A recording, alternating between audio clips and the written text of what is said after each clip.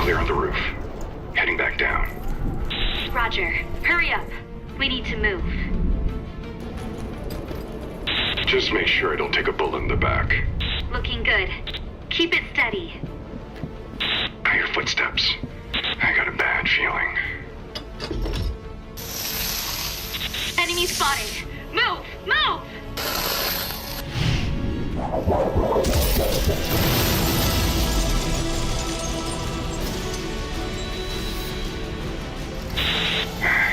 You're going up next time. There won't be a next time.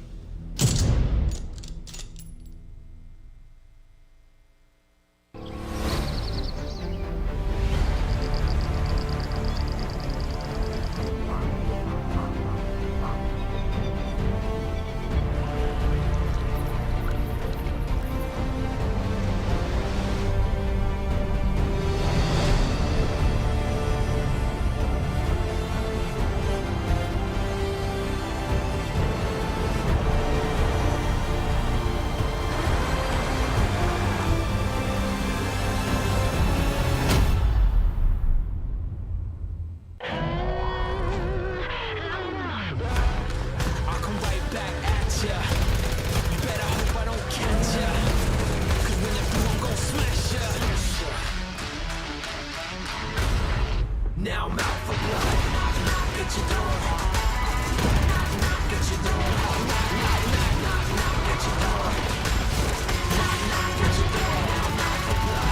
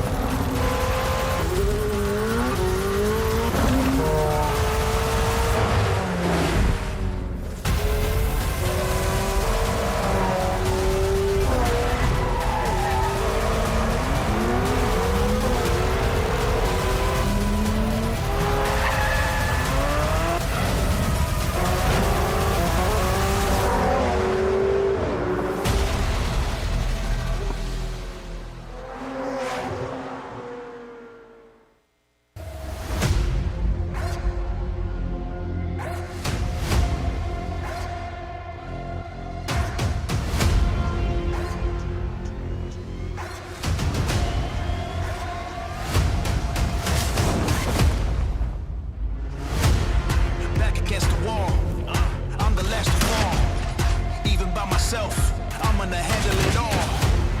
Nothing you can do to stop what's coming.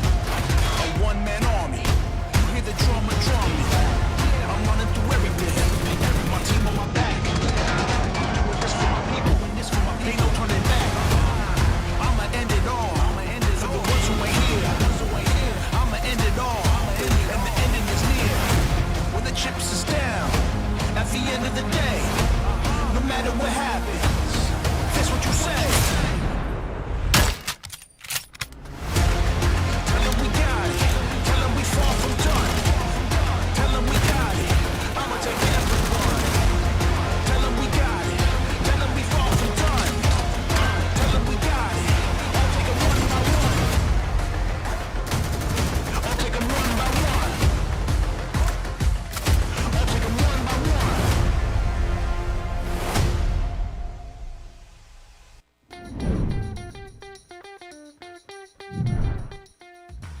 桥头肯定不是这两支队伍。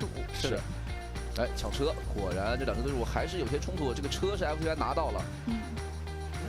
小心，没有连体验了，咱这个拖的位置可能也是一个选择。那先需要找枪了。有把枪，我看到了。啊！哎，撬棍，撬棍，直接抢车。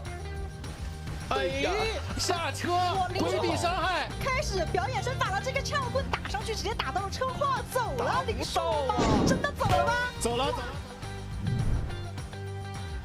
However, on the east side, look at this, Ents on the pull-up here. Stardust still positioned in this little defilade. There's no way Ents were into where this position was taking. LG finds one, finds two. That is 4-4.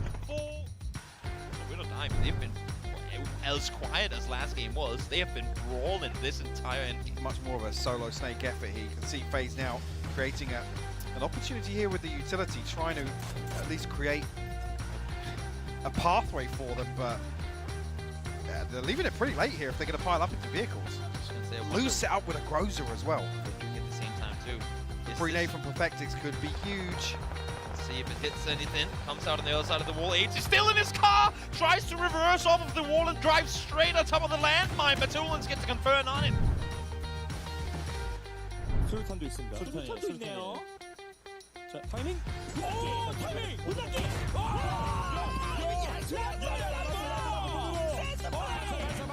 지금 던지는데 문닫기. 여기서 앞쪽으로 가고. 수류탄. 너무 느렸죠. 直接上车，顶哪里？顶防区吗？往防区走了，过点 iPhone 那是防区的。这边的话，啊！铁皮挡板卡住了头车，后面拐弯没有拐过去。哇，还好。Esports taking a ton of damage as well. Actually losing one in the process. EXO on the pull up with the nade though, it goes straight in. Faris has found Iroh. Full speed forward they go. Odin down as well. Confirmed line. This nade could be broken and he finds free! Pain's able to get him, doing all the damage Lyra needs. Unfortunately, not able to get him, but now they're all burning one by one. Pain's doing all the damage needed to fight. Gonna rack up much needed points here. Actually, Laza looking to continue. Hobbits will fall. Now the does Ruin goes down. Last a nice off angle, finds the first. Does he get the second? Yes, it does! What a nice transfer. Finds the second in Filfist, and now it's just one on his feet. Great play from Lassa up close, using the spoiler, the element of surprise to perfection. Laza going to find one of the confirms here. Dante on the push though. A wild push. Laza finding all 4 kills. 기절당하지 않으면 반격할 수 있고요. 던져놓고 그렇죠. 됐습니다. 리부스 앞에 있어요. 하나 더. 이것도. 에더. 조성 넥서스 하나 더. 자 여기서 하나. 네 윗가는 싸우고 있어요.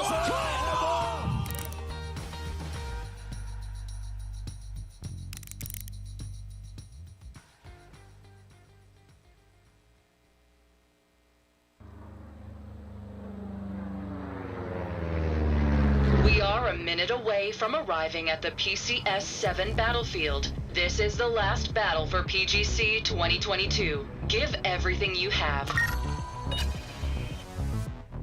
64 squads from 4 main regions, APAC, Americas, Asia, and Europe, will be participating in this operation. Erangel and Miramar, where the operation will take place, seem quite peaceful for now. But when the battle starts, you'll never know what could happen here. Remember, the squad that scores the highest points on this battlefield will become the champion of PCS7. Prizes are awarded to the champions and those who survive the fierce battle. Total prize money mounts up to $1 million. But prize money is not our main mission objective. PGC points is what this mission is all about. Take a close look at these squads. They are your rivals on the way to PGC 2022. All squads are ranked based on their achievement from regional qualifiers. The world's best 32 squads with the most PGC points can advance to our final mission, PGC 2022. Day Trade Gaming is leading the way in APAC, where the first gunshot will be fired. The point gap is big, but there is a way to turn the tables at once by becoming the PCS7 APAC champion. I wonder which squad will advance to PGC 2022 in this competitive region. Sonic's 4-time PCS champion in America's region is leading the region with a total of 745 PGC points. Seems like they are almost locked up along with E-United. Still, all squads have a chance to advance to PGC 2022, as there is a slot reserved for the PCS7 champion. Asia is the homeland of all the PGC champions until now. Their firepower is beyond limits. Strongest among them all is Petrichor Road, the 3-time consecutive winner of PCS. Unlike other regions, there is no champion seed for PGC 2022, so watch out for any drastic measures the squads may take. The last one coming, Europe, is where Northern Lights wield their power. However, no one knows how things will go, since all the squads in this region have what it takes to become a champion. Like APAC and Americas, Europe also has a champion seed for PGC 2022, so every squad has a fair chance. Operation PCS7 is an important gateway to PGC 2022. It is time to start the operation. Everyone ready? Do not forget that only the best performing squads have a chance to fight at PGC 2022, so prove yourself in the battlegrounds.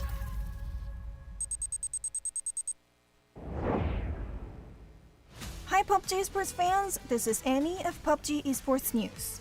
PCS7, the last chance to earn points for PGC 2022, is back. Let's take a look at the APAC region first.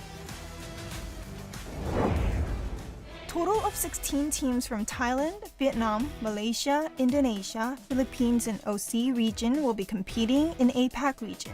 From Thailand, the host country of PMC 2022, a total of 5 teams qualified. 3 teams from PUBG Thailand series, Daytrade Gaming, Miramar United Esports, and Theaton 5, and 2 teams from Thailand Open, Arena, and MS Chonburi. Daytrade Gaming advanced to PCS7 APAC by again winning PTS with huge point gap. We can see how powerful this team is by looking at PTS stat leaderboard, Nurin's on the top, followed by Flash and Balmeth. The focus is now on whether they will win consecutive championship in PCS7. Scream out loud! Miramar United Esports, who always showed aggressive playstyle in global stage, is back in PCS7. They failed to advance to PCS6, but they just got better this time. What a nade! Let's see how much more aggressive Miramar United Esports can be. Quite sure they will be making some epic moments this time in PCS7 too. Theaton 5, the super rookie team in Thailand, barely made it to PCS7. The point gap with 4th place Myth was just 1 single point. Thanks to Rosetta Jr.'s final kill, they were able to secure a PCS7 APAC ticket. In PUBG Thailand Open, MS Chonburi also won a ticket with miraculous chicken dinner thanks to Julia's incredible clutch. We'll have to wait and see whether this could also happen in PCS7 APAC. From Vietnam, veteran teams, The Expendables and Cerberus Esports, and 3 rookie teams, Genius Esports, New Generation Esports, and Icarus Cyber, have advanced to PCS7 APAC. The Expendables have advanced to PCS7 by winning PUBG Vietnam series with 120 points gap with 2nd place Cerberus Esports, who has the record for the most wins in the PVSs. Cerberus Esports seemed not as powerful in the global tournaments, but they showed potential in PCS6 APAC by ranking 4th, so they do have chance to take away Daytrade Gaming's champion title. Competition among veteran teams from Thailand and Vietnam will be an interesting point to watch in PCS7 APAC. Genius Esports sound like a new team, but this team is consisted of Simon T, Chloris, and Zest from BN United. They placed 3rd in recent PVS with their clever timings and engagement skills. Especially, the head-to-head fight against BN United made Vietnam's fans go wild. Genius Esports must make it in the top 5 in PCS7 APAC to advance to the PGC 2022. We'll have to see if they can make it happen. In PUBG Challenger Rumble 2022 Season 4, 2 Malaysian teams, Shuago Dui and PMA, and Erangel Predator from Philippines, and From the Future from Indonesia have advanced to PCS7 APAC. Among them, the team we need to focus is Shuaigadui. This team is a newly formed team led by Leo, who represented Chinese Taipei in PNC for 2 times, and he's playing with 3 Malaysian players, Shen, Sophia, and Jarvis. They were able to secure the first place by beating the Philippines Erangel Predator with 76 points gap. Will they be able to prove once again the potential they've shown in PUBG Challenger Rumble? From Oceania, Team Bliss and Origami Orangutans have advanced to PCS7 APAC. Team Bliss, led by Insight, is indeed the best team from OC region, and their goal must be stacking up more PGC points so that they can advance to PGC 2022. Let's take a look at the PGC point standings for APAC.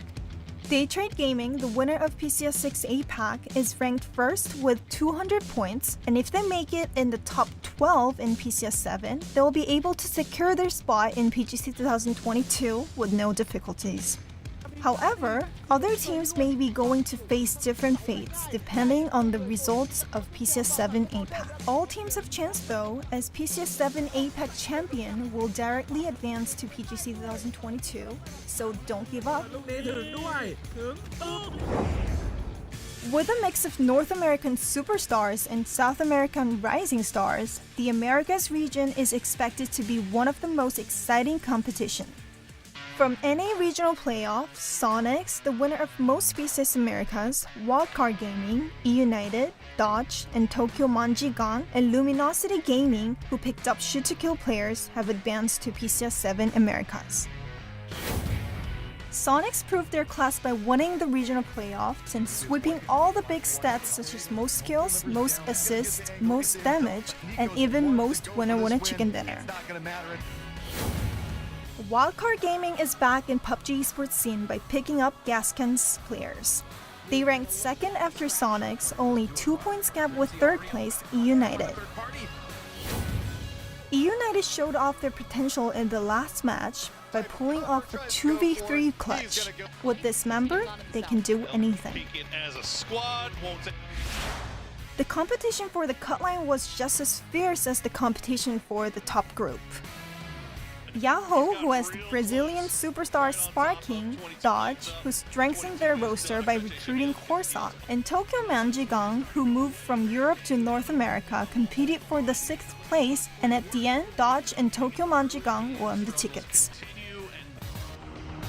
The competition among South American teams was also on fire. Fiumba, 22 Esports, and 4 Poor Men with Brazilian youngsters have qualified as a top point getters. Team X of Colombia and Synergy Esports with the living legend of Argentina, Siljan, put their name on the PCS7 America list along with Trogloditos in a point tie. Fiumba is consisted of the old KPI Gaming members. Siljan has left to Synergy Esports. This team is still very strong. With young bloods from Argentina, they've ranked first in South America regional playoff. As we've seen how well Brazilian rookie players performed in PNC 2022, let's keep an eye on Haven from 22 Esports and LFP VHC from 4 Poor Men, a team with interesting name, and see how they perform in their next global tournaments.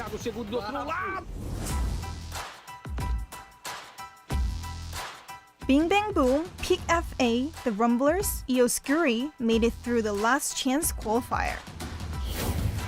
Bing Bang Boom heading to Last Chance qualifier was not expected, but they were able to make it to PCS7 Americas thanks to Keenan's performance, recording the most kills and most assists. The strength of the Brazilian teams was also outstanding this time. No Brazilian team have passed the Last Chance qualifier in PCS6, but this time, Pick FA and Eoscuri outperformed among prominent teams to qualify, and we should look forward to seeing if they can show their skills in the global competition. Let's check out PGC points for Americas. Sonics, who accumulated 725 points, and E United, with 680 points, have indeed locked up their spot for PGC 2022. This means 4 seats left for Americas region. Which teams will be taking the spots in PCS7 Americas? PCS7 will be held in 4 regions around the world, starting with APAC and America on upcoming September 16th. And then Asia and Europe will kick off on September 30th. As this is the last chance to get the tickets for PGC 2022, please stay tuned to check out the result. We'll be back next time with news about Asia and Europe region. See you then. Bye!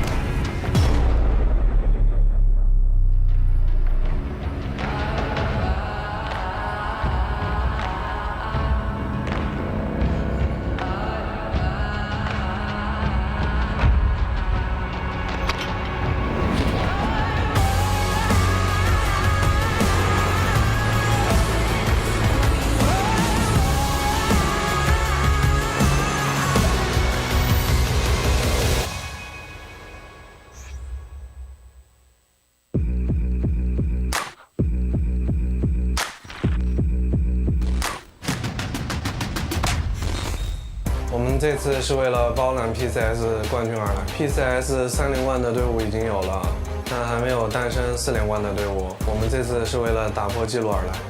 캡테이커의 소년 우승은 대단하지만 그게 영원하진 않다고 생각하거든요. 4연속 우승 도전은 저희가 꼭 끊어내도록 하겠습니다. 韩国队每次都说要拿 PCS 冠军，但是已經說了6遍了，即將也會成為第7遍，趁現在趕緊再說說吧。 중국 팀들이 좋은 모습을 보여준 건 인정하는데 저는 무조건 이제 이기고 싶습니다. 절대 지고 싶지 않아요. PCS7 では自分たちがどれくらい実力を発揮できるかっていうのを試したいと思ってます。我们的目标是拿到前3名，然后也要证明 GS 在亚洲区的实力。我们 GS 会变成他最可怕的敌人，然后送给他们一点颜色小小。上一次我拿了亚军，然后在更早的一次也拿了一次亚军，这次能不能再突破一下拿一下冠军？ 这次我们希望能达成大满贯的荣誉，从 PCS7延续到2022 PGC， 然后我们是非常有信心夺冠的。 이번 PCS 거기서 거기라고 생각하기 때문에 우리 배고파가 기강 한번 세게 잡아보겠습니다. 他们没我弟我们厉害，他们就感觉不会自我突破，等好点拿冠军吧。 이번에 담원기아가 사고 한번 치겠습니다. 무시하지 마, 우리 한국인이야.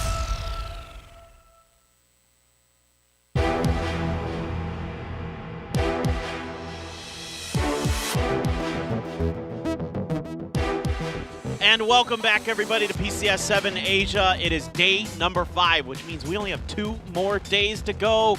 And it's me, Paper Thin, and this guy, State, bringing you the last couple of days here, as right now, your reigning PGC champions, NewHappy, stand at the top of the leaderboard. But many teams still hungry behind them, still well within shooting distance to try to take the championship here. Yeah, it's a very tight race right now. Top 4 is only separated by something like 25 points. We've got 2 Chinese teams in ranks 1 and 2, 2 Korean teams in rank 3 and 4. This might be the first time we ever have a Korean champion in PCS Asia. China might be looking for their 7th championship in a row. NewHappy, the reigning PGC champs, are coming out here and they're doing fantastically. It's going to be an exciting finish to this tournament. No doubt. And I think what's really interesting about this is, you know, for NewHappy in particular, this is kind of like them looking for one of those final pieces to the puzzle that really, you know, I think most people already consider them the best team in the world, but if they can take this PCS, then that means they've won the last PGC, they've won the PCL,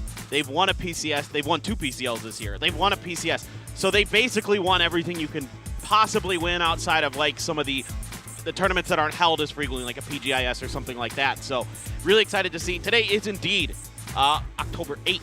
It is 2022. It is, in fact, October 8th. It is a Saturday here in Korea. We're playing the Super Tournament rules. And today, 3 on Erangel, 2 on Miramar. And then tomorrow, make sure you tune in because it will be the thrilling conclusion here to PCS7 Asia as we go to 3 on Miramar and 2 on Erangel to finish that one off. And I am excited about what we have in store for us today. I think that this is going to be a pivotal day for a lot of the teams that are in this lobby.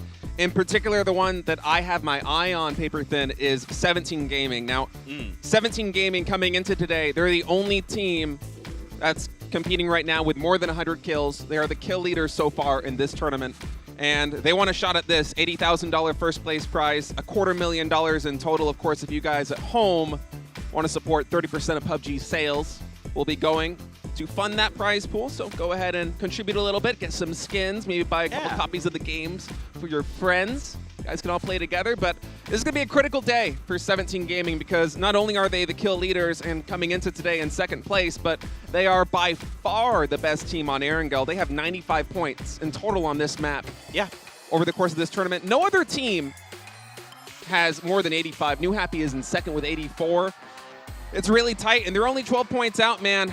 NewHappy, followed by 17 Gaming, Begopod, Genji, and the Kwangdong Freaks. Now, the Freaks I also want to talk about a little bit because coming into today, they are the overall damage leaders, but only 8th place in kills, which is really not what you expect. I mean, they're averaging more than 1,000 damage a game, 1,039, which most teams, if you average 1,000 damage a game, you're probably in contention to win the thing. Yeah. And they're just not able to translate that. You see on the board right there, only 80 kills in total.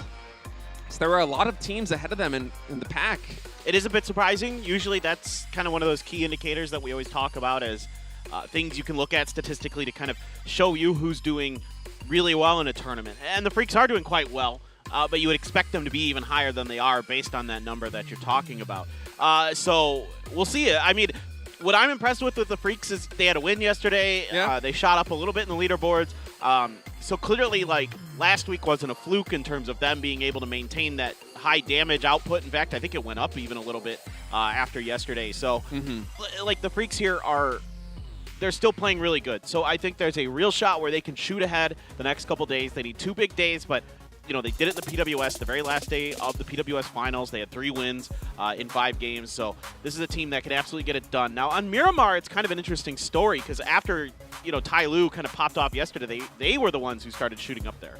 Yeah, Tai Lu had a really great finish, winning the last 2 maps yesterday, and or Tiamba, excuse me. Yeah, sorry, all these T names. But the interesting story for me here on Miramar is, we were talking about this before the show started today, is generally we kind of think about the game in terms of the Korean teams are typically better at winning and getting placement points. The Chinese teams are typically better at kills. That's just kind of the play style that these 2 regions have. It's a little different, a little distinct. Yep.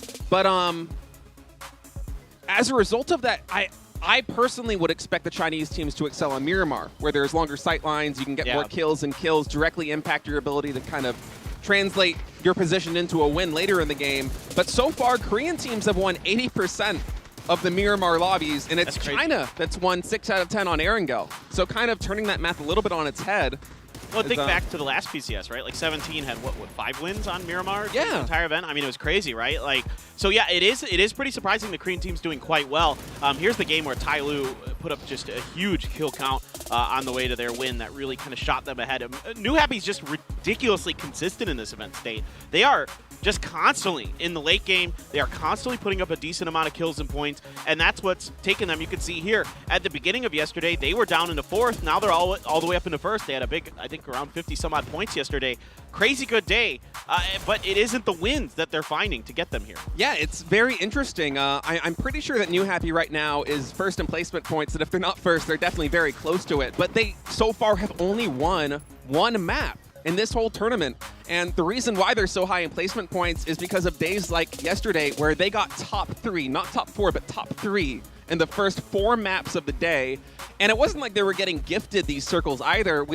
I can't even count how many times we were saying, oh, NewHappy has been dealt a really bad hand here. Right. Because they're playing from a ledge with very little cover. They're playing down below Junkyard on a slope where they have to go for a 2-2 split, 2 guys in a vehicle, 2 guys on foot to try and tunnel their way into a defensive position. We watched them on Erangel, south of military base, being just dealt absolutely a poor set of cards because they were just completely out in the open, and we didn't get a good shot of how they exactly wiggled their way out of that situation as there was so much action happening on the south side of the map. But they were able to translate that into yet another top 3 finish despite us almost writing them off considering their position. I thought they were done. I mean, and I don't mean that in that I think, like, obviously they're not a bad team or anything. I just thought their position was too tricky to get out of. I mean, in terms of they had 2 teams kind of watching them, but something happened where they're able to find good timings, fight out of it. Now, 17 has been absolutely outrageous on Erangel. Like, just slamming people, and here's a bridge camp. You know, so this shows that their style, I think this is a really good example of what they do. So first of all, this entire moment was set up by them using a bait, right? They put Sho out on a hill, purposely revealed their hand that they were camping this bridge. Then when he was spotted and shot at by Ghibli, he left that position, and then Ghibli was like, okay, they waited a little bit, and they're like, all right, those guys left, we're fine. But they didn't leave. They kind of set themselves up, hidden behind those hills, and waited, because they want those kill points. That's what they're focused on, in particular on Erangel.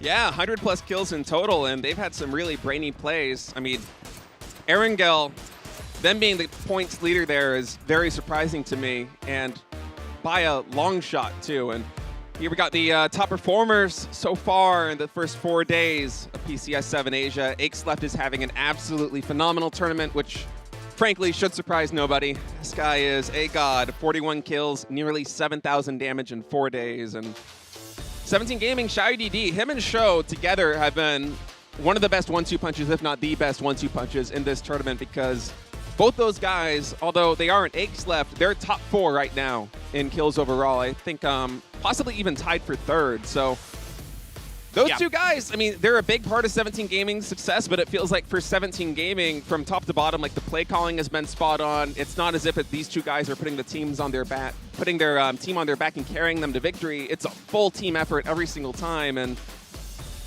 as we said, I think it's going to be a very big day for them, being the top Erangel team. This is the final day with 3 Erangel maps that we will be playing on. Yeah. I think if they want to win this championship, they're going to need to come out in first today, heading into the final day tomorrow. It kind of feels like that with the way they're playing right now. Yeah, it feels like they need to have a big Erangel today. These 3 maps are really, really important coming up for 17. If they're going to get there, right now the Fantasy League is, if you're an Esports picker, good job.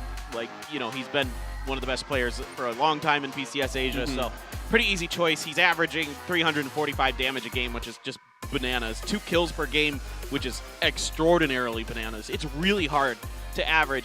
Even, like, the next players after him, the closest one to him, 1.6 per game. 1.5. If you're averaging 1.5, 1.6 kills per game in PUBG Esports, you're doing really, really good.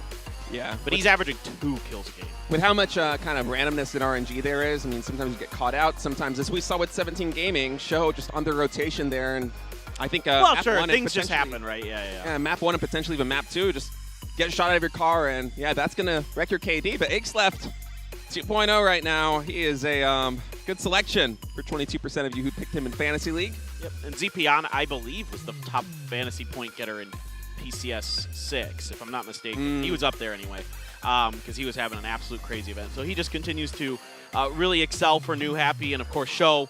We were just talking about him and Xiao UDD both on that side. Ming, consistently the MVP in the PCL, is also having a wonderful event. So yeah, these guys are having a really good one. I'm having a pretty good one here. I'm not. Yeah, I'm like almost top 500 right now in the global leaderboards. So I'm doing for this week. So I'm feeling pretty good. It's all right. I'm representing the average day, everyday man. The average just everyday. Nice little average amount of points, maybe slightly below average. Yes. Give you guys good job. Congrats. You're the blue collar caster. I'm the blue collar caster. Yeah, right. Yeah, well, last week I bet pretty big on Korea. I had a lot of Korean players on my team, and then well, I decided to flip it a little bit on its. You weren't wrong in a way because Korea did pretty well last week, but you guessed wrong on the teams and players that were going to do well. Yeah, the players weren't the right selection, and Onyx, although he's been great overall, I took him here for a second week, and Gen G did not have a very good finish yesterday. They were playing a little bit. They were terrible yesterday. Let's just be honest. A little underperforming, but hey, still in top 4 right now at PCS7. They're still in striking distance. Sure. So if you're a Korea fan, if you're a Gen G fan, not only do you have Big O Pop, but you have Gen G up there at the top of the leaderboards. The way I always talk about it is you're allowed 1 bad day in an event like this. Maybe even 2 because there's 6 days. So typically in like a 4-day event, for example, so best of 20 games, you're allowed 1 bad day. That's just going to happen to every team pretty much. sometimes teams do have 4 good days and they just streak it together, win the whole thing. But for the most part, and especially in a competitive lobby like this, everybody's going to have 1 bad day. NewHappy's had a slightly down day so far last week. So for Gen G, yesterday was your bad day. You can't have another one if you're going to win the event, though. Like, these next 2 days have to be really, really strong for Gen G. I'd say 30-plus points both days if they're really going to be in contention coming into the end of it tomorrow. So that's what you're looking for if you're a top 5 team. You need to have solid days today and tomorrow. You'd love to have a big day. You'd love to have one of those 50, 60 points days like we saw last week for Gen G on Sunday. It's just a matter of can they get there. So we kind of wait to see what that's going to bring us. I think, obviously a lot of fans are looking, especially Gen G and Bagel Pan and the Kwangdong Freaks, to see if they can, kind of turn the tides here. Because right now, Korea's having their best PCS in a while, probably since like PCS3, but it's still not quite good enough. And you saw yesterday, like, in my opinion, the Chinese teams in general were just way better in terms of everything we could see on screen, like their recoil control, their kind of reaction times, everything looked much more on point. Yeah, the Chinese teams were absolutely dialed in yesterday. I think there was there's a reason that whenever we have the interviews with the players before the show starts, they always talk about the Korea-Chinese rivalry here at PCS, because this is a very regional tournament here at PCS7 Asia. It's mostly Chinese teams and Korean teams. We have Chinese Taipei and Japan as well, but largely the story has been Korea versus China, and so far China has won every single PCS, and the Koreans, they want to win bad, and I think maybe the Chinese teams, recognizing how close it was in that first weekend, getting excited to come into the second weekend and starting off really strong and paper thin, defy your limits with your first McLaren. I drive us to keep the telling airport, you, man. my limits have been defied a long time ago. I am a man of no limits. So you know, if there's infinite limits, I'm already well into the infinite. So all right, let's get into this. It is game number 1 of the day, match 21 of the event. So only 10 more games to go. We got 5 Erangels, 5 Miramars total, but it's 3 Erangels to kick off day number 5 here at PCS7 Asia. And the playing path is relatively fair, just kind of cutting down. I mean, it goes a little bit east heavy, but that's kind of nice on Erangel because there's more stuff on the eastern side of the map. You know what I mean? There's like more drop spots, more locations for teams to get to. Yeah, very interesting playing path then. We did have a handful of military circles yesterday. This one is going to go all the way down to Nova Refnoye, but considering how much we're getting of verticality here, I'm hoping that we don't get one more military circle. That would really be a bit of a bummer for me, honestly, considering I mean, like, look, we've had our fair share. I think we're good. I think we've hit our quota of military circles. I liked one of them because it was really bad at, like really south. But other than that, I think we're good. I think, I think circles on the main continent are, at this point, more desirable for everybody, fans and players alike. Yeah. Maybe other than Guangdong Freaks, but I'm sure they're pretty happy with it. Big Opa not going to complain too much either, although a lot of times they haven't been dropping necessarily on the military island during those circles. Like, they come in late, right? Because they're dropping in their alternate drop spot. Because a lot of them have been those, like, straight down vertical plane pass. Now, this is extremely likely to be in that area in between Milta and Milta Power. Yeah. Actually based on this initial circle. Now that, I don't know. This could still go military island. It is an extremely low percentage chance, but goodness gracious, if it does, it will be one of those games that will just live in people's memories because it'll be so wild. Yeah, Big Opa would absolutely love that. Of course, they won the very first map here at PCS7 Asia in a circle where they were able to quickly go from Novo to that mountain on the military island and rack up the kills. Yeah, let's talk about these PGC points. This is pretty important. Yeah. They're showing it to us now, so this gives us a good opportunity. That would be how if everything was going to shake out right now, after the end of day 4, if everybody was in their current placement. So even TMA, who did not qualify for this event, would still right now, based on the fact that teams like Infantry, Ghibli, GFY aren't quite high enough up in the leaderboards to really to supplant the amount of points that TMA was able to acquire in PCS6, so they would still be in. And then the rest of it kind of shakes out. We pretty much know for now who's pretty much going to get in, but it would take some monster days from teams like GFY, Infantry, Ghibli to really shake up the leaderboards. Yeah, we'll see exactly how that's going to turn out. Danawa hasn't been having the best tournament themselves so far. We were talking about that a little bit before the show started. No, it has not been nearly up to snuff for Danawa. No, and this is a team with, frankly, a lot of skill. I mean, they're one of the best teams in Korea for a reason.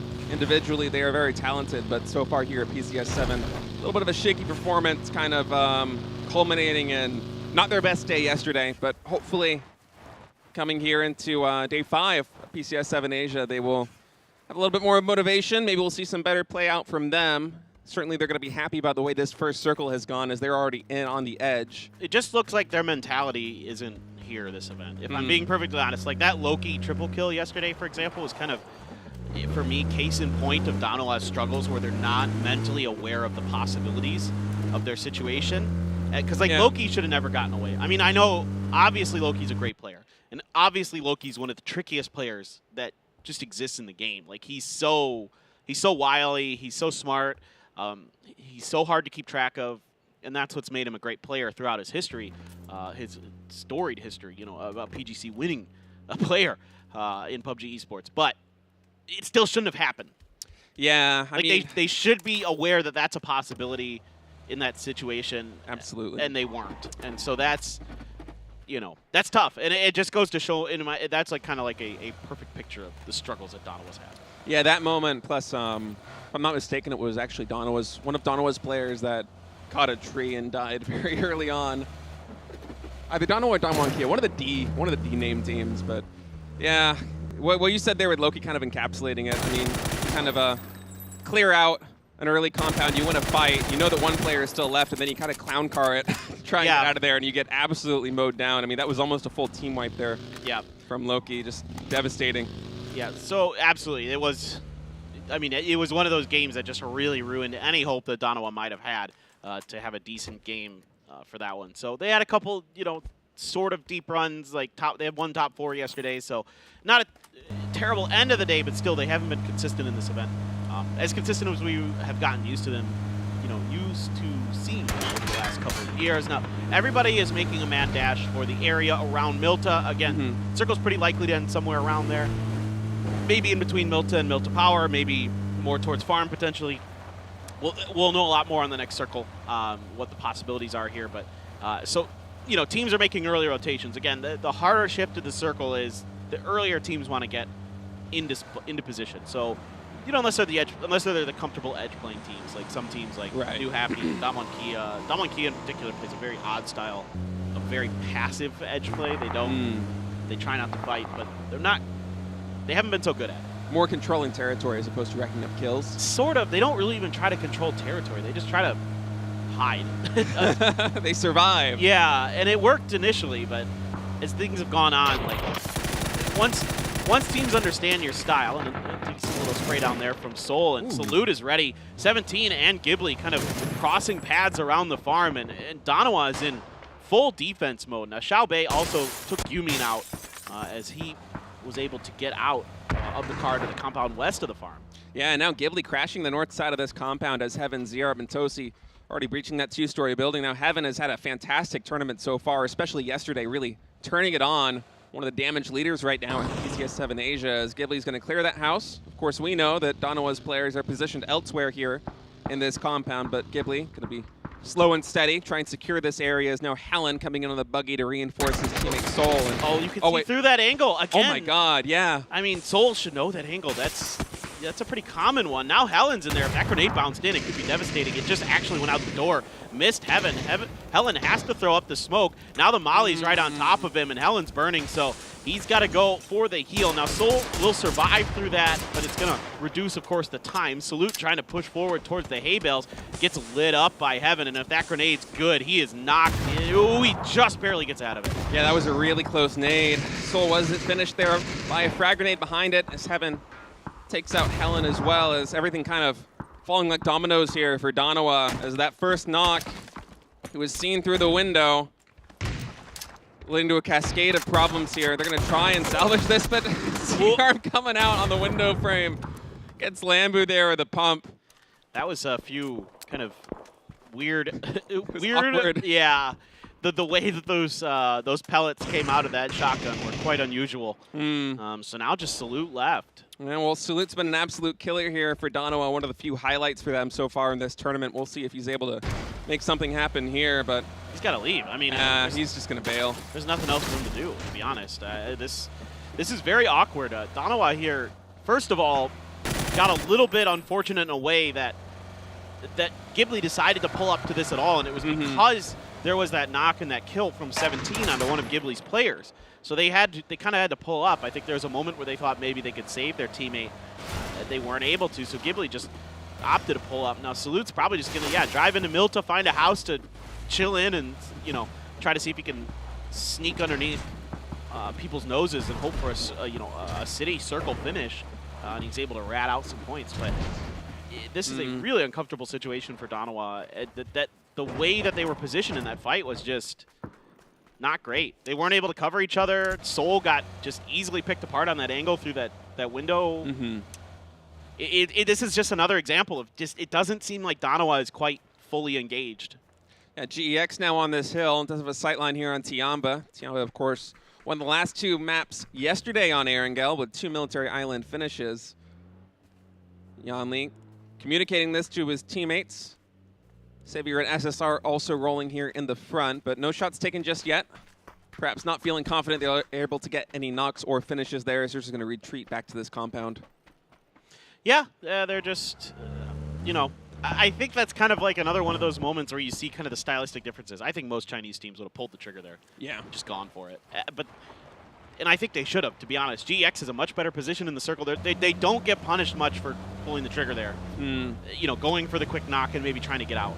But that lack of confidence hurts GX, and that's why they're towards the bottom of the leaderboard. I really would have rather seen them just go for it, to be honest. I mean, again, you're much likely to have a better position in the circle as the game goes on.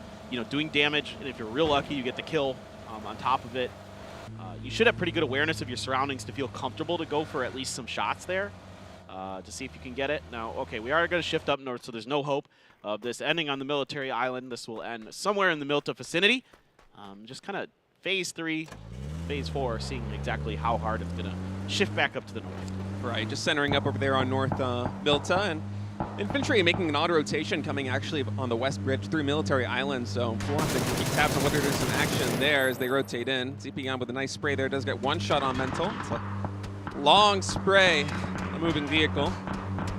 This pro player is so good, surprised he even landed one of those, man. Oh, I know. I mean, you see how far ahead he's leading his shots. Ooh. Oh, God. And Onyx there. Mike with the knock. Mental super weak. Yeah, and Onyx gets him with the SKS. Apparently, this is the gun for shooting people out of vehicles. Yeah. I've seen it a lot. Seems that way. Yesterday, those 2 back-to-back headshots Salute had. Just tap with the SKS. Absolutely filthy. Yeah, Para now rolling in. This is to the south of Lipovka Road. So they're going to try and find some position over there. There is quite a bit of elevation to play with to the southeast of Prison. And the Freaks, in the meantime, going to post up over here. Now, this could prove problematic for infantry, who, keep in mind, are on the military island. This would be their path into the circle if they decide to take it. As Wangzai looks like on the map feed, he is trying to gather a little bit of intel, and now Hikari also scouting out southwestern Milta, getting an idea of where teams are posted up. There is just show in that compound at the crossroads, and yet now our observer is giving us a nice angle here of infantry getting ready to make their move on in, and we'll see how this goes for them. There is a fair portion of the bridge still in the circle, so they do have a little bit to work with, but it could be an issue running into the Kwangdong Freaks. Well, the Freaks are kind of on the move right now, so the Freaks aren't in a position to really set up shop really heavy. So Akkad is he's totally focused on 17 on the show, and this is gonna open enough space here for infantry to, at the very worst, take the gas station, probably leapfrog even further to their left potentially. One of the compounds over to the west is lightly defended by Tyloo's Sia. So if they can identify that, isolate that, infantry does have at least a staging point for their next rotation potentially, so they don't have to just cut through that kind of valley gauntlet road that runs next to Milta. Yeah, for a moment I was thinking Kwangdong Freaks might try to hold that coastline down there by the bridge, but no, instead moving up to the compound after scouting it out is going to give infantry nice little bit of breathing room here as Pero continues to move on in. They're going to be rolling up on GEX's compound now. Yanli already took a ton of damage. He's going to have to heal up over here in this house with SSR as Savior and Zennon coming in from the south to try and reinforce this. Now Left is going to be pushing in the vanguard here all the way up to the front. He just got spot SSR. SSR there with a spray, getting a little bit of damage in. Not too much there on Left is Pero getting a little bit more intel here. They're getting ready to breach this. Well, let's see. Petrichor Road. Never mind. Yeah, I thought they might go for this fight. I don't think they're quite convinced who they're going against. They don't have enough information to take this fight just yet. You see Petrichor Road, they'll take fights if they get a knock. I think they were considering this because they knew they lit up, I think it was SSR, pretty well. So they thought that there might be an opportunity there to kind of capitalize on the retreating player who's going to have to heal, and maybe another player they'd be able to catch out. Not going to happen. So you can see they're just repositioning, looking for another angle onto this to see if they can maybe confuse their opponents a bit. Yeah, there's a good bit of space over there, and man, we're actually centering up on the Milta field, so interested in seeing where this one decides to go as a city circle is starting to look a little bit more likely here. Nobody's happier about this circle than Salute. He is he is super thrilled about this, and now GFY is driving up kind of trying to think ahead of this one. So GFY wants to get out of Milta because it's going to get pretty crowded in there eventually, most likely. So they can take a compound on the eastern edge and hope that that's going to be good. Now, already Loki taken down. He's been kind of the lone bright spot for Damwon Kia in this event. You do have that pump on the other side. Well, Under's gone as well. So now Foxy trying to wrap around these defenses, but 4AM so far is just having absolutely none of this. Yeah, 4AM with a really clean take right here as Damwon Kia going to try and fight back. Here is Xiao Lu down there with a barrel, and Foxy, despite having the pump, not quick enough with the trigger there. And now Salute going to try and survive. He does get a nice headshot there on Korn. Good molly. Yeah, Molotov buys himself some time. And man with a hip fire, 19 HP, is able to get Americano. So USG Donuts here having a lot of trouble as now they're getting rolled up here on Gen G. Here gets knocked. This is good timing for Gen G, but they haven't found any damage out of it, really. So we did have Spear come in instead of Adder today. There was that swap. A grenade for Asur. I don't think that's going to find anything there. They need to put some pressure. They need to help Asur out, or he's got to retreat back to the safety of the rest of Gen G there. He could be very, very much getting shot in the back very soon. So there's the grenade from Renba. Gets Kane. That grenade could have found Sheva. Not going to, of course. We can see that he wasn't quite there. But Renba going to come in, clean this point up for Gen G. Now just Sheva left, and, well, he should be done here pretty quickly, I think. Yep. Asur comes in, closes that one out, and the Donuts USG caught in a split there. 2 players falling to Salute alone in the house and then rolled up on by Gen G. And they will get that 1 point on Gen G, but besides that, not the best finish there for them. Yeah, I mean, Salute is, you know, a godsend here for Donawa for keeping them out of really, really bad position. Like they're 12th. That's not great, of course, but being even worse, being even further down that leaderboard. If it wasn't for some of these hero plays from Salute, they'd be down below Ghibli potentially. So another nice little hold there. That Molly, well timed, well placed, and then the great reaction with the player who pushed through the Molly to try to get to him to finish the job on those two. So, and that was Americano and Korn, right, as well. I mean, 2 extraordinarily good players for USG Donuts. Yeah, Big Apa Sungjung now just trying to gather a little bit of intel over here on the north side of Milta, as this row of houses on the north front is largely occupied, as the circle likely going to shift over around in that area. 17 Gaming is playing edge. Xiao UDD takes a little bit of damage there. I think it might have been Lash that got the headshot on him. No knock just yet, but trying to position himself just a little bit better, as is Show. So should just go north. It has to remove all the water it can. And so that's pretty likely to just, shift up to the east, of course. So, you know, GFY made a great rotation ahead of this. Salute is just absolutely cracked out of his mind right now. He has to go for the first aid. A stun, going to make it kind of a gamble for him, but he's going to hold and still go for it. He's able to get it. Now, more grenades bouncing in towards him. That one's perfect. Actually, GG98 from Bego Ba, who steals that kill. Yeah, I was thinking that nade came in from Gen G, but GG98 landing the nade there is going to clean up Donawa. Now Infantry making a mad dash over here through the fields. Longsker will pay the price for it with his life, as the rest of Infantry's players will at least be able to make it down to the hills. And now Ghibli also having some trouble here. Gen G and Nonix and Asura getting a ton of damage in, as only Tosi here. Oh, he got slowed up. He got slowed up on some debris there, and that was his demise. Nice job by Gen G, 6 kills in the bag. So Gen G doing a good job, at least in this early part of the game, kind of farming this edge of the Milta area, able to breach it relatively successfully, only losing 1 player in.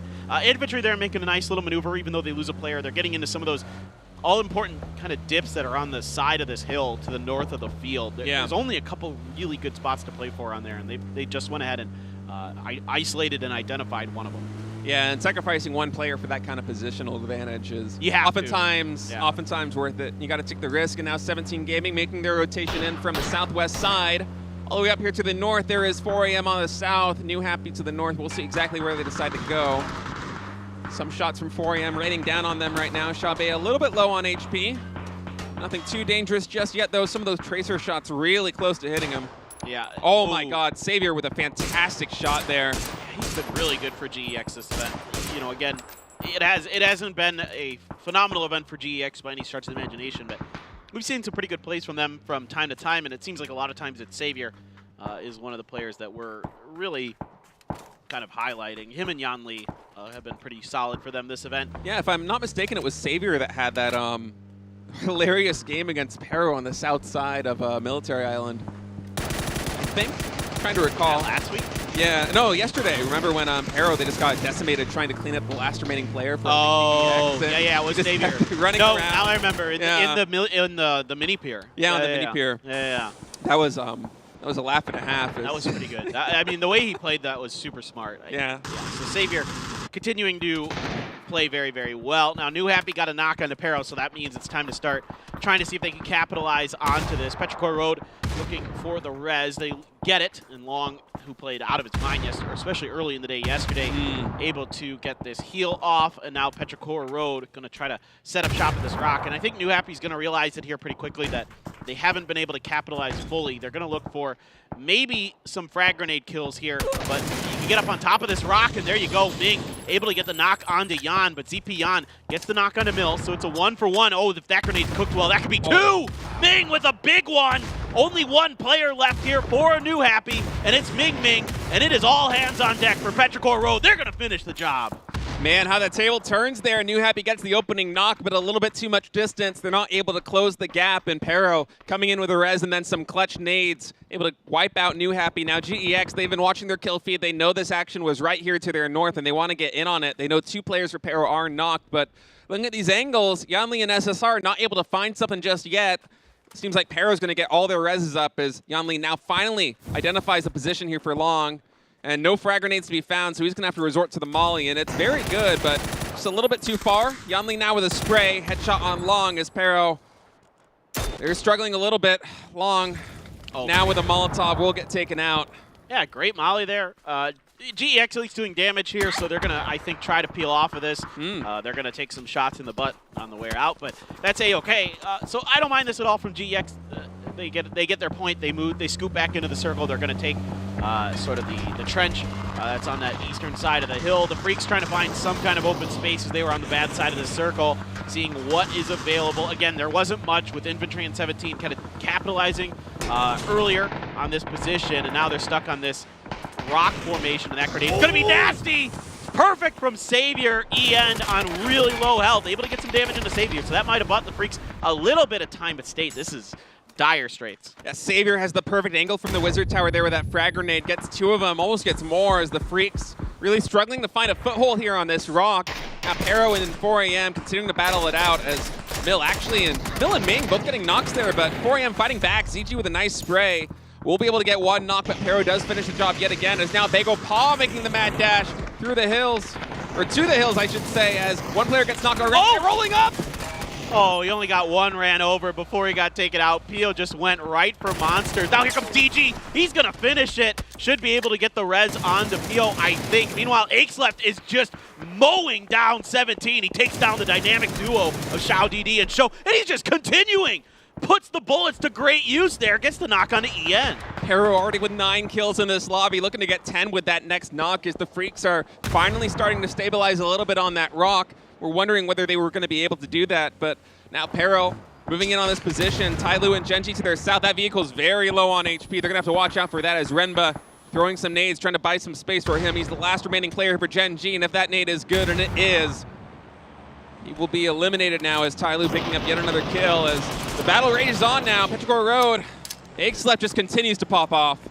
Left is just absolutely going crazy. I mean, Ming has a ton of kills already, 6 here for Petrichor Road. They're just fighting everything and everyone and making it work. Now the Freaks were able to actually get everybody back up and running again, which is a miracle, I'd say, in a way. GEX just not able to find the space to get in on them, and meanwhile, Left wants to wipe Tai Lu out. Now, Left is going to pay the price for that. He got out just a little bit too far ahead, and that's going to cause his team's demise. Meanwhile, Yan Li is going to spray down all of Kwangdong Freaks. What a push here for GEX. Yeah, GEX able to clean up the Freaks as that was a tenuous position to be sure, and finally now cleaned up as it feels like it's been 5 minutes of straight action, but at last these teams have fought their way into securing positions, and we might have a little bit of quiet now as the circle centers up on Bagel Paw's rock.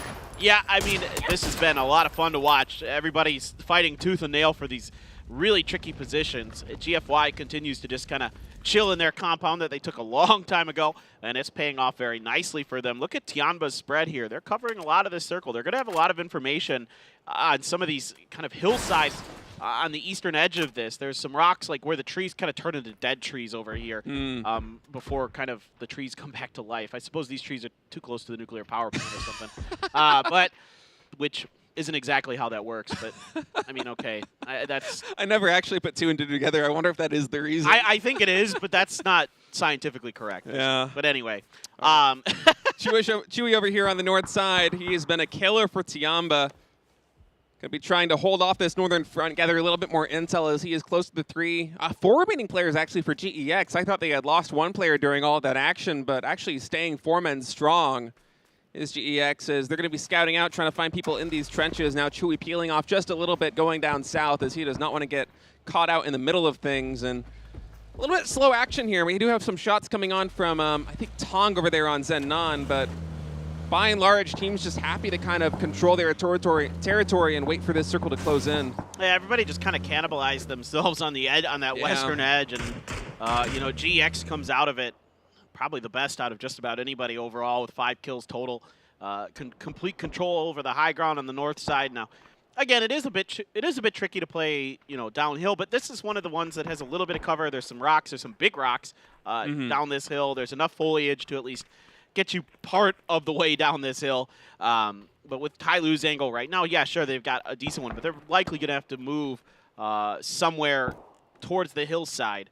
And it's a little bit exposed at the bottom of this hill. You can see it's a pretty wide open area in front of Tyloo. Yeah, it's one of the reasons why so many teams have been trying to go for that top of the hill, because not only do you have the skinny tree forest and some elevation to play with, but also because of how steep the slope is, you actually even have a little bit of soft cover with all that foliage on the trees. As you see, GFY a moment ago was trying to peer through those leaves to find exactly where the players for GEX are. Now, Xavier, a little bit suspicious of these vehicles on a rock, might be wondering whether teams are going to have to try and roll in from there, but we all know that that space has long been vacated as the circle going to close up once again on Bago Pasta, just playing right, nice and center. Yeah, it doesn't look like Tyloo has a vehicle, so that's extra problematic for them.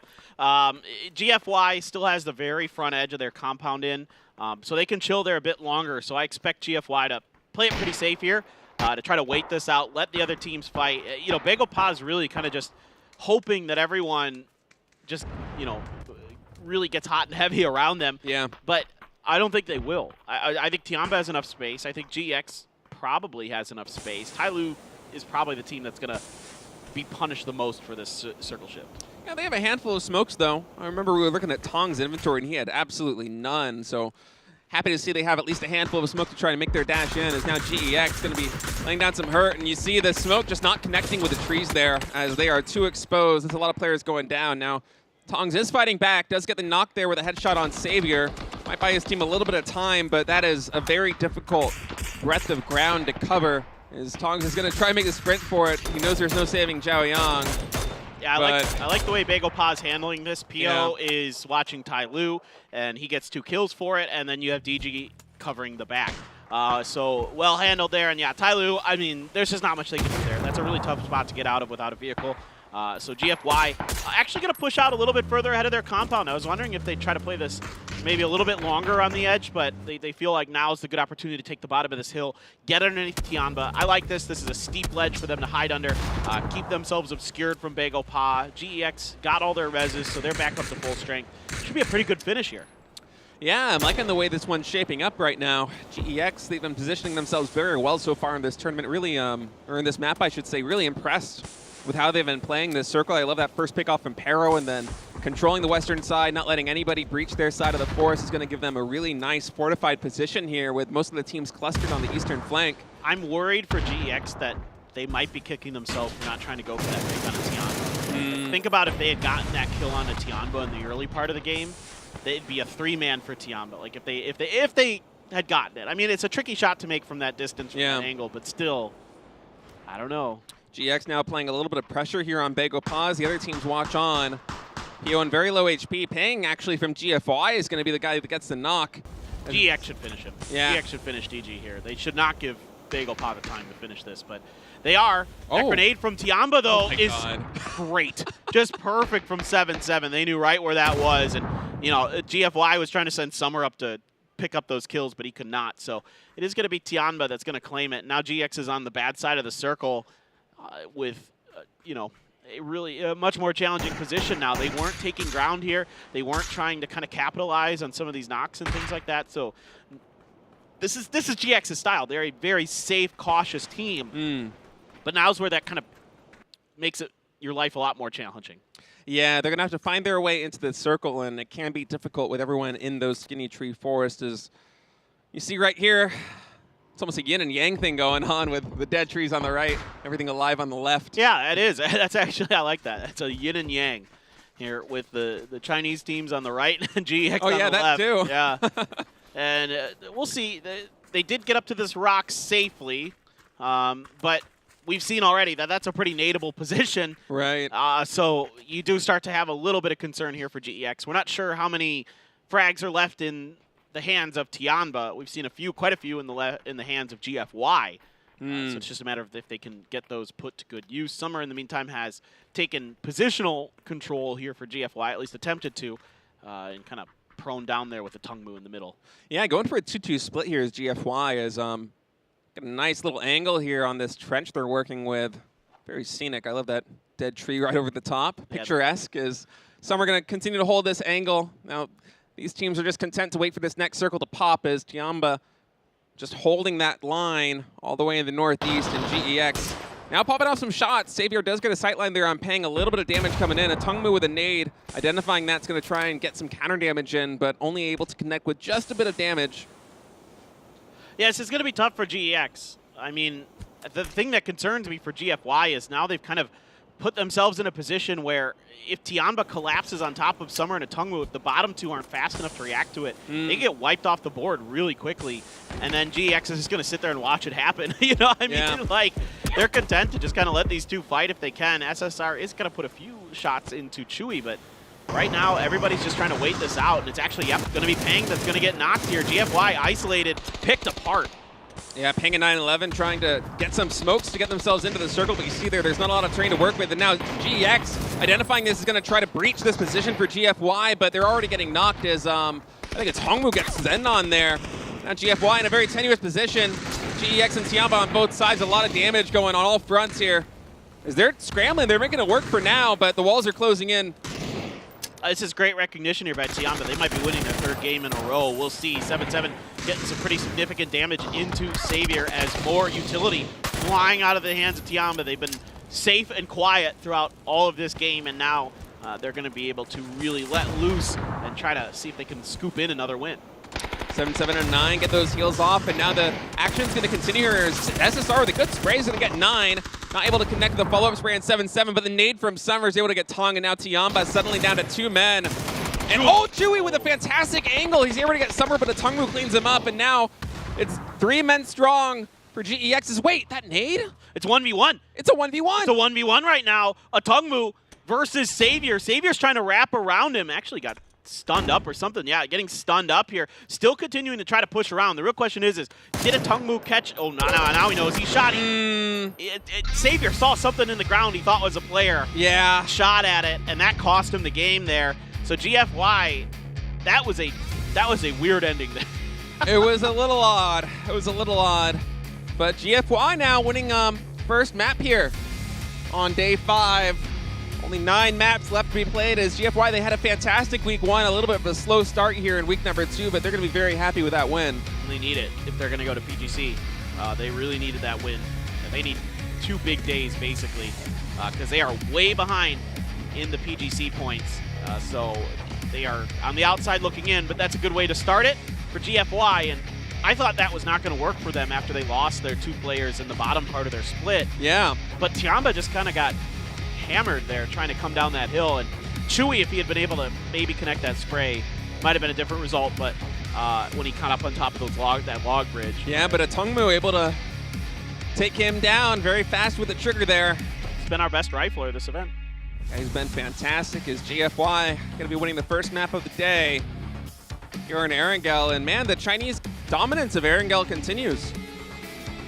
Yeah, they're just absolutely slaughtering on this map. And, you know, it's kind of funny because in this game, it was like the Korean teams were just all fighting each other on the western side. Yeah. I mean, everybody like Ghibli, Donawang, and then Genji, Bagel Pa, you know, USG was involved in that mix. But, like, everybody for the Korean side was fighting over on the western edge. And, you know, it's like Tianba who just took their time coming in on the east. And, again, you know, Tianba almost slams through with a 3rd win in a row, but just comes up short here. But Tianba continuing to play really, really well. I mean, they're a team that's just playing for placement pride. They're already basically in PGC. So for Tianba now, it's about trying to get the best results possible here on these last couple days. Yeah, and a lot of the teams kind of lower on the leaderboard, picking up a lot of placement points in that one. But keep in mind, Pero picked up like 9 or 10 kills, so they're closing the distance between them and first place. As the race continues to be very tight here. I cannot wait to go check out those leaderboards, as every single map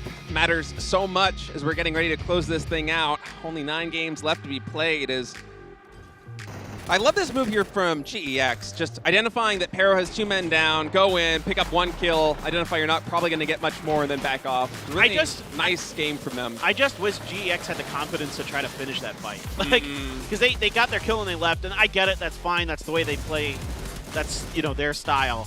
But man, there were some opportunities I felt like where GX could have actually. I mean, they had a great finish regardless, but they maybe could have scooped up a few more points along the way here. A little bit more confidence. It's tough in this lobby. The Chinese teams are really damn good. Yeah. So I get it. But still a great game for GX overall, though. I can't fault them too much at all. They played extremely well. I don't know what he sees here. Yeah, I'm not sure either, really. Maybe he has different graphic settings than the Observer. Maybe it was the clipped his flashbang. mouse into his keyboard. Oh, that's also possible. That was really awkward. I don't know what happened with Savior there. Yeah, especially after some shots came in and he just kind of continued to fixate there. I wonder if that's not just like like you bumped your mouse into something or something weird happened with the mechanics. Yeah, well, GFY gonna walk away with a win from that one, but nice game for GEX and Tiamba, and also Begopa, who moves up to second place in the standings. They had a great game with that map. Yeah, them and Pero, and NewHappy faltering just a little bit there means that this race is getting ever tighter. I think it might be 25 points from first to sixth or something right now, as it's really close, man. We haven't had a PCS finish like this in I don't know how long, as it feels like every single map we're just kind of shuffling the players at the top and everyone is in striking distance. I mean, any of these teams that have a big day, either today or tomorrow, could easily walk away with the championship. Yeah, I mean, again, it's 2 days. It's not unreasonable that a team puts up 100 points in 2 days. That's very possible. So, yeah, anything's possible. And Begopa, kind of the top team out of the 4 of these that we see on this leaderboard. So they're going to be the biggest gainers so far. But in terms of our top top of the leaderboard teams or whatever. But below that, again, very important for GFY here. GX and Tiamba basically already going to PGC. Well, GX definitely, but Tiamba basically going to PGC. So GFY really, really needs a big couple days if they have any hope of getting there. They have to shoot way up the leaderboard. I don't know what the exact position is. I'd have to go back and look, but they need to get a lot of points. Well, they pick up their first win here in PCS7. They're going to be happy with that one. A lot of utility usage too, man. Just those fortified positions. 12 frag grenades from GEX, 10 from Tiamba. GFY a little bit light on the frags, but making that 2-2 split work. I was right there with you. I was kind of questioning that move and a little concerned about their flank position that did eventually get collapsed on, but it looked like it was very quick. Fall apart. Yeah, it really looked like it was going to fall apart. They get across the road safely here. They don't take too much damage along the way. I mean, for Begopa, this is a really tricky spot to be in. Like, as soon as there's one knock, everybody knows where you're at. And, yeah, at 7-7 just bounces a perfect grenade in there. Yeah, GEX is going for him. Tiamba's trying to nade it. Summer's trying to nade it. Everybody wants a piece of Yeah, everybody wants a piece of the pie. Yeah. A piece of the PO. Piece of the PO. Summer that gets the nade on Tiamba. And, man, a Tongmu with that spray really quick, turning it into a 1v1. I think there was a nade that popped up on GEX because I was watching the feed on the left and it had 3 players up and then suddenly just one. And then Savior, he does get flashed there, and yeah, look, he's not moving his crosshair. He's not moving at all. He's not flashed. He hasn't turned his mouse at all during any of that. He was just walking. I don't know. For like 10 seconds. Maybe his mouse glitched out on him. I don't know what to say about that. Yeah, I think it has to be something like that because all the movements that we see, like him moving left to right or leaning in one direction, that's just keyboard inputs. Nothing really happened on the mouse, so must have been some kind of technical issue, I guess. And I don't think he should have been flashed still by that point. I think he should have ran out by then. And if he was flashed, he would probably still move his mouse just a little bit. I could be wrong, maybe. Completely fixed at one point. Yeah. So something funky happened there. Yeah, unfortunate for them, but GEX still 14 points. That's a good game from them. As GFY happily going to pocket those 18 points with a win. And Begopa, Petrichor Road, 11 points each. Begopa, of course, getting 4 from placements, and Pero with those 10 kills. Eggsleft just completely popped off that game. Yeah, so did Ming. Ming had like 6 kills in that game or something like that. So that's huge. But still, Eggsleft averaging, now I think he's up to like 2.1 kills per game. So it's just absolutely ridiculous what he does. He has 7,300 damage. And to put that into perspective for you guys, Heaven is in second place with 6,300. So he's got a full 1,000 more damage than the second place finisher. Like, that is just crazy. It's bananas. I mean, you could see it. They're just wild, man. They just start, once they start fighting, they don't stop. Like, they're just pedal to the metal until it's over. And it works pretty darn well for them. So our player of the match is going to be GFY's Peng. He had half the kills here for GFY. Of their 8, he had 4. Solid damage numbers. Not a ton there, so being efficient with the kills that he's getting. And, just kind of a patient game for GFY. That early move to go to that compound outside of Milta was what really secured them this game, right? Like, they recognize this is really smart by GFY, and I didn't get a ton of time to talk about it because that's when all the fighting started. But because they recognize early that the circle's very likely to end outside of Milta. Like, circles don't end inside of Milta basically ever. It's super rare. So they recognize early that they don't want to be anywhere near Milta, because as the circle starts to shift away from Milta, teams are forced into Milta because of the circles, right? Like, they have nowhere else to go, so they have to so they don't want to be anywhere near that mess. They want to get out of it, be able to go to the other side of the field, play from that position. Really, really smart. And now you're only 4 points away. Bago Pa, 4 points away from NewHappy here. 20 points separates NewHappy in first from Petrichor Road in 6th place. We have 6 teams in a 20-point gap, as this is just phenomenally tight, man. It's great. Well, this is what you want, man. Exactly. Like, it is so competitive. And even the Freaks just 7 more points behind them. Tyloo and Tiamba have had some fantastic days. They're at 124, 123. You have a couple of back-to-back wins like we saw Tiamba do yesterday, and those teams are easily in contention. So this one's going to come down to the wire. Every single map matters. And 17 Gaming, Erangel has been their bread and butter so far in this tournament. They're the Erangel points leader. Not the best showing there in that previous map, but 2 more Erangels left to be played. Paper thin. Well, GFY up into 5th. I didn't realize they shot up that much up the leaderboard. Yeah. They actually might be now in ahead of TMA for that PGC spot. Possible. I'd have to do some math, but I don't have time for that. I got games to cast. Buckle up, people. Game number 2 on the day. Match 22 total here at PCS7 Asia, as we are on day 5 of 6. So we've got another pretty similar playing path actually to what we had last time, but this one's a little bit more Eastern shifted. Again, shouldn't be super different than what we saw in the last game. Maybe. No, it should be about the same. Yeah, in terms of where the teams drop, I mean. Yeah, absolutely. Obviously, like the end of the game is not going to be anything similar, most likely. Effectively, everything that was in the path last time these teams dropped is still in the playing path this time, as we're just going to shift a couple of degrees more towards the east, as this one's going to be ending just to the east off the coast of Novo. But yeah, probably going to be another slow game in terms of starting things off. I do see Damwon Kia's Boxing and Mental, I think, landing with some players from NewHappy. Although, perhaps peeling off yet, Nan now going to a separate compound, so no fever drops, no hot drops, not too much action just yet. We're just kind of dispersing evenly across the map. Yep. I think that's about it. I don't think there's much going on. No, not too much. Pretty stagnant here. Tungmu having a really good tournament for GFY, by the way. I mean, clutching that last one out was phenomenal. He's been really playing much better than he did in PCL. So yeah, great week 1 too. Yeah, he had a phenomenal week 1. Again, our rifle damage leader, right? Yeah, rifle damage leader. 2,000. He did in the first week in 15 games. He did 2,000 rifle damage. So that's pretty good. That is pretty good. Is this circle just going to center up to the northeast of Pochinki, right on Corrin's compound?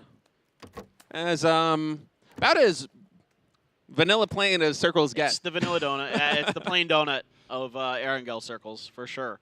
And so we just wait and see how this one's going to shake out. You know, phase 2 should give us a lot more info on this. And wow, yeah, Left isn't actually on this list. No, he had 3 kills, but I guess he didn't have enough damage to top Yan Li there. It's basically what that boils down to. Yeah, Savior having a huge game there for GEX, 960 damage. Man. That's a ton of damage. Last 2 days have been fantastic for Savior.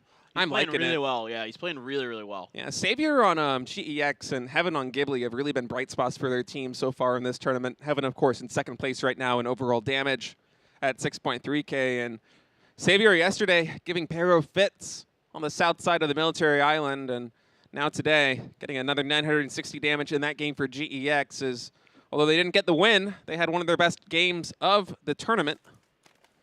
And Pero just continues to play well. I mean, yeah. At this point, you just kind of expect it from Petrichor Road. I mean, they're just too consistent, too good. Especially here at PCS, they have won 3 of these tournaments in a row. Looking for their 4th, and right now less than 20 points out from 1st place. I just love the confidence they play with. Just, you know, once there's they're sharks. You know, once there's any blood in the water, they are just, you know, swarming for that chum. Like, they just want to just absolutely tear their opponents apart. And I love it. I love to watch this team play. They're one of my favorite teams to watch. They're so interesting. How just kind of like I really they're sharks, like because they wait until they strike until there's an opportunity, and then when they do strike, it is just fast and furious and it's all in.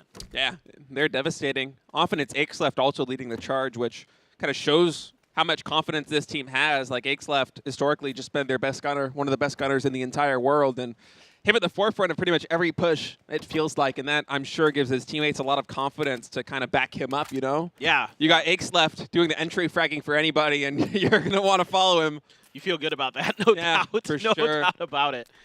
And I mean, you can't ask for a better player than that. I mean, especially in this event right now. He's our top fragger, so he's getting it done. And GEX so close in that last game to getting a win, and their safe defensive style just it doesn't get them a lot of points, but in that game it worked out pretty well for them. So yeah, it came down to a 1v1, and perhaps if that nade didn't pop off and turn it from a 3v1 into a 1v1, could have been a totally different game. Yeah, very close to victory there was GEX, but GFY going to be happy with this win, propelling them to top 5, tied now with Paro at 144 points. And there's a lot of pressure now on these top teams. NewHappy, Bagopon, 17 Gaming. Although they are top 3 now, it seems inevitable that we will be shuffling those leaderboards as the event continues on, with just a handful of maps left to play. Yeah, exactly. All right, let's see what GFY is thinking about doing.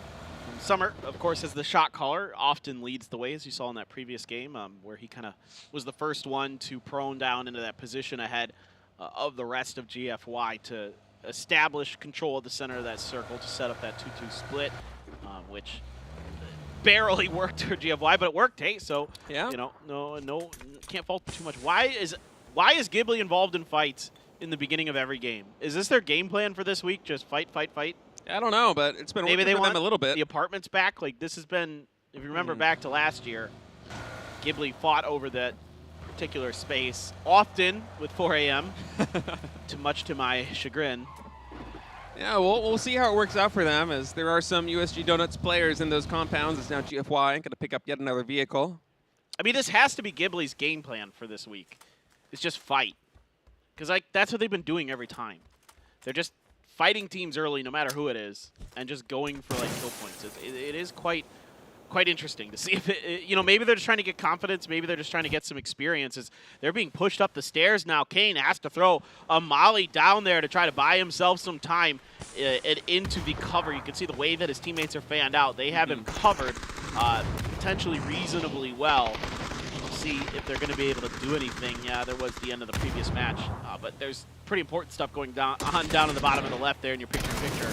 Yeah, Kane just kind of pulled up against the side of that wall, letting his teammates cover him as mollies come out from the apartment buildings, but Ghibli would be hard-pressed to actually breach this position, as you see right there. No good angles unless you come out that front door, or God forbid, out of a window. Could happen. Could happen. Probably wouldn't go very well for them, as the Donuts have a really nice defensive lineup there. As nice little recap of that previous game, and Tungmu, of course, clutching it out for GFY. Xavier did get a bullet to land into the Tungmu there, so at the very last second, he was able to at least flick over a bit. But we couldn't see it in the observer, so maybe it was an observer client bug, actually. Oh, perhaps. Where it didn't show us exactly where he was aimed. Yeah. Because I caught it there right at the end of that clip that a Tungmu did take a touch of damage. Yeah, maybe not a mechanical issue then. Maybe just observing. Just observing. Yeah, just like sometimes it doesn't always exactly show you what's going on. Ghibli there just popped the tires on that Dacia. They're not interested in this fight anymore since Kane was able to escape unharmed. So kind of interesting. Ghibli's just, it's kind of funny to watch him play. I'm not entirely convinced what their game plan is, or they know what their game plan is. Now they're kind of swinging around trying to find somewhere to land, and there's already 4 a.m. in Razak, so the space that they gave up out of their drop spot is now taken. Yeah, if you watch the map feed, you see a bunch of shots popping off at Ghibli. Yeah, Ghibli's just circling around the apartments in the school trying to figure out where they can go. Now, most teams don't like to go into the school itself because it's pretty difficult. There's tons of sight lines to see the school from a lot of the surrounding compounds and stuff. Plus the hill, like the Razak Hill. It's very tough to get out of that compound. Yes. I mean, if you have to, right, you're going to. It's fine, but it's not your first choice. Let's put it that way. Oh, absolutely. Now Gen G rolling in. just to the south of USG Donuts, as they will be posting up on that hill, playing this dip. Very often played in circles over on this side of the map. They'll be happy with that. Now Tiamba just gathering a little bit of intel, checking out some sushi houses, seeing if anybody is around, but yeah, not too much action just yet. As 9 actually getting a replay, and I believe this is this. It is match. this game for sure, I think. Flash rolling in. Oh no. Loses some momentum there with the US, and then 9 and Tong just pick them apart. Them's the breaks. Yeah, tough loss there for the Freaks. Yeah, that was definitely this game. So the Freaks there. It's kind of the risk you take sometimes when you're like the Freaks, who like to fan out early, get a lot of space, but so does Tiamba. So when you have clashing styles like that, you know, sometimes you run into each other and somebody's got to lose. And yeah, in that case, the Freaks getting the worst end of the trade, as they'll be playing with 3 men from here on out in this map. And the Freaks coming in today were the overall damage leaders at about 1,000 plus per game. Not really able to translate that into kills, as they were only 8th in the kill standings. But this is a team that is still in striking distance from first place, and if they start getting the kills to match their damage count, might have a pathway towards victory here. But losing players early like that kind of takes the wind out of their sails just a bit. yeah, absolutely. That hurts for sure. I guess in some ways, some people, I guess you could argue, like, your shot caller is the best person to lose if you're going to lose somebody, just because then they can watch and kind of still direct traffic. But hard to say for sure. There's a bolt in the hands of Foxy. Again, nobody's a dedicated bolter in this lobby, so an unusual one. Over to the west there, so likely to start going down to the east or to the south or southwest. It's pretty unlikely to stay anywhere near that river. That's generally not what circles do. So Genji's going to try to cut across here, and right now they're angled toward the sunken city, but that's already occupied by infantry on the edges. They're fortifying that position. Genji's got to be super careful here because they are out in the open. Yeah, Genji going to try and play this little dip right here. 2 hills on each side. And safely able to make it in. And Onyx was a little bit low there on HP, but I think Asura comes out, gets some intel, checks out this compound, and Genji skipping the dip, going straight into these buildings. Yeah, they recognize there that warehouse is available, so they're going to go for it. Now you've got teams crossing paths. It's Donawa and GFY. Salute side gunning, able to pop some tires. I think Tungmu's vehicle, yep, he's going to be knocked here and taken out. He's run over by Lambu. So that's a huge pickup there for Donawa and a big loss for GFY early. Yeah, Donawa now going to try to post up over here. Oh no, 911X. Zacia does land right side up, but he is a sitting duck there as he takes so much damage. Lin gets the knock. GFY, after a great win in the previous match, struggling quite a bit here in match 22. Yeah, they took an aggressive rotation. Again, it's a tough circle. There isn't a ton to play with kind of in this area in between the ruins and Pachinki and the school. It's a challenging spot for sure. As I'm sure just about everybody who's ever played this game knows, there isn't a ton to work with out here. There's hills and there's some craters, like you can see Donawa settled in. But it's a lot of flat, wide open space that you have to contend with. And there, Donawa at least able to keep EN from getting too much damage done. Yeah, the Freaks have a great angle over there from that North Pochinki Hill. Right on Donawa is down 17 Gaming.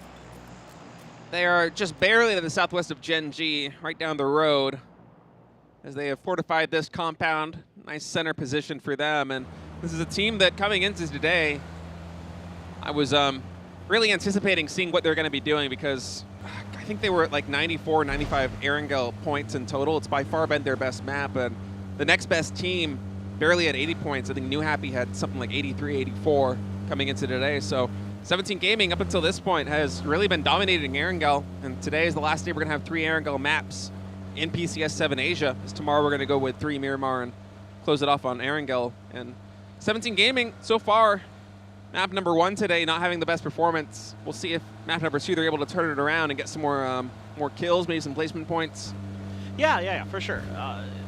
Look, we've only gotten 1 game out of the way here so far in Erangel, so we'll see what 17 and teams like that have in store. I think, again, everybody's trying to gather whatever ground they can. Bagelpa loves to play edge, so it's the high ground to the hills to the southwest of Pachinki for information, and then just seeing what space is free out on the wings as the Kwangdong Freaks just the only team that's anywhere really near Bagel Pa territory right now, and it's just Hikari way out on that western side of Pochinki. So I don't expect much to happen there. You know, you'll see Bagel Pa players sometimes trade shots with somebody, but rarely much. That hard shifts already away from the water down towards Pochinki. So pretty interesting, as now basically the circle can go just about anywhere inside of itself. So this is tough to predict. There's no water to kind of judge where the circle is likely to shift on the next phase.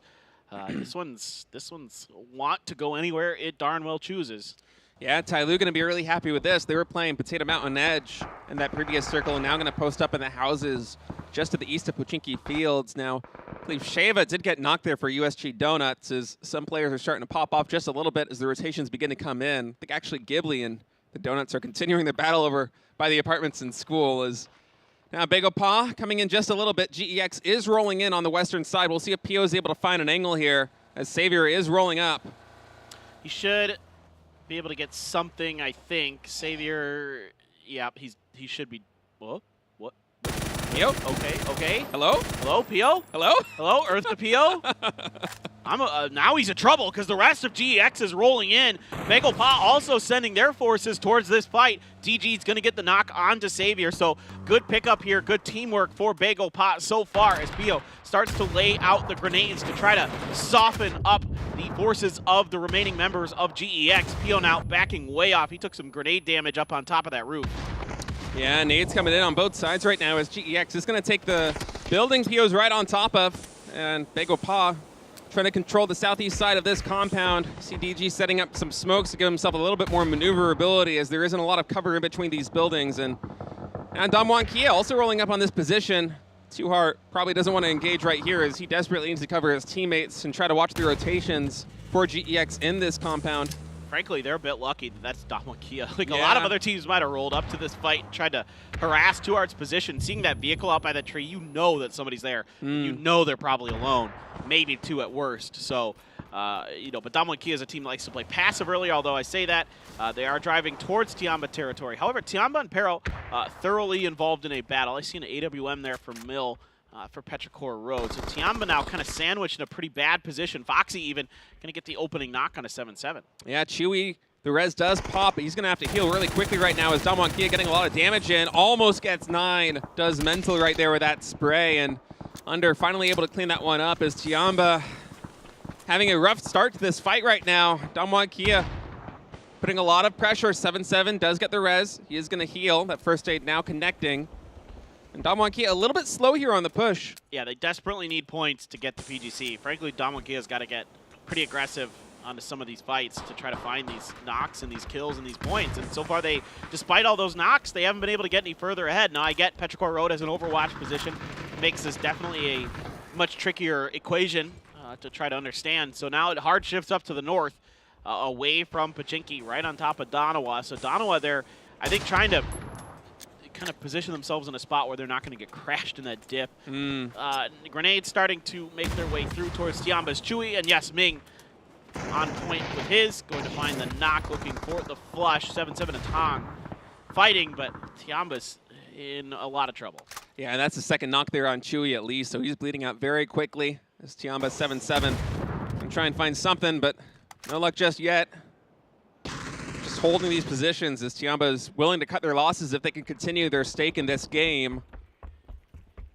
2 players down now for them as the standoff continues over here in this compound. And now USG Donuts and Ghibli continuing to fight it out. Korn rolls in, gets Toasty with a nice headshot spray, and the Ghibli players are right on the flank, so they'll be coming in right behind them. And now Hikari and Pio right on top of each other. Pio heard something. He's looking right at Hikari's direction, so he has to be somewhat aware. Some really good long-range shots by ZG and Forever are going to make Ghibli's life much more difficult, as Heaven going to grab his teammate, try to get away from this sight line of a couple different teams and see if he can get the res. Pio continues to try to make his way forward. Still knows someone's on the other side, but he's trying to be oh so careful about it. It is going to be the finish on to Ghibli. Pio is going to see his opponent in 3-2 dead.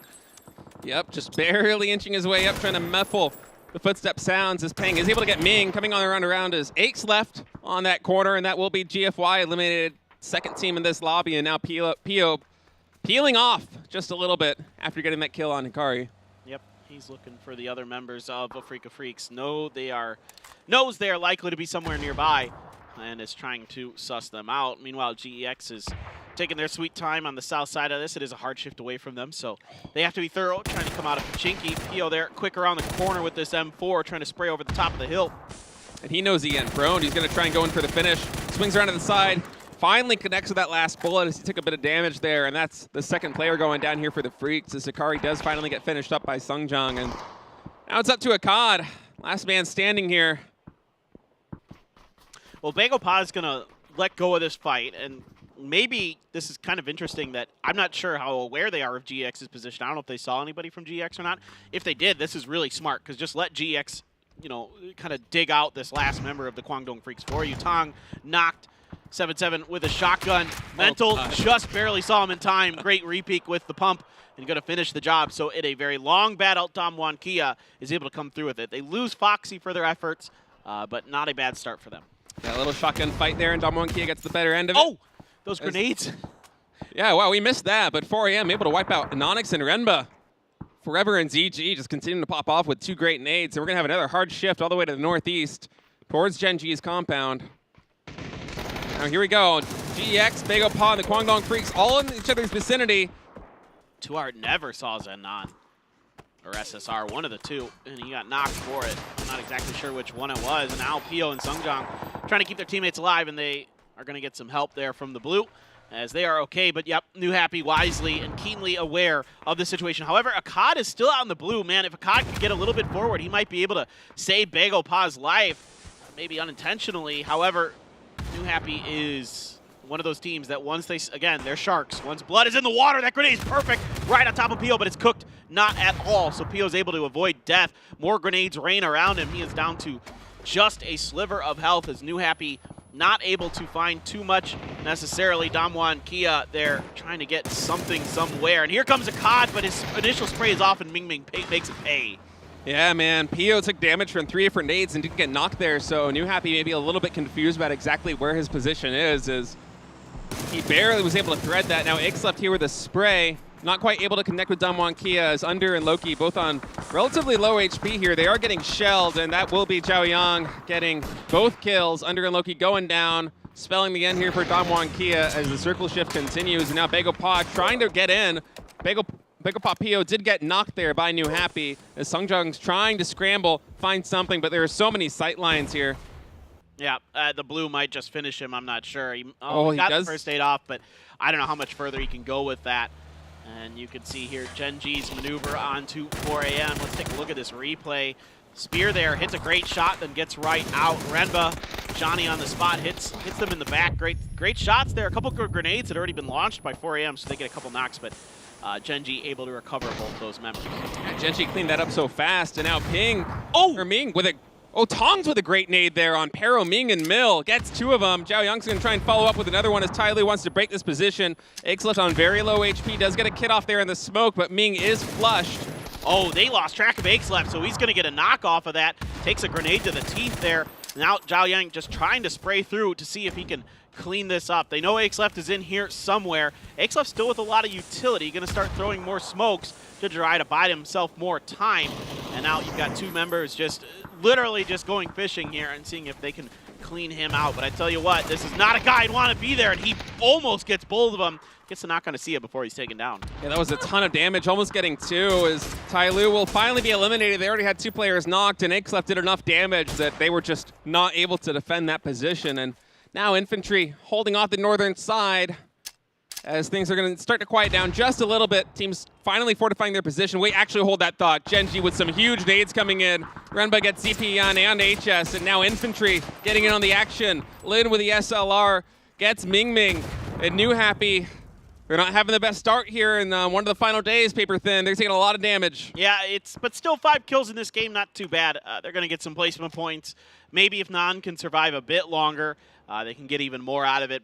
But out in the open like that with that hill that's to the north still in, that's, you know, in the pro level, you're just going to be in for a bad time. So NewHappy trying to do what they can out of this. Genji has to resituate, has to regroup as they're outside of the next circle looking in.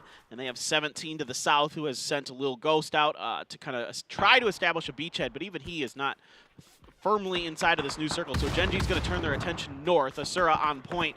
Grenades right by him, but not really doing much to him. Yeah, Infantry wants to flush the position out. They do not want to let Gen G get up on them, and that nade, very good, but just a little bit overcooked. Asura takes some damage, but no knocks, and the same story with a follow-up nade as Asura skirting disaster here, but that's actually 17 show that gets the knock there on an Onyx, and Infantry is going to be happy about this. 17 Gaming from their compound to the south, finding some big damage there on Gen G. As the circle's continuing to close in, Gen G has to make a play here, but Infantry is holding strong. I understand what an Onyx was trying to do there. He was trying to get like a sniper position to try to guard this push from Gen G, but I think he just kind of didn't think that 17 would fan out like they did and paid the price. Now they're going to try to send a flanker out into Spear. He gets his Dacia wide, just able to stay underneath Monster's sightline temporarily, pokes up for a moment, and takes quite a bit of damage for that. Asura trying to use that information, but instead it's going to be Monsters, who's just faster, just better with that 3x spray. Wang Zai gets the knock. It's going to be on the Renba 1. Doesn't react in time to the one above, and that's going to be Gen G taken out by Infantry. Infantry with some immaculate defense and a little bit of help from 17 to show over there on the northeastern side will deflect Gen G's push. And now Infantry going to be content to secure the northern flank as the circle continues to close in. Pegapa Songjang trying to find his way to make something happen, but as you see, the terrain in front of him, there is not a lot of cover. I can't believe he's still alive. He does not want to leave these rocks, but he has no choice. And I think the game plan from him is probably going to be to work his way with smoke tunnels to that crate and use it as cover and also get the gear, but... Oh, he got headshot in that. That sucks. Yikes. 1 HP. It's the old Ibiza strat. Just make that Caterpillar smoke wall. Try to see if he can get through somehow, some way. Now, that crate's actually a godsend for him, potentially, except for now 17 Gaming knows he's in there somewhere. Monsters finally sees Nan and takes him out. Not a bad little game there for NewHappy. Even though they don't get deep, they still get 5 kills in a 5th place. That's a decent amount of points, to be honest. Yeah, not too bad. They're at 171 right now as Songjang, if he's able to survive just a little bit, get some placement points for some more placement points for his team, we'll close that gap. What if he wins? Nope. No.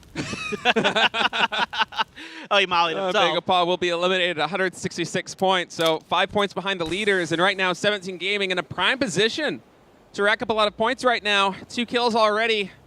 That's really smart by Songjang, honestly, because 17 has the best angle on him, and denying those points to the team that's right next to you in the leaderboards, that's really, really smart. Came in today talking about how 17 Gaming is going to be gunning for a lot of points, and right now top 3 already with 4 men up. You know, holding the southern side. It's Donawa. That's true. Desperate for these points. Desperate for a win. There's a lot on the line for these teams. 17 Gaming, of course, wants the win as Wang Zai right now coming out in the UAZ, getting some covering fire from Monster. We'll try to establish a beachhead. Actually coming out with Lin as well. So they're going for a 2-1 split right here in the circle as Monster will eventually try to find his way in. But for now, his job is done as Wang Zai and Lin securing this front here. Little Ghost trying to find a connection there with Soul, just not quite able to land a shot in the head.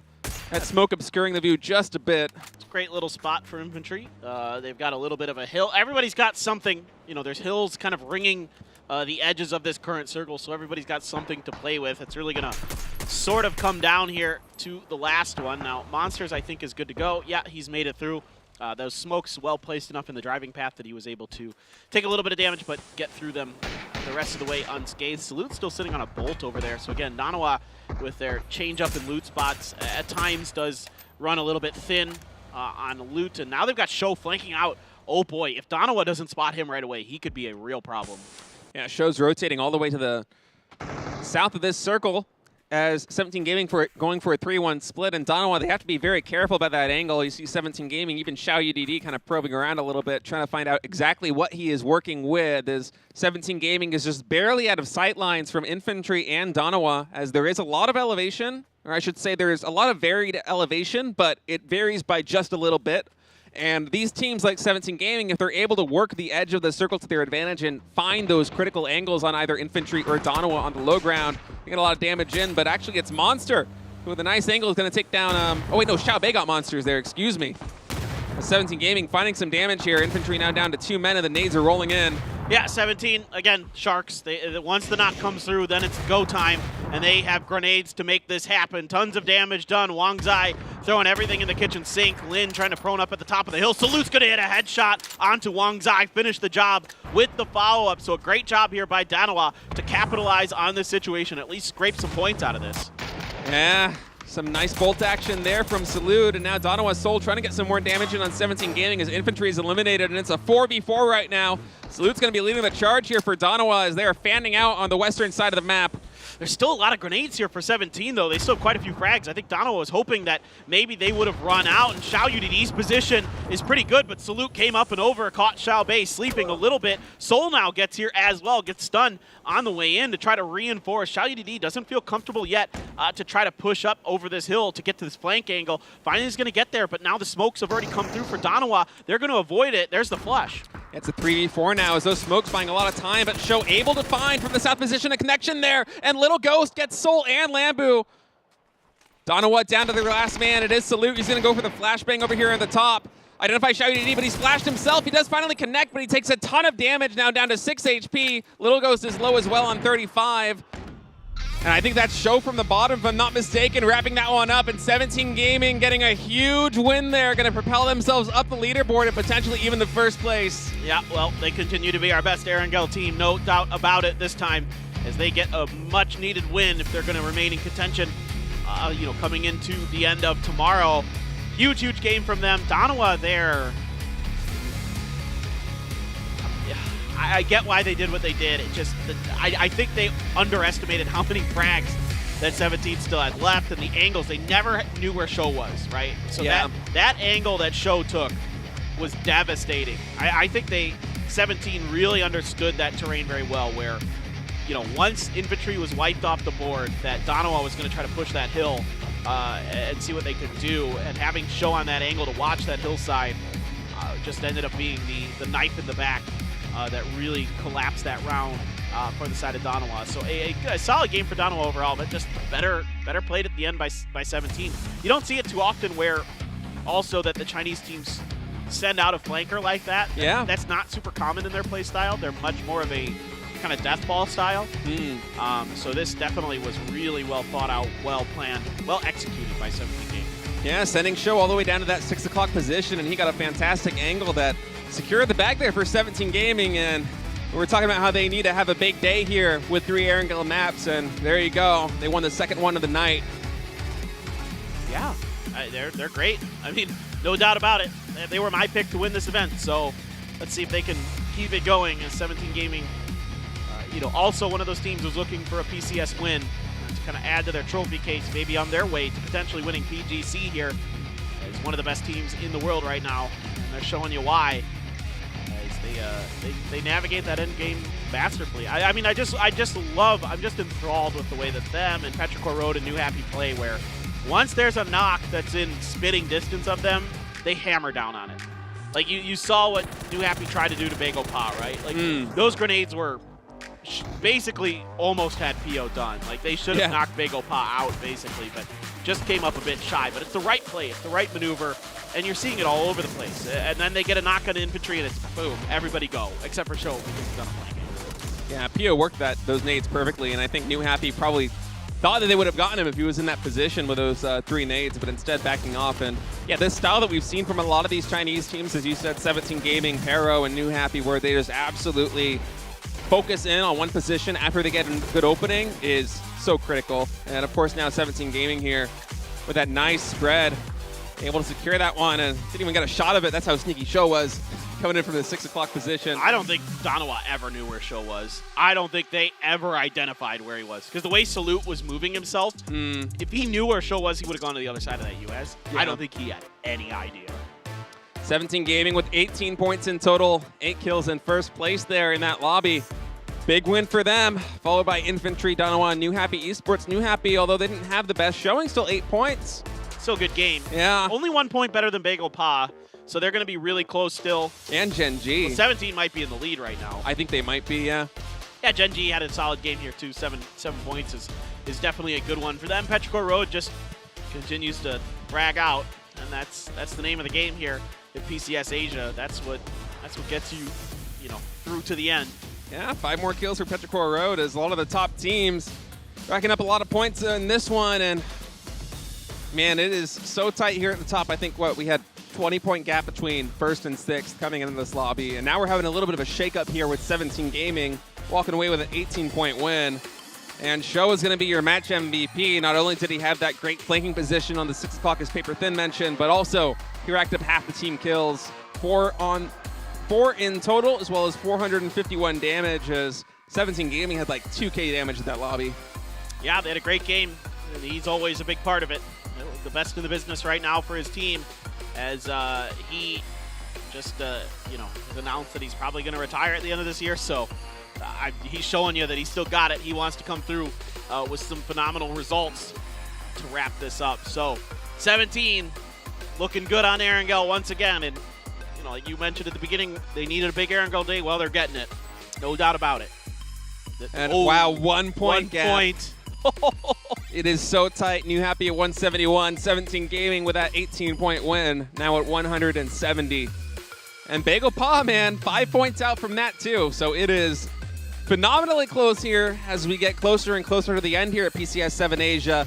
3 maps left to play today. We'll be going to a break in just a little bit before moving on to our final Erangel of the day, but 5 more maps tomorrow, and man, we're gearing up for a exciting finish. Yeah, definitely. I think one of our all-time great finishes in PCS Asia is coming at you. It feels like it. It just feels like everybody is so hungry for this for a lot of great reasons. NewHappy again just wants to add another trophy to their case. They've got everything but a PCS basically in it.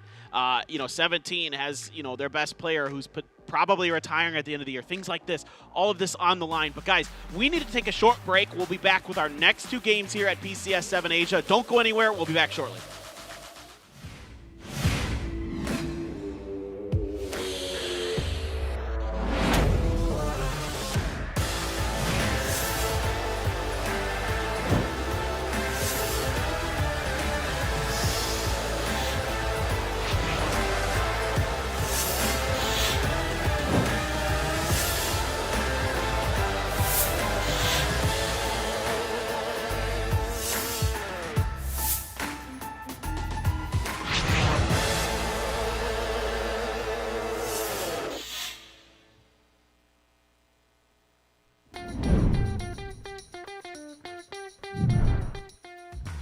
桥头肯定不是这两支队伍。是的，哎，抢车，果然这两支队伍还是有些冲突。这个车是 FTY 拿到了。首先，没有连体呀，连体，但这个空的位置可能也是一个选择。那先需要找枪了。有把枪，我看到了。啊！哎，撬棍，直接抢车。哎，下车，规避伤害。开始表演身法了，这个撬棍打上去，直接打到了车框，走了，领手真的走了吗？走了。However, on the east side, look at this Enso on the pull-up here. Stardust still positioned in this little defilade. There's no way Enso were into where this position was taking. Hilti finds 1, finds 2. That is 4. We don't die, but they've been, as quiet as last game was, they have been brawling this entire end. Much more of a solo Snake effort here. You can see FaZe now creating an opportunity here with the utility, trying to at least create a pathway for them, but they're leaving it pretty late here if they're going to pile up into vehicles. Lose set up with a Grozer as well. At the same time too. The pre-nade from Perfectix could be huge. Let's see if it hits anything. Comes out on the other side of the wall. AIDS is still in his car. Tries to reverse off of the wall and drive straight on top of the landmine. But Tulans gets a confirm on it. 수류탄도 있습니다. 수류탄도 있네요. 자, 타이밍. 오, 타이밍. 무단기.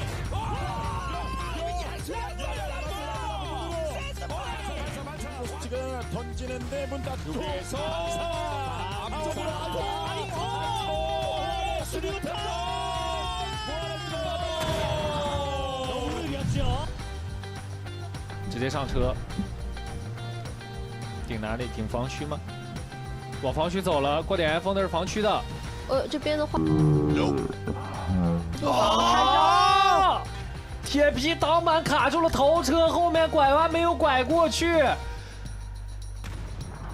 还好。Esports taking a ton of damage as well. Actually losing one in the process. Exo on the pull up with a nade though, it goes straight in. Virus has found Iroh. Full speed forward they go. Odin down as well. Confirmed. This net could be broken and he finds free. Pain's able to get him, doing all the damage Lyra needs. Unfortunately, not able to get him, but now they're all burning one by one. Pain's doing all the damage needed to rack up much needed points here. Actually, Laza looking to continue. Hobbits will fall. Now the does Ruin goes down. Laza, nice off angle, finds the first. Does he get the second? Yes, it does! What a nice transfer. Finds the second in Filfist, and now it's just one on his feet. Great play from Laza up close, using the spoiler, the element of surprise to perfection.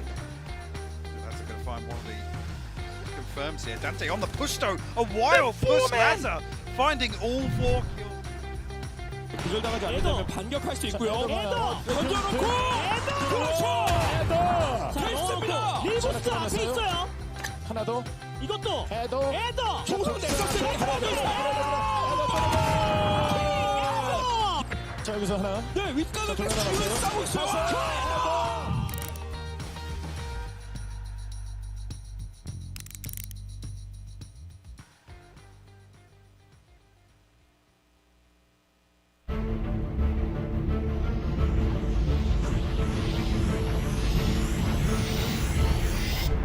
All clear on the roof.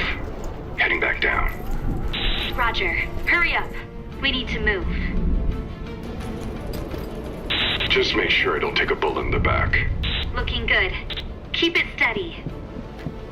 I hear footsteps. I got a bad feeling. Enemy spotted. Move! Move!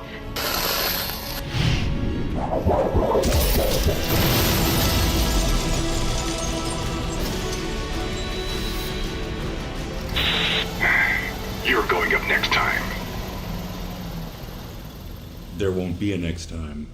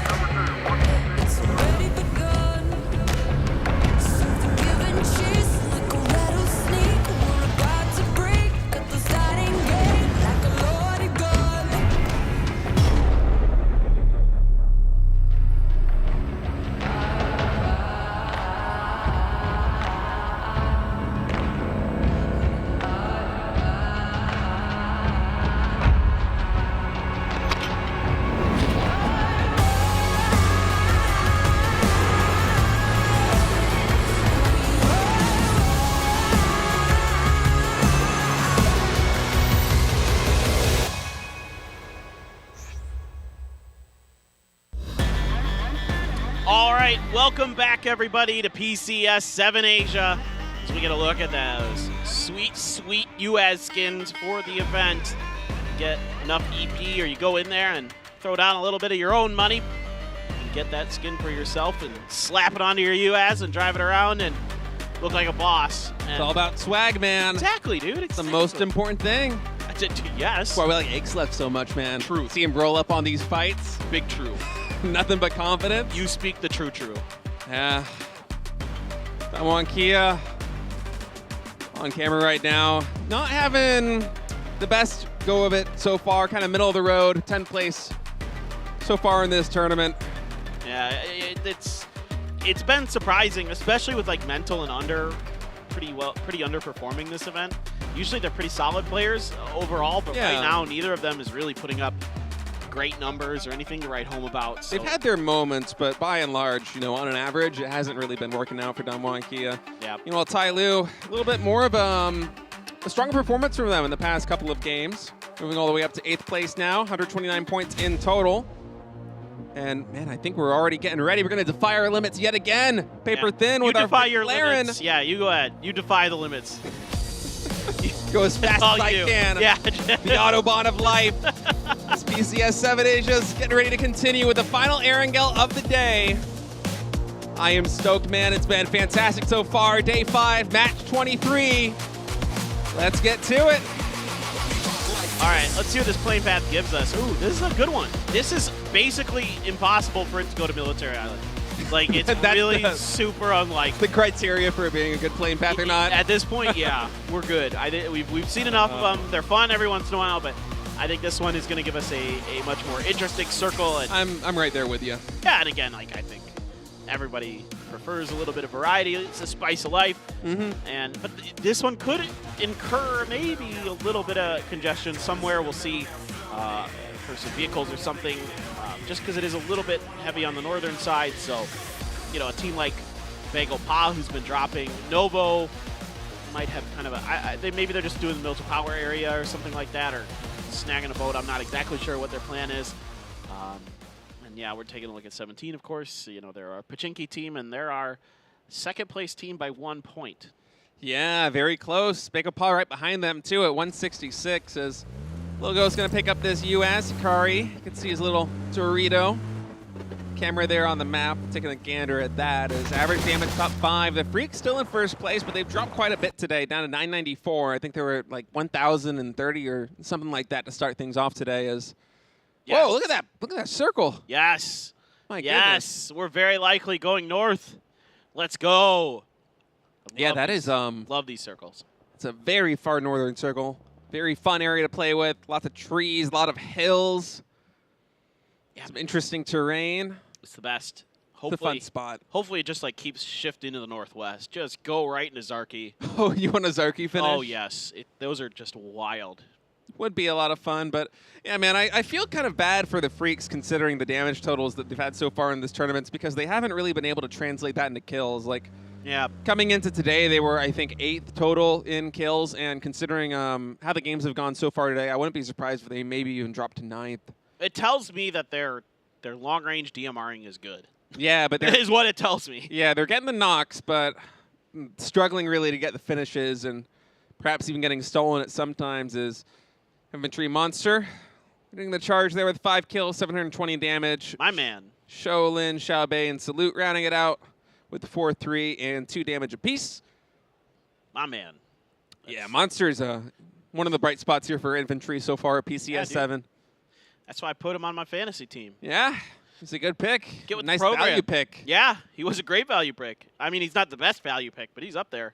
Yeah, Pio week 1 was probably the best value pick. Pio was up there. Yeah, Atongmu was the best value pick. Oh, true. Yeah, for sure. That's for right. Sure it was Atongmu. I don't know how I forgot about Atongmu.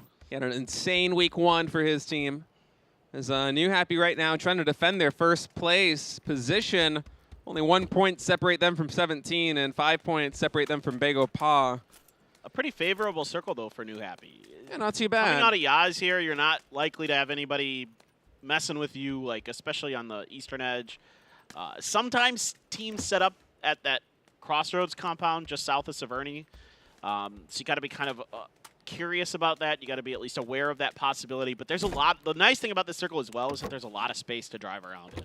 Yeah, and it's not like Miramar. It's quite easy to drive off-road here. There's a lot of different kind of lines you can take through the terrain to whatever destination you choose. So NewHappy, as you said, probably going to be happy with this circle, moving across that Yasnaya Bridge. Not too dangerous, and that compound, if they decide to move early, most likely going to be unoccupied as well. As I'm taking a look at infantry, they have been dropping Zarki a ton in this tournament. They're going to be the happiest out of everybody here with this circle, I think. Yeah, it looks like they're going to try a 2-2 split, try to play, kind of guard the coast. A lot of teams will try to drive around the northern edge to try to find some safety later on as the circles go on. Because teams like NewHappy, Ghibli, Tianba are going to have prio on some of the compounds and power positions in the center of this circle early. Just by the nature of these northern circles, assuming this does end up going to the north, which is pretty likely to, you know, a lot of teams end up getting forced into the northern part, just to like the coastal northern part, I think. Yeah. Just due to the nature of, you know, the congestion that ends up happening around the bridges at the river and things like that. Right. Very loud and clear, as we actually have 2 crates that are going to be dropping to the south of infantry's position. We'll see if Monster or Longsker decide they want to go for that, or if they're going to continue to entrench in their spot. As now Danawa making their run into the circle. Coming in from south of Pachinki. Not too many teams around them, as they've been having a little bit of a better showing today than they have so far in this tournament, but still only in 12th place right now with 105 points. Finally crossing that threshold is actually, hold on, Ghibli. It's been their story. Why is it always Ghibli? They want to fight, man. Look at this. Human coming in is able to get Tong. 7-7 actually popped himself with his own nade. Perhaps hitting a windowsill or something like that as Ghibli pouncing on this position. They're able to clean out 2 players from Tianba, rack up some more points. It's kind of been a winning formula for them, man. I mean, they've been fighting a lot early, but they haven't really been getting punished too much for it. They've picked up a couple points as well.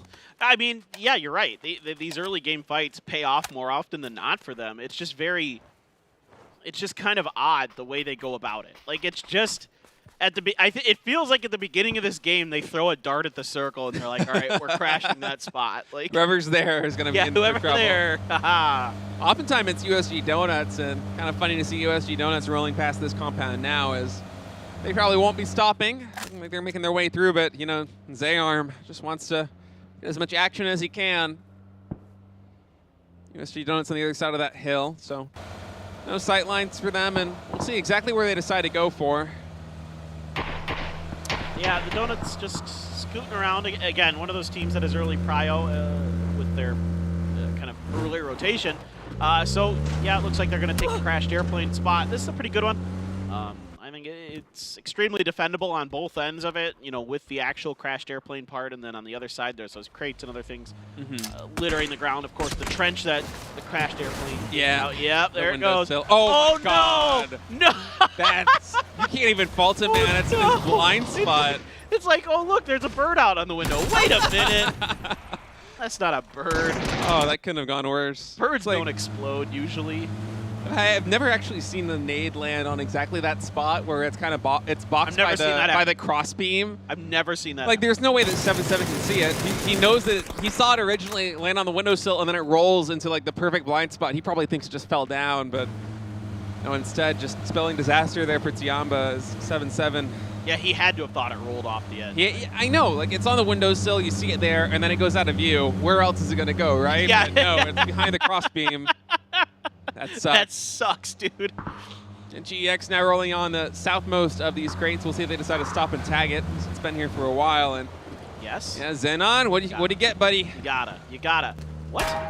Oh, it's an AWM. Okay, great. Hell yeah. I thought our observers were going to bamboozle us there and just completely just bait us out of that. All right, they get 2 crates for this. Yeah, they're going to pick them both.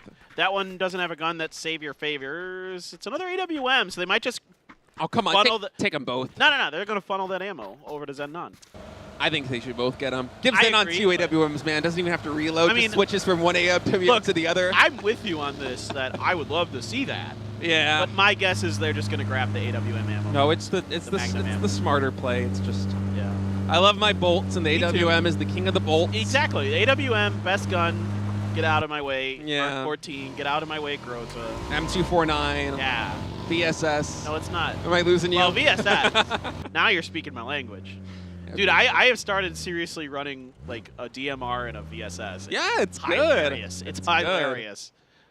I like we're nowhere near as good as these guys, so we can get away with using some bad guns. But Exactly. I personally like using the Vector and the VSS. Yeah, That's why my not? combo. Why not? Yeah. It's fun. If you have fun with it, who You've seen me cares? play, man. My VSS mid-range spray, it's not that bad. No, it's fine. Yeah, it's just basically a fun gun. 3.5x on that thing or whatever. Yeah. It's not too hard to control. It's got full auto. You know, that's the best part. Yeah, of Just course, light these people pro up. players are so good at picking up audio cues. Like we've seen, especially Pio, like he will hear the faintest footsteps and then he will kind of like duck waddle his way in to mask his own footsteps and try and get an angle. Well, it's even crazier. The funny thing about the VSS is as quiet as it is and as good as it is. This is just going to be Corey. I'm peeling away from this. Is that good? What really good players will do is they'll see the bullets hit the ground and they can figure out the trajectory. They can figure out the trajectory of where it's coming because the bullets actually angle into the ground. And the way the bullets hit the ground, you can tell the direction they're coming from. Yeah, by process of elimination, you can really start to narrow the gap very quickly. Of course, smart players just kind of sense what the angles that people can see them at are as well. So, but it's still fun as heck to use the VSS. That's a great gun. All right. Well, enough of the VSS love story. There still is a world where this shifts down to the south, but it's super, super unlikely. But a lot of teams, again, getting caught up on this bridge. This is what I'm talking about. Why teams like 4AM, you just saw there, tried to wrap north, but they couldn't because NewHappy's already gave. Whoa, wow. You're getting exactly what you wanted, Paper Thin. It's beautiful. Infantry's going to be looking at their chops at this as they've been camping that compound right on the edge for a long time, and Pero might be crashing it. We'll have to see. I'm watching them roll in on the road on the map feed and see exactly where they decide to go as now all these teams making their dash in. The great migration as this is the hard shift, and man, Helen there at the end, 4 getting a nice headshot there on 9, and that's the finish as well as the will be run over. These US is dancing a little bit on They've him. done that 2 games in a row where they've shot somebody and then run them over. So I guess congrats to Donawa. They might get another one. Yep. They're just hunted. Trying to get Little Ghost now as Little Ghost successfully able to peel off on half HP. Oh, and no. Yanli actually right there getting the car chasing him as Ixlef goes down from a spray. Petrol Rogue going to try and salvage the situation. Mill with a great initiation going to take down Yan Lee, but Zenon fighting back straight away. Ming now spraying Zenon but not able to connect. Zenon SSR on just a sliver of HP right now as Hero, they really want to stabilize. Yeah, that nade is great. Zenon going down. Yeah, Ming, he can win this fight. Should be good enough for Petrichor Road. They're going to lose Ixlef to actually Kane from USG, who's going to steal that kill as GX is just trying to hold the line, but that stun, how did Savior react to that? He was stunned up. SSR tries to sprint around the corner and gets shut down by Long. Now Savior, nothing to do but throw a grenade back here, see if he can get it. Hold the other angle. Long's there. He gets tied up for a moment on the car, and then Long repeaks. It gets immediately finished by Americano, but oh, GX. That was on a knife's edge. They almost had that. Almost had it, but it's going to be Americano rolling up and getting a bunch of kills for his team. As now Damwon Kia is going to be rolling in. They're going for Donawa's compound, but they're already really battered and bruised. Under coming in.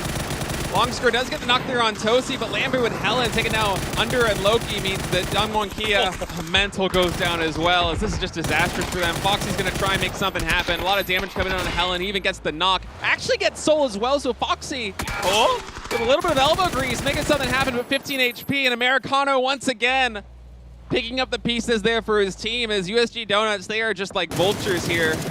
Love to see it. Gen G's turn to try to do something. It's the Freaks now who cut. Oh, Ghibli's going to get into this party. Gyumi got the knock on the salute. Great timing here by Ghibli to find the third party onto Donawa. Lambu scrambling into the smoke to try to stay alive, but he has 0 health left, and now he has none. It is Donawa gone, and the Donuts here are going to try to finish this. A great grenade from Sheva. Puts 2 on the ground. Americano hunting for the rest of Ghibli. So the Donuts are getting so many kills, just kind of three-parting every single fight. They're going to try and find Tosi. It seems they have a good idea where he is with more nades coming in, and that one looks very good. As Sheva and Kororn with some excellently placed frags will be cleaning up Ghibli. And USG Donuts, we're only 13 minutes into this lobby. They already have 7 kills. Oh, it's beautiful from the Donuts. Just so towing the line so well there between so many different fights. It's just fantastic footwork from them. Now Bagel Pak coming in very late to this, but eastern side is already vacant, and they're going to have a little bit of room to maneuver. That hill to the west of Severny is open. There's nobody really sitting there. There's one member of NewHappy, but I don't think that's like too dangerous at all for Bagel Pak just yet. Yeah, they're the last ones to the party, so they're just going to kind of post up over there on the eastern edge, play the edge of the circle, wait for the next one to pop, gather a little bit of intel, and the circle going quite a ways eastwards. Going to be pretty good for BegoPa's next transition in, although I say that and I'm thinking about the terrain over there, and you do have a little bit of hill to work with, but besides that, it is precarious. They'll make it work. Yeah, the pros find ways. Yeah, always surprised. It's like, you know, it's like Jeff Goldblum said in Jurassic Park. Life finds a way. Yeah, so we'll see. Gen.G trying to do what they can, and they have to make a maneuver. And, you know, what's funny is there's actually a ton of space in the middle of the circle. It's not the best of space because it's pretty flat, like sloping hills that's really expansive. So it is tricky to play in that area, but there is space to play in. I guess that's the best way I can put this. Chewy, the last remaining player here for Tiamba, going to see if we can rat out a couple more points for this team. Squanto and Freaks Lash posting up in the house right in his vicinity. Hikari coming as well. Now, the Freaks absolutely have no idea about this, and Chewy spotting this. Is he going to be patient or is he going to go for it? Because he knows that US is right on his doorstep, and maybe he's going to be gambling, hoping that they get in that vehicle together. I think that's on the exit. Exactly what he's doing. I think you hit the nail on the head here. He's just waiting to see if they vault out that window. BegoPa is just really taking their time getting information on this eastern edge. They want to make sure that it's safe, and then they're just going to kind of, you know, lurk there. PO is watching the south side of all of that while the other three do their thing. Now Chewy, here's the vehicle. Yeah. He's not. Oh, they got on the other side. He's waiting for the US that's on this side, but none of them got in it. Yeah, they have a handful of vehicles over here on this house. But he sees those two. And he spots Lash, spots Ian. Now he wants to get as many points for his team as he can, as often any fight he takes, he will inevitably die. So the ideal situation for Chewy right here is probably getting 2 knocks and at least 1 flush. And he's not going to shoot until he gets that, even with these guys bunching up right here. So juicy. And he's going to go for the frag. We'll see. Oh, he pulled it back. He pulled it back. Pulls it back. I mean, they have no. I mean, Ian has zero idea. He is just walk up and knife him. I wish, man. I mean, the best you could do is pan him in the back of the head. Throw the crowbar. Yeah, throw the crowbar. Yeah, that's all you got. Now, to make matters worse for the Freaks, GFY is taking some pot shots at them from long range. And any time now, Chewy's going to have to strike. Well, the Blues here now, too. Chewy really taking his time on this. Now they're going to load up in a UAZ. It's 3 in there. Hikari a little bit ahead. Yeah, and you see Chewy immediately jump his gun to the close UAZ, hoping it's that one. But maybe he's just wanting to take this UAZ now. He might try to survive. Like, he might feel like there's enough of an opportunity here that he can just wait for the Freaks to drive pretty far away, and then he could just call to the edge of the circle, too. I don't know. Yeah, I think you're right about that. That's a lot of options. Just didn't quite present itself. Chewy, with his patience, was trying to fish to get more than 2 points, but instead going to have to settle for surviving here as the circle is getting a lot of the fields over here to the north of George. I like this dip that the Freaks took. It can be a little tricky in this part of the game, but yeah, the longer this game goes on, if that dip stays in, the better it gets. There's a couple dips on this eastern side of the road that you can play, so that's one of them, and the Freaks are going to take it. There's another one in the north. Basically, Gen.G's kind of there already. There is sort of one outside of Infantry's compound to the southeast of that as well, but we'll see if we ever get there. Look at this fight between BegoPa and 4AM. No, okay. I thought for a second there, Too Hard was going to whiff on a few more of those shots, and I was like, that could get really bad really fast. Yeah, instead of getting way less with a headshot and then finishing him off is even... Oh, wait. Oh, for a second, I was confused by the colors there for a moment. I thought somebody on BegoPa needed DG, but actually it's going to be someone from 4AM. As Forever is trying to push this position just a little bit, capitalize on that knock. But there's another knock. NewHappy's going to get into this. Yeah, most likely. They are lurking in the background, sharking, as you would say, as Nade's coming out right now. 2 Hearts just short, right on the money, but second one is good, but 4AM already peeling off that position, and ZG escaping with his life there, almost got knocked. Theo's in the blue, though. It's phase 4, so it hurts pretty bad. Now he's getting help. 2 Heart got that really important knock on his ZG, so that should give Pio enough space to get forward and get in. 2 Heart going to retreat himself, trying to see if they can maybe get the reinforced position to help DG be rezzed. It does come through. So for now, BegoPa is A-OK. So far, NewHappy hasn't gotten hot and heavy on this fight. Now Pio trying to find another angle. He is still out in the blue. He has plenty of first aids, though, so he can actually afford to chill out there a little bit. You can see BegoPa is making sure that the other side of this hill, nobody's pushing over it just yet. The danger senses are there, but so far, NewHappy hasn't really dipped their toes in the water. And Sungjang now going to come in and try and pick up Gio as 911 getting in on the action just a little bit. 4EM's troubles continue as GFY 911 picks off forever, and now 4 Angry Men is eliminated. Too hard during all this. Did spot NewHappy lurking on the sidelines there. There's a couple of shots in, establishing a little bit of territory, but BeaglePaw, they're going to have to make a dash into this, and NewHappy might be trying to gatekeep them. Oh yeah, absolutely, especially with Sungjang and Pio stuck out in the phase 4 blue. Geez, Sungjang hits some incredible shots. That grenade is perfect. Gonna get the knock on Sungjang. Pio almost taken down. One more tick, and indeed, he is going to get knocked. So that grenade good enough to find 2 for NewHappy. The rest of BeaglePaw out in the blue, but there's no reses to be found here. This is phase 4 blue. You are not rescuing your teammates. Too hard gone. DG heals, but he is all but dead. Yeah. Looks like he's just going to succumb to his fate here as they do not want to give NewHappy any additional points. And the circle's closing in. NewHappy going to come in on the northeastern side, and GFY sharing this hill a little bit here with 17 Gaming. We might have a bit of a skirmish there in just a moment. They will go touch that crate. Kane with the AWM actually getting down Ming Ming during all of this. So NewHappy losing a little bit more life over here. ZPN also taking a ton of damage. You see there on the map feed. We'll see if he gets knocked as Nades coming in now on Gen G's position. Ren barely surviving that. That car is going to explode, so they have to get out of the way of that first, wait for it to land, but that opens up space for 911. Hit Spear, looking to find more. Renba into the smoke. Gets tagged in the heels a couple times there. Finally, shots ring out. It's actually Tai Lu who's going to give Gen G a momentary reprieve, but a good grenade from Sheva again from the backside. From where? How in the world did he get that there? That is an incredible grenade. ZP spraying down one, not going to be able to get the second. Yeah, NewHappy Esports eliminated once again, and by the time this game is over, we will have a new team in first place. The 17 BeaglePaw and Gen G all still in it. Now, Renba and Anant is going to try and weather the storm over here as the nades continue to rain in from Sheva, but seeing him peeling off just a little bit makes me think he's running out of utility. So Gen G, a little bit fortuitous there, will be able to get all of their reses up. Yeah, they were momentarily really in a bad spot, but USG didn't really collapse on it, and Gen G gets a fortuitous circle shift in that the circle went to the north. So in this case, Gen G, USG doesn't have to push any space, but USG is so fanned out.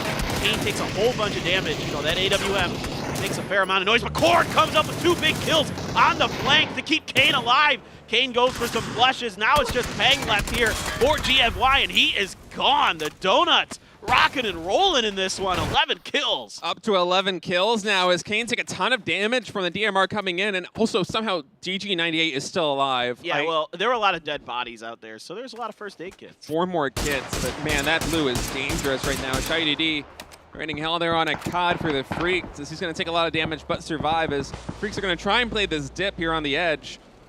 Yeah, they're making their way towards this other dip I was talking about earlier. There's a couple that you can play sort of by this road in the middle of the field, and they're just kind of inching their way through. Tai Lu right up close and personal with infantry, but they have a dip of their own to maintain, at least for now. Yeah, just seeing if they can find any angles there through those windows as infantry is holding down that compound. Now Little Ghost finds an angle himself on Gen G, trying to shoot through the leaves here, spot exactly where they are. None of these shots connecting though, as 17 Gaming going to be rolling up over here in these fields. Now there is a little bit of elevation in these fields to play with, a little bit of slope, so they do have the high ground in some sense, but you see the Freaks still able to spot this out. It's a tricky position, and Gen G has got a little bit of sightlines. Even some of USG now is starting to hamper 17 as they are under pressure. There's that AWM getting another big shot from Kane from downtown, but it's going to shift away from USG this time. Now they have some work to do, but the warehouse is open on the edge of that compound for USG. If they can identify it, they can actually get in there and at least find some level of safety. The edge of the road, a little bit playable. Man, Kane just barely gets behind that tree in time, and then Corn, let's watch this spray. Absolutely filthy, absolutely just ridiculous. Feels like every single bullet connected with the body right there to start things out and spell the end here for GFY in this lobby as the Donuts are having a hell of a game. 11 kills already on the board and 4 men still up. They are slowly climbing up with a fantastic day so far. All right, Corn. Let's see, we just saw in that replay doing a really good job for the Donuts so far, but it's a team effort.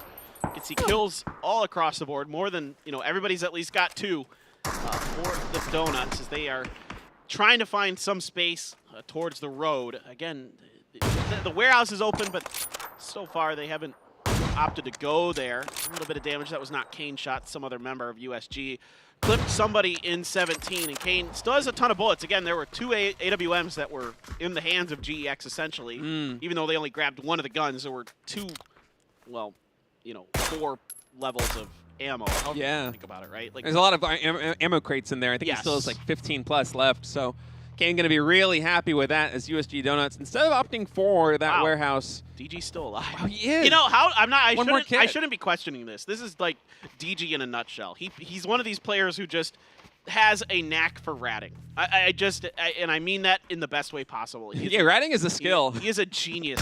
Oh, grenade is so good. Yeah, a ton of damage coming in on Spear. Not able to get the knock though. Is man, Donuts actually still have a ton of utility. You know, having Shava throwing all those nades earlier, I was thinking they might be running low, but Korn had 4 more frags, now down to 1. They're just cannibalizing them off the dead bodies they are putting on the ground. Oftentimes we'll see these teams go for fights, as that's another really good nade. Shava and Korn connecting with Spirit and Onyx, and we'll see if they're able to get the flush, just kind of dial it into the same spot there, and Onyx does get finished. Spear, no nades finding him just yet, and Korn actually coming in to pounce on this.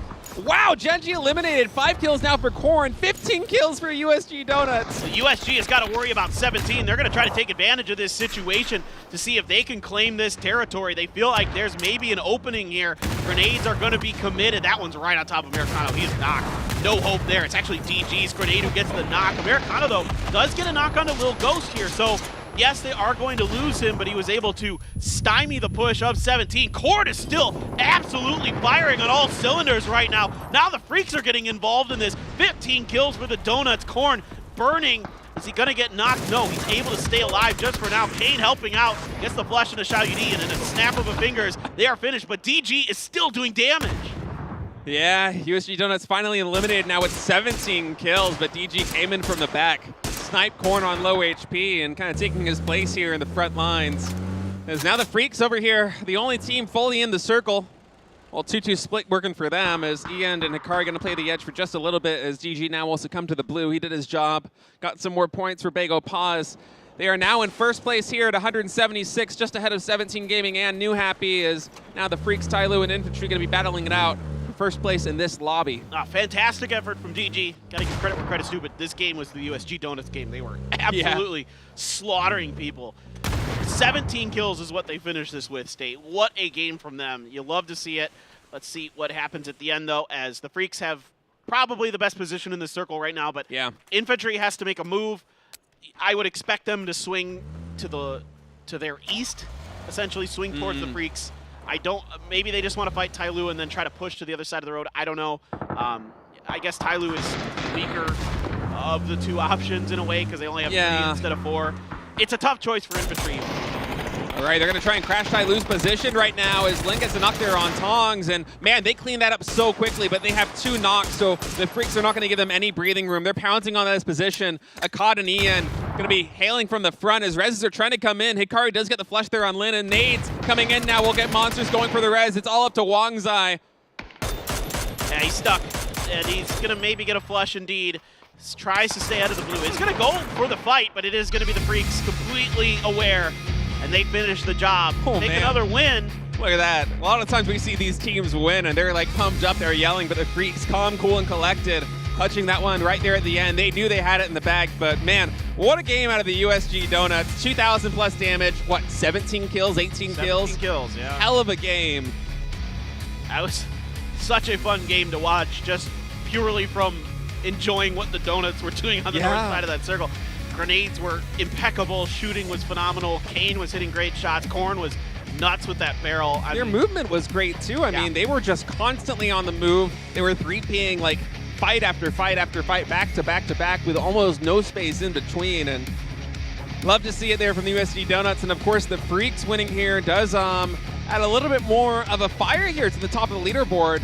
Bago Pa is now in first, but only by a hair above 17 Gaming and NewHappy. And now the Freaks, the overall damage leaders so far here at PCS7 Asia, catching some life, winning the last Erangel of the day.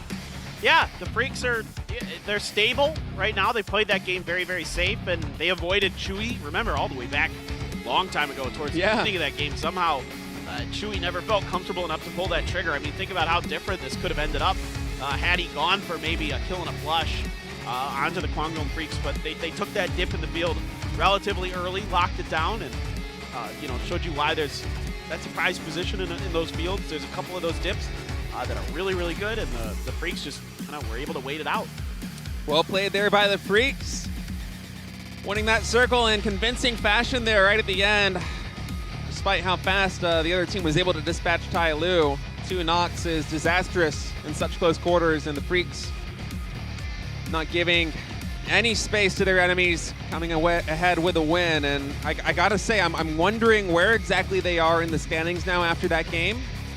So I don't think it was a very high kill game for the Freaks, but you get the 10 placement points, you're gonna be clawing your way up that leaderboard, and as we've seen from the top, a lot of the top teams so far today have not been really getting too many points. It's been a lot of teams on the lower half of the leaderboards, maybe in the middle field, besides 17 Gaming, of course, getting that 1 win. Yeah.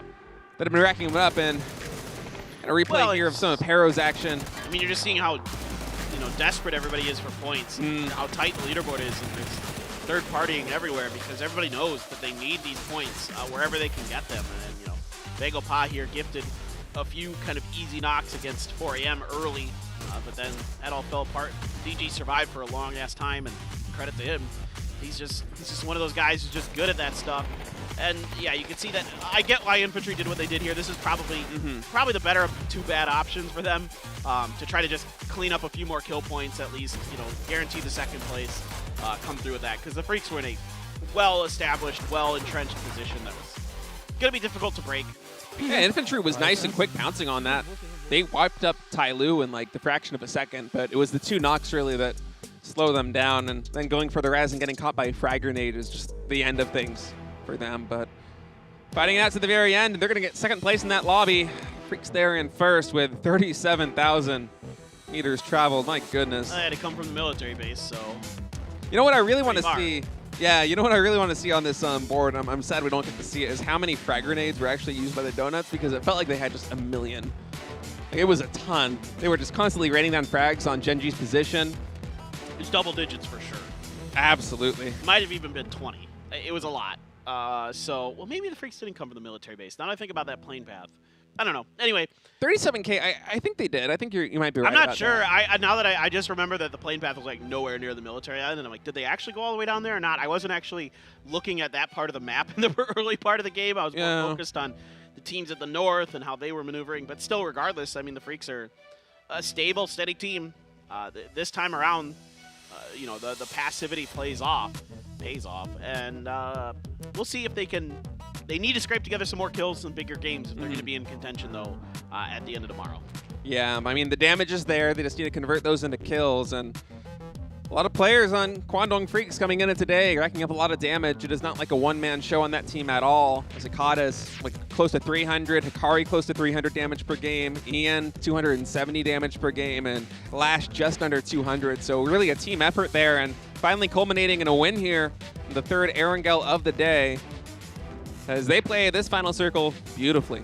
Yeah, I mean, it's really well handled. They strike at the right time, right on the back heels of 17, trying to strike onto the Genji USG fight, and then they just, then they can just line up at this, the side of this hill and wait for whatever Infantry's going to do, harass them a little bit on the way in. In fact, Lash got a kill on the Longsker on the way in, or knock, I should say.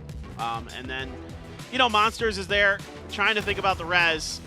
But like you were talking about, the grenades were good. I was wondering how they knew exactly where to nade there on that little tiny dip, but now it makes sense because Lash was the one who got the knock, so he was able to communicate that to the teammates in the front, get that frag grenade, and yeah, great communication there from the Freaks. Not giving their opponents any bit of time, just pouncing on that position, and that's going to be a win. But Donuts won my heart there with 17 kill points. Very well deserved. They've had some fantastic games. They've overall, had 2 really good games in this event. And both of them on Erangel. Yeah, and they're just. This is what kind of is almost frustrating about them, is you can see the potential in games like this, where they have so much explosivity. They just sometimes seem like they're not all on the same page, but when they are all on the same page, man, oh man, They're really good. 17 kills in total, more than the second, third, and fourth place teams combined. So think about that for a moment. So they got a ton of kills, 19 points. The Freaks there with 15, and Bagopod, those 10 points going to carry them all the way up to first place here at PCS7 Asia. Is what we only have 7 maps left to play, man. It's coming down to the wire. Yeah, we're getting into the home stretch, no doubt about it, because now we're going over to Miramar, and then we play 5 Miramars in a row. 2 today, 3 tomorrow. So absolutely now, teams are starting to get a little bit sweaty, and you can see it in the way these games are being played. They're fast, they're not fast, but they're furious. Yeah. Everybody is just fighting tooth and nail for every spot, every point, everything there. It is going to be Lash K as your player of the match since they did get the chicken dinner. Yep. And, he had a good one. Yeah, 3 kills, 60% of his team's kills. Also was able to communicate where that knock was to be able to finish the nade, which kind of sealed the deal there in taking out infantry as the Kwangdong Freaks able to play it nice and slow there at the end. Winning the 3rd Erangel of the day. And we're getting ready now to load up on Miramar, where Korean teams have won a ton of maps so far in this tournament.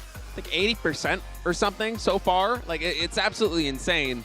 And Bagopod and Gen.G right now, both in top 4. Bagopod barely in first, 1 point ahead of 17 Gaming, and 4 points, ahead of NewHappy. Is these Korean teams are going to really hope to continue that Miramar success here in the final 2 maps of the day. And then look at the middle of this pack. From 4th to 7th, it's 5 points. 56, 54, 53, 51. It's wild. So tight. This is crazy, man. Yeah, top 3 separated by 4 points. 4 to 7 separated by 5 points. Anybody Madness. can still do this, dude. Again, tomorrow you put up a 50-point day. Maybe you have a good finish on Miramar, and anybody I think 7th on up can still have a shot at taking the championship for this event. So very close. We'll see. We'll see what Miramar brings us. I'm super excited right now. It is all just this is a lot of fun. There's no other way you'd want this to shake out than having a lot of really good teams up there at the top vying for this tournament. Yeah, I mean, I would have been content if we just had 2 teams gunning for that top spot, pulling away from the pack, but instead, like, as you said, all those teams at the top of the leaderboard, everyone is in shooting distance with 7 maps left to play. Couple of good games, and you could easily propel yourself to first place. As even DG, fighting for every point, ratting it out there at the end. That was enough for Bagopod to come up to first. I mean, it's going to be plays like that. It's going to be teams fighting for every single point that decides who's going to be the champion here at PCS7 Asia. Yeah, exactly. That's why having a player like DG on your team is so useful. It's why on the old Gen.G, when they had Loki with PO, he played a similar role to DG. A guy that you could rely on to kind of scrape together some points when things went south, which is likely to happen in PUBG. You're just going to have those games where sometimes the fights don't go your way, or you get third party or something. You need a player who's got that keen knack for knowing when things have gone bad and how to make the most out of it. So DG98, one of those guys, no doubt about it. GFY, back into 7th, so kind of bouncing around here today. But again, it's so tight in the middle of that packed state. You've got 4 teams within 5 points of each other. Yeah, I mean, 7th. Anything is possible. Right. Saying that they're in 7th is kind of underselling it just a little bit with how close these teams are. And GFY, of course, winning the first map of today. They've already had a great start. Let's see if they can have a great finish as we're getting ready to load up Miramar, man. 2 more maps left to be played today. Yeah, dude. Let's get it. I'm ready. I am so excited for this. Even though it's the last time we go to Miramar, my body is ready. I hope the plane is ready. And those McLarens are ready. I tell you what, everything is ready. Let's go. It is time here. Oh, I just noticed you could see Dubai in the background there. Oh, could you? you? The Burj Khalifa. Yeah. So that's cool. That's kind of cute because we're getting ready for PGC, which is going to be in Dubai. You can see that's sick. I just noticed that. That's adorable. All right, plane path a little bit south. A lot of it south. Yeah, in some ways. Monte Nuevo all the way to the south of Impala.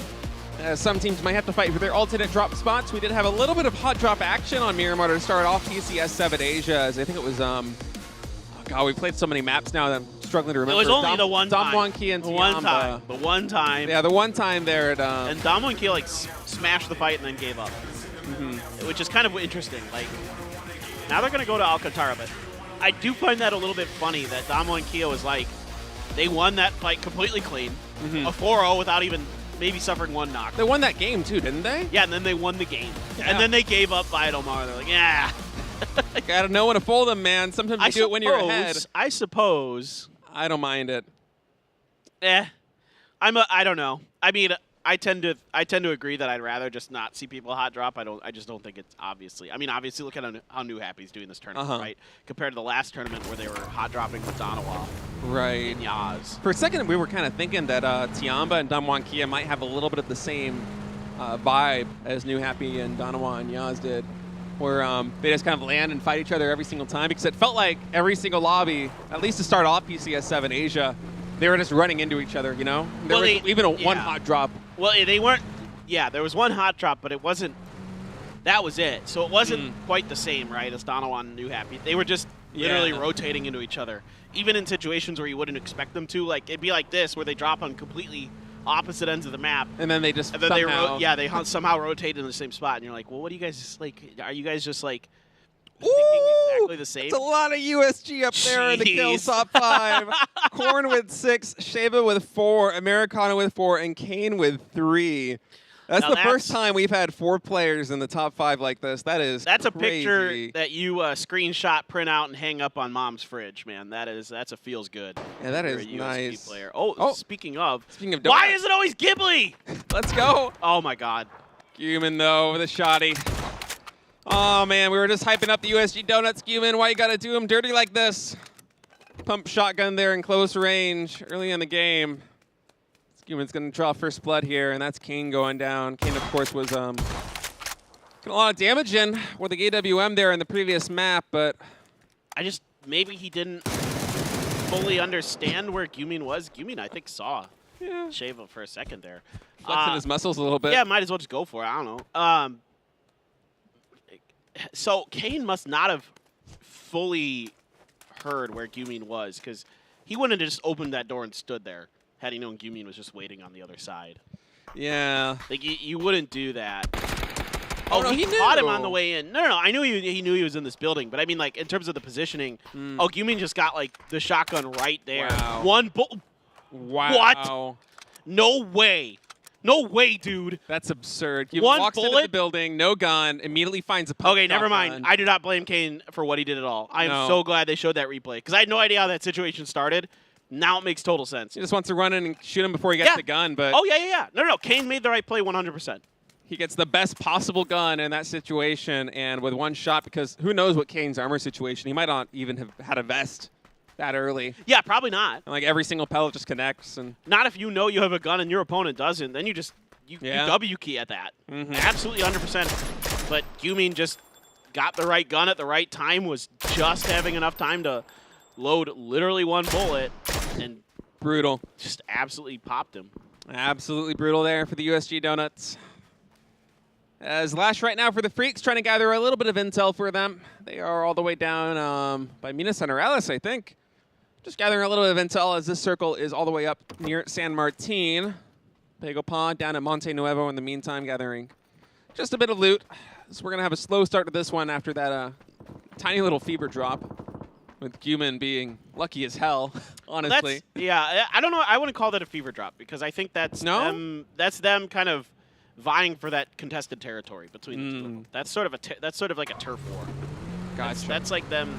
I don't think that's unintentional. I think that's sort of intentional on someone's part. Like somebody made the call to get aggressive there. Somebody needs to make a Venn diagram with like turf wars and fever drops. Yeah, drops for me so I can process this. Sorry, no, it's this terminology was established before your time. Yeah. So you're this is back when we played third-person PUBG. No, not that old. long ago. No, that was 2018. That's the last time I casted third-person PUBG. Good old days, man. No, we're good. We don't need to go back to that. You don't enjoy ratting out behind trees, just spotting where everyone is when they can't see you? Nah, you don't miss that? No, I don't enjoy people proning behind hills and using the camera to watch what's going on the other side. No. It really is a different around game. doors, looking around corners. Yeah, it wasn't the best.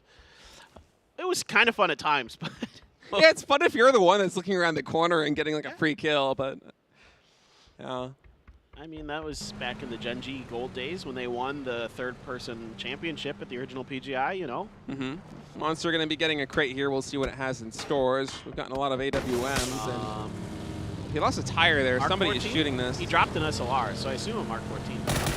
Gotta be right for AWM. Long, continuing his reign. Had a great start yesterday, now getting a non-exist Pero with an unfortunate rotation into, or Gen.G, excuse me, with an unfortunate rotation into the arms here at Pero.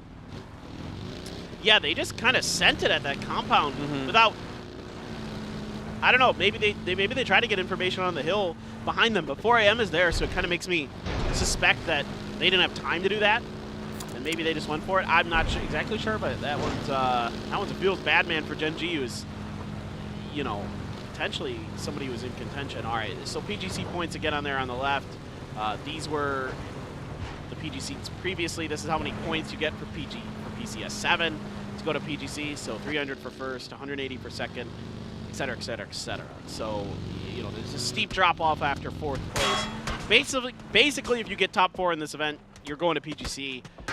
Top 5 and 6 and 7 even kind of pretty well in there, except for GFY. 7th is where it gets weird because GFY didn't qualify for PCS6.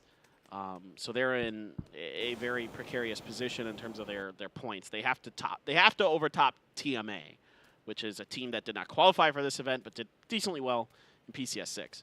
Man, the Freaks are absolutely dialed in on this crate. Like, so many of those shots connected there. And that's like 300 plus meters. That is public lobby. Everybody's watching the crates. Yeah. It's Damwon Kia now rolling in from the northwestern side. Not too many teams in front of them as they land all the way up at the corner of this map now. Starting to breach into the circle. We'll see where they decide to go. We've seen a lot of these Korean teams that kind of prefer to play the edge, just really stay in their vehicles until the blue pops and then kind of dive into a dip or into a compound in the center of the next circle. We'll see if that's going to be their game plan here in this one as Gen.G's Asura on the motorbike coming in here. Well, yeah, again, this is pretty similar to some of the Miramar circles we've seen a little bit earlier in the event where everybody wants to center up around San Martin because the circles are going to eventually most likely start shifting in that direction because it has to leave the territory around Power Grid unless it like hard shifts down to like the southwest. Then Bagel Pa is going to be real happy. But that's super unlikely. So, you know, again, teams are playing the odds, looking for, you know, whatever they can. And the closer this circle gets to Hacienda, we've already seen it a couple times in this tournament, the more valuable that real estate is that you've already claimed, like the hard cover that protects you, those compounds. Especially those compounds on that crossroads to the south of Hacienda, just absolutely critical as we've seen proven time and time again here at PCS7 Asia. Now, 4AM posting up over here. This is to the northwest near Damwon Kia. So 4AM is going for a 2-2 split right now with Wei and Xiao Lu over here on the southwestern side. And Damwon Kia, they don't seem like they're too keen on crashing any compounds. They're still doing a little bit of looting as Mental and Foxy, excuse me, are looting some compounds over there on the edge. And the way this is all shaping up seems like we won't actually have a skirmish between these two teams, at least not yet. We're kind of watching, not this team, 17 is a 2-2 split, covering a lot of really valuable real estate potentially. If this ends up like that game did yesterday on Miramar, where the Freaks won, they could have a pretty good position. I'm worried about Tianba right now. Looking down at where they are by NewHappy. Oh yeah, look at that. They're like surrounding NewHappy's battle line. And Pio trying to get up on this rock. They're surrounding it in a way, but like it's like a 1 km separation between two of their players. Yeah, so Pio's going to go for the tire at least. Yep, he's got it, so now he can peace out. But this is kind of weird for Tianba. If you look at the very south end of their screen, they're kind of cut apart by NewHappy's line there. So I'm kind of curious to see if that's going to amount to anything. Yep, okay, so we're already shifting away from the power grid and from that hill line that Bagel Pa is on, which is, again, considered land ratio terrain. So, you know, now everybody makes the mad dash for these compounds in the middle. You can see the Freaks already on their horse, USG, with their 3 remaining players trying to make the mad dash into one of the compounds. And Lil Coast, Xiao Bei as well, take Asur out. I mean, Gen.G just cannot drive anywhere without getting ripped out of vehicles these last couple days. Gen.G is getting obliterated on the rotations. We saw it yesterday with players going down on multiple games, and the story continues here as Gen.G already bleeding out 2 players, only 10 minutes into the lobby, and not even in straight up fights, just trying to rotate and find some territory. And now 4AM rolling on GFY's position. We'll see if they decide to crash this. Meantime, Esports trying to shoot Pang there on the back of that motorcycle, and yes, 4AM will breach this compound. There are only 2 players here for GFY. It is Summer and a Tongmu. So they're going to try and defend this house. Tungwoo now take out the nade. There is a Molotov, and he throws it right into that little cubby. We'll see if he's able to connect. Oh. No knocks in, so Orion able to identify the situation. Now NewHappy and Tiamba also fighting for some terrain over here. Zepion with a great spray does get Tong.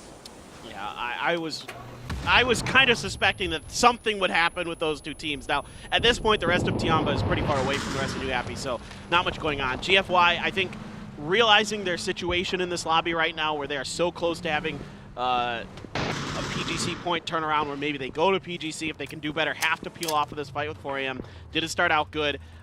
Discretion the better part of Valor here from GFY for sure, not finding any knocks or anything like that. Petrichor Road and Ghibli squaring up, kind of settling, you know, drawing the white line between these complexes as they wait to see if anybody can find a knock. Yumin here going to let one loose into the window. I don't think that'll find much. Yeah, Ixlef now rolling in, so Pero, 4 men full up here in this compound. A lot of barrels and one M4 on Long as they're going to try and do a 2-2 split here in these houses and see if they can find an opening. Long is looking for one. Gets a little bit of damage there on Heaven as he went for the Molotov that came up short. Long now throwing a frag grenade that also will likely not find much. As they're kind of getting entrenched in here, there hasn't been a lot of give on either side. Yeah, they're both just trying to find that one pick where they can break open the, you know, the space of the other team, and both of them, I believe, have 4 up. Yes, indeed. So this is tricky. It's a bit of a standoff here, as unless you get that opening knock, it's really tough to make something happen, especially since players have had time to kind of switch out their loadouts, pick up those pump shotguns, those double barrels to defend their houses. Yeah, I mean, I like Ghibli's position a little bit better in a couple ways. A, they've got the better side of the circle. B, those buildings they have a little bit more cover, potentially. Oh, but that should be bye-bye. Bye-bye? Oh. That's the headshot. Headshot, but he hit another one. So close. Ah, so close. That is a really long range, though. Yeah, that's a 6x. Looks like almost fully zoomed. Just 7-7's going to get away from with the skin of his teeth. As Tiamba's 9 has been trying to scale the same rock for the longest time. Our observers highlighted it there for a moment. I see him on the map still trying to do it. We'll see if he eventually is able to make his way up there. He's doing like the jump and then like pressing the vault key to try and get it. Oh yeah, some of those are kind of tricky to grab. Yeah, they're tough. Going back over to Hacienda, nobody's in Hacienda proper. In fact, a couple of compounds are open as everybody was expecting this to go maybe to the south or to the east a little bit. It does not. So there's some prime real estate still available, and Danawa might be able to get to the edge of Hacienda. Ghibli sending some shots their way just to let them know they're there, maybe get lucky and do some damage, pop a tire. Yeah, USG Donuts also rolling up to the unoccupied farming compound as well in the center of the circle, so they will be very happy to find that. And now Tai Lu and GFY just going to find themselves across the road from each other. This is all the way on the north side of the circle is GFY, although they have 2 players here in this compound. Pang and 9-1-1 are still split off to the north, gathering a bit more intel, so our observers are now pointing out. Yeah, it's a lot of teams, again, with a hard shift like this or on the outside looking in, so things going to get a little bit spicy here momentarily. And there's a lot of fields still in play in this, especially in the eastern half of this circle, so teams are going to be finding themselves under pressure, under fire, if they try to get anywhere, frankly, on the eastern side of this. And that's the side that a lot of teams have to come into. Fortunately for Bago Pa, a good chunk of this hill is still in the circle, so Pio will be able to have fun to his heart's content. Trying to shell there, and Soul right now from Danawa gets a couple good connections there on, I think, Renba from Gen G. Yeah, poor Renba got completely separated from Spear. He got stuck in San Martin because Pio was popping tires out there and kept him kind of pinned down. Damakia going to ride the edge of the blue on the way in, try to come in from the north. There is a little bit of space up here with GFY's kind of extended lines. They might be able to find something in there, but they're actually cutting through down towards the field first. This is going to be tough. Yeah, I wonder exactly where they're going. Perhaps they're going to be driving straight through the fields and trying to find something else, as this is not the kind of terrain you want to find yourself in. And there are a couple teams with line of sight on this. Is now Tai Lu starting to shell him just a little bit. Not too much damage coming in just yet, as Damwon Ki actually able to avoid any shots. Have a lot of speed in these vehicles that they've been building for a while. I guess they're going to either take this house or something on the inside of this kind of. They're going all the way into Hacienda. Look at this. Danawa's not really ready for this. They should have enough time, I mean, Damwon Ki in this case, to have some kind of beachhead established. Yeah, Lambu's watching it. He's going to get the first knock, but that's all he's going to get off of that initially, so they can at least get a foothold inside of here. Yeah, Lambo now going to retreat up the stairs, set up a crossfire there with his teammates. Able to find a little bit of damage, but Helen takes some as well. Now we're full on pub lobby. Having a battle inside of Hacienda. Yeah. I feel like I'm hot dropping this in solo queue or something. Exactly. Right, Dummonkia just kind of posting up right here. And wow, KDF.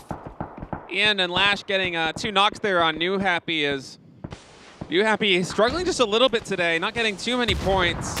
And now Ghibli finally trying to make way. Oh my God, so many smokes, Paper Thin. This is tough for Ghibli. That's a knock, though, because they have the pump shotgun. They have 2 pump shotguns, and they are just slaughtering Petrichor Road. So that switch over to those up-close and personal specialist weapons are proving to be very valuable for the side of Ghibli. There's a pump shotgun for Ming here as well, though, as now they retreat. They have to try to stabilize as Ghibli continues to press forward. That grenade's going to scatter them momentarily. It's out into the wings. Now Gumin already in and vaults through this window. Another grenade out the front. Gumin's been spotted. He's going to try to stun in, see if he can finish the job. Sees the side, and yeah, with a little help on the other end, that is going to be Ghibli winning that battle. Now 4AM rolling up over here on infantry as the skirmish continues. Longsker completely blind right now in the corner, but he's able to buy enough time for it to come out. Then walks out to the side, takes down ZG, and Wayless is eliminated as well as infantry with a nice hold there. Thought Wangzai was dead to rights there with all those flash grenades, but they weren't able to actually evict him from that position, and now infantry is eliminated. Bago Paz trying to get in on this action, though, as they know 4AM is battered and bruised. Sungjung going to throw a Molotov. You saw a lot of down bodies over there in that building. Forever, right behind the Bang Bus, trying to find something. He does have a shorty, and he gets Pio with it. Pio goes down. DG is knocked as well. Sungjung now with a shorty of his own. The shorty battles of Miramar. He will get 4AM, and now 4AM is eliminated there. Yeah. That's why you carry it. It's really good in those situations. Nice little piece of timing from the side of Bago Pa. I really like the way that they played that. Waited for that fight to be borderline over and then finish it themselves. So nice little piece of work. 17 tried to kind of third party the Hacienda fight. Didn't have much choice because of the circle shift, so not a bad decision at all. But them, Damonkia, and still Donawa all fully entrenched in here. So now we are full on pub lobby. Yeah. You know, hot dropping right out the gate. Donawa's just down to 2 though, as they lost a couple in the background. 9 players in Hacienda right now is truly, it feels like a pub lobby. A lot of teams posted up in here, but the circle kind of far to the north. There's only a little bit of Hacienda still in it. Probably will be removed in the next circle, so we'll have to see how this develops as we get a replay here of Tiamba Esports 9.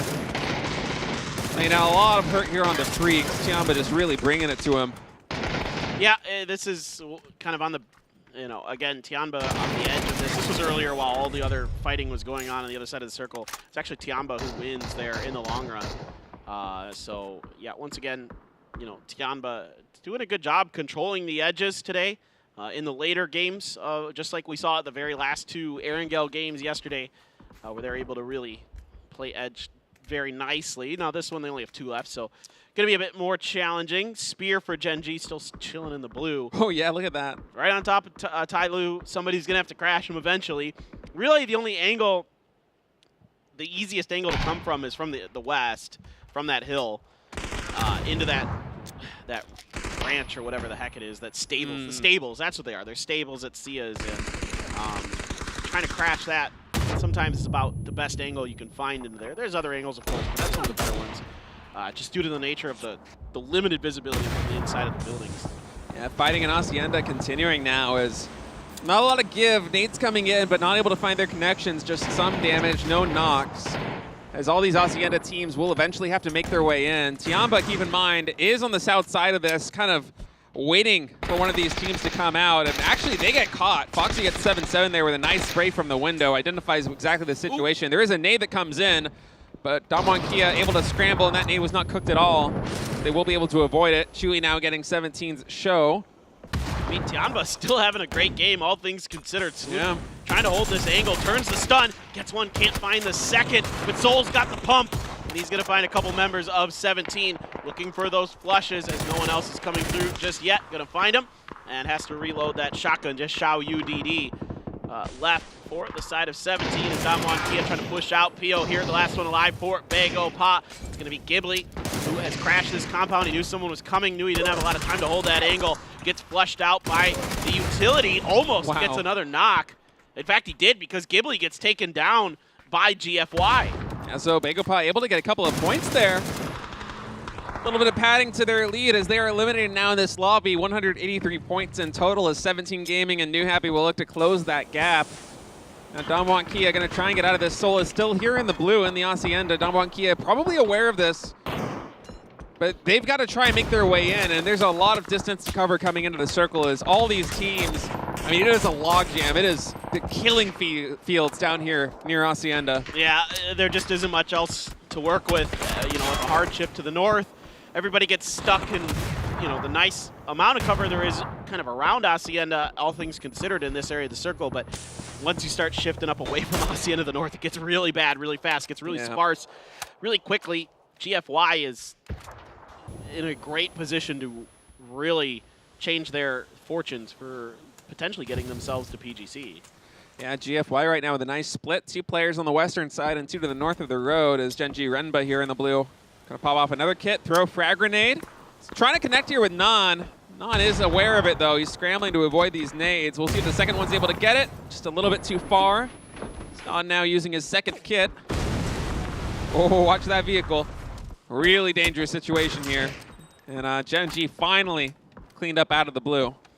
Yeah, GFY just kind of doing a little bit of damage from long range there up on their high ground. Now, let's see if they're going to be able to find anything now that the circle has shifted away from them, if they're going to be able to make a crash of some kind into Tyloo. Tyloo's holding the longhouse with 2, 1 in the stables and then 1 out in the other building to the east with CC in a 2-story there. So a little bit of a tough defensive hold. Nan there trying to turn the stun. Did not work, and SSR going to be able to get him there. Now, USG hampering that. SSR then turns and says, ooh, another AWM. We had one of those last game and it didn't go so good. Let's try again. Trying their luck again with the AWM. As GEX right now working a 2-2 split. Excuse me, Yonli trying to find an angle. He does get Sheva there with a headshot, and that will be a knock. As GEX really doing their best to control the south side of the circle, and they certainly want to because there isn't too much terrain to play with here in the remaining circle, especially if the circle decides to shift further to the north. So them not having anyone in their immediate vicinity would give them a lot more breathing room, a lot more space to work with. We'll see if they're able to clean up the summer, but hold that thought now as GFY going to be rolling up on Tyloo's compound. They identify they need to take this position if they're going to win this game. And they're able to get in without too much damage just yet. Summer buying a lot of time. He does eventually get knocked by the spray from Zhao Yang. Is now 9-11 and a Tongmu over here on this house. The nade is deflected off of the vehicle.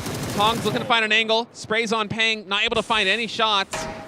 I thought he had a really good angle there for a second where he was going to maybe just smoke GFY, but did not connect on the shots too well. Tongmu has to dodge that molly, so he is going to jump over the picnic table to get on the other side. Sia, as they have seeded this longhouse now, has Tyloo. Zhao Yang going to finally get the kill onto Summer as that comes through. Now it's GX's turn. I love this. They got to make a go. Might as well do it now. You just got to wonder if Tyloo is kind of maybe in a less fortunate position. They're both on the roof, and 911 is the better part of it. He is going to get Sia. Sia had no idea. Here comes GEX. All this concentration on the north with fighting as CC gets another knock, does get the flush there on Peng, but now GEX is rolling up to the party, and finally, GFY is eliminated. Tyloo does have 3 players up with no knocks. They did lose Sia during all of that, but GEX with this 3-1 split, 3 in the warehouse, buying themselves a lot of space. I'm sure if you're GEX, you would have loved if that fight just lasted a little bit longer so you could pounce on that opportunity, but instead they're going to be happy to have the south side of this compound and Yonli on the flank position. Yeah, still that game puts GFY up in a 4th place, so they've got to be feeling pretty good about it. But like I was talking about a long time ago, that this compound is rather tricky to push from most angles, and Tyloo just showed you why. And again, they only lost 1, but GEX 2 on the roof. This is a GEX classic, getting up on the roof late game, seeing if they can make a go of it. Damage traded both ways. Both teams then immediately go over to the grenades to see if they can fish the other out from the top of the roofs, and nobody gets a knock. A little bit of damage done to both sides, and now things just kind of slow up for a moment. Yonli's on the long angle on the anchor position to watch. SSR as well with that AWM. Trying to keep Tyloo hurted here and keep them away from the two members that are on top of the warehouse. Yeah, it's critical for Yan Li to identify exactly where the Tyloo players are rotating. If they can keep tabs on that, might set up the space to connect with nades or at least avoid a flank, as GEX positionally is in a far superior position. As long as they can continue to hold this front, get some damage in, as Zenon with a nice spray, they're able to connect the headshot on Tongs. No knock, but all this damage does add up. As now Yan Li coming for the flank position to rendezvous with his teammates. He did his job there in the back, gathering intel for the team. But GEX right now, as long as they don't lose some knocks, as long as none of the players in the front get knocked, they should be in a commanding position here with 4 men up and the positional advantage. Yeah, absolutely. It's just a matter of just keeping themselves from overstepping. It's really about not, committing too much to anything and keeping track of your angles. Now, Savior is watching CC's position. SSR going for the AWM, has the extended mag on it as well. So just going to peel back for a moment. Oh, Savior saw you, CC. He's aware. He saw the footsies. And now he's going to try to hold that right-hand window. CC going to start creeping up into it. He's going to peek. Yeah, he's got to get through that door. Oh, no. Hits the ground. Hits the roof, I mean. Yeah, Savior just barely obscured. Hits the top of that roof instead of connecting with his shots. And those positions are both revealed as we have a bit of a standoff now. GEX playing this nice and slow. They don't want to give it this positional advantage. And as long as they can prevent Tyloo from getting too much ground, they should get this. But Tongs here identifies the situation. He's going to go for a wraparound. He's going for that crate. Thought for a moment there he's just going to go out and go for that crate. No, he's trying to go see if he can get to some other flank angle, and he does get there. Yeah, I like this play a lot. Gives Tyloo a lot more advantage now. So they're going to have a little bit more intel, and now GEX, they can't just focus on the north. They're going to have to keep some of their attention over here on the south. If he could just get a little bit higher. Yeah. He could see down underneath that, but from that angle with that hay bale, he's not going to be able to see underneath the tractor. All right, we're going to center up down on the fields. That's phase 8, so Tyloo a little bit on the clock right now. Jaeyong going to be throwing some smokes. He does have 4 left, so this is not all of the utility being used here. As most teams, you can look at the inventory screens right now as we cycle through the players. Out of frags, out of mollies. It's mostly just going to be flash grenades and smokes here from here on out. Tyloo's in a really tricky spot, so they have to wrap way around on the outside of this to try to get into the next circle. Not many vehicles left, as the last one I think Tongs took, and SSR is just tunneled on that. So everybody else on GEX hopefully is watching these rotations from CC and his teammate as they try to get over onto the eastern flank of everything. But in theory, I think GEX should be able to keep them pinned down. Yeah, GEX does have the numbers advantage. They're all very consolidated over here in this warehouse, which could have been disastrous, or could have provided an opportunity for disaster if Tyloo had more nades, but that is not the situation. So having all 4 players up in that warehouse is a lot of guns.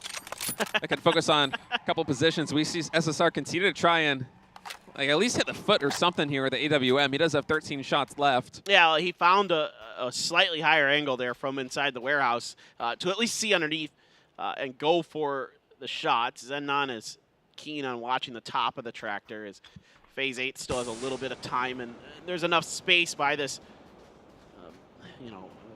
this gas tank or whatever it is, or septic tank that's next to the house, so they can wait this out at least a little bit.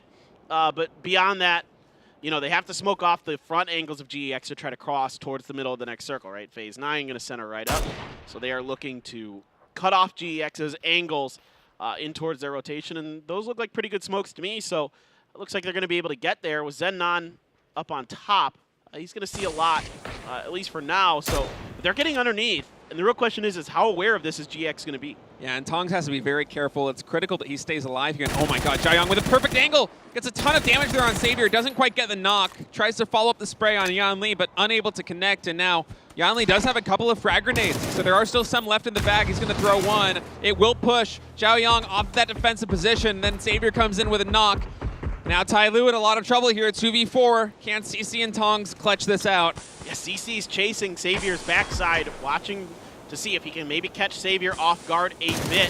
They push around the corner, not going to get the knock though. Once again, they come up so close, but just short, so up to just Tongs in a 1v4 to try to finish this out. Xavier's re-peeking that angle, and it's going to be the finish and the win for GEX. Nice win there for GEX, and man, kind of a tough break as 2 sprays came in from Tyloo, but they were just barely missing it.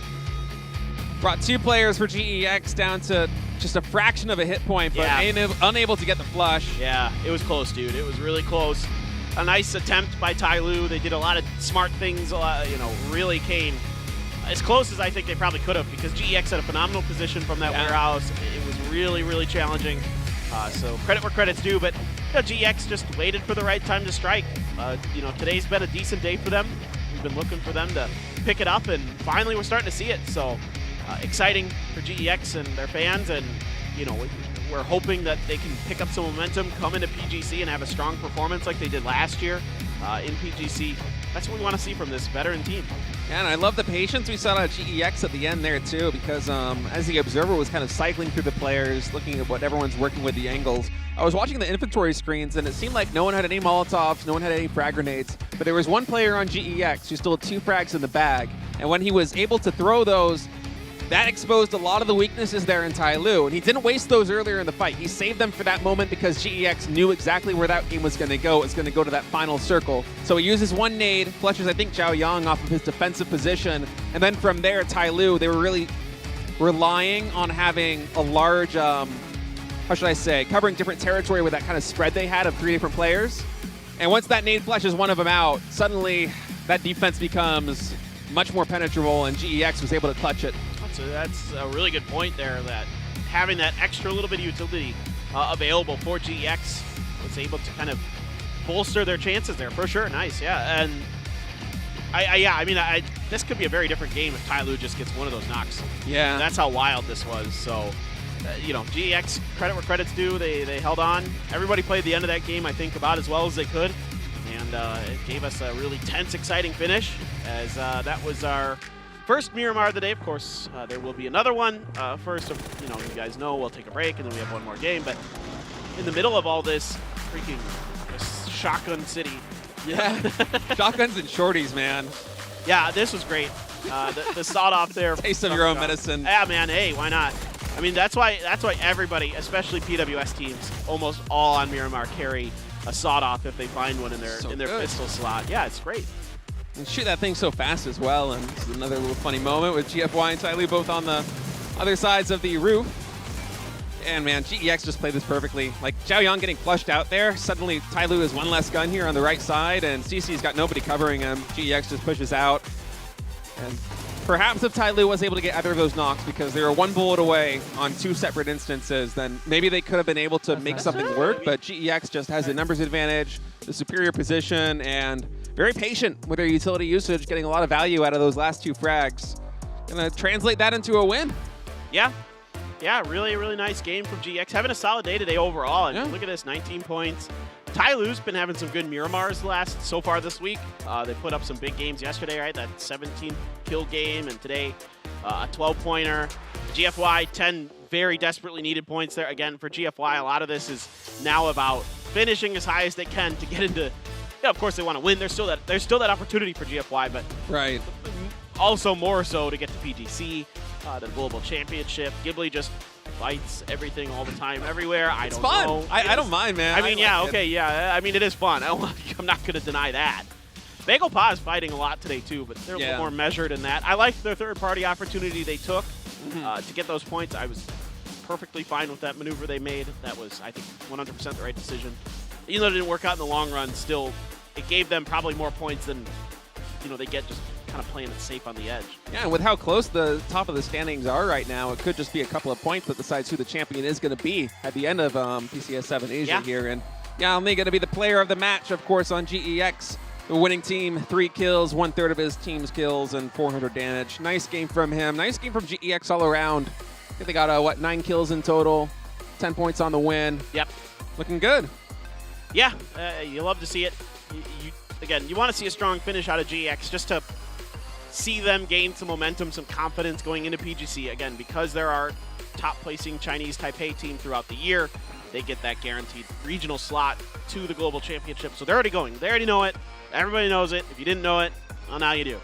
And yeah, so there's, I think for them it's just kind of working on things, tweaking things, and there you go. BagelPop slightly extends their lead over 17 to 5 points. Yeah, 5 points, though, is not much at all. No, it is not. NewHappy is just 2 more points behind them, and now there's a little bit of a gap from 3rd to 4th, 15-point gap, but then once again, it's tight as hell. GFY at 161, Gen G 159, and the Freaks and Petrichor Road on 155 apiece. So honestly, any of these teams in the top 7 have a really good shot of making it. If Tyloo or Tiamba, or I suppose especially Tyloo, if they have a really, really good final day, have a chance. Yeah. But right now it's looking like those top 7 teams, and I mean, we have 3 Korean teams in that top 7, so there is a chance that we're going to have our first ever Korean champions here at PCS7 Asia. It's definitely in the realm of possibility for sure. Tyloo needs to have another good game here today to finish it out. I think if I'm really going to have any confidence, even a 60-point game tomorrow probably isn't going to be enough based on where BagelPie is currently. But if they have another good game here, then I could see it happening. We'll see.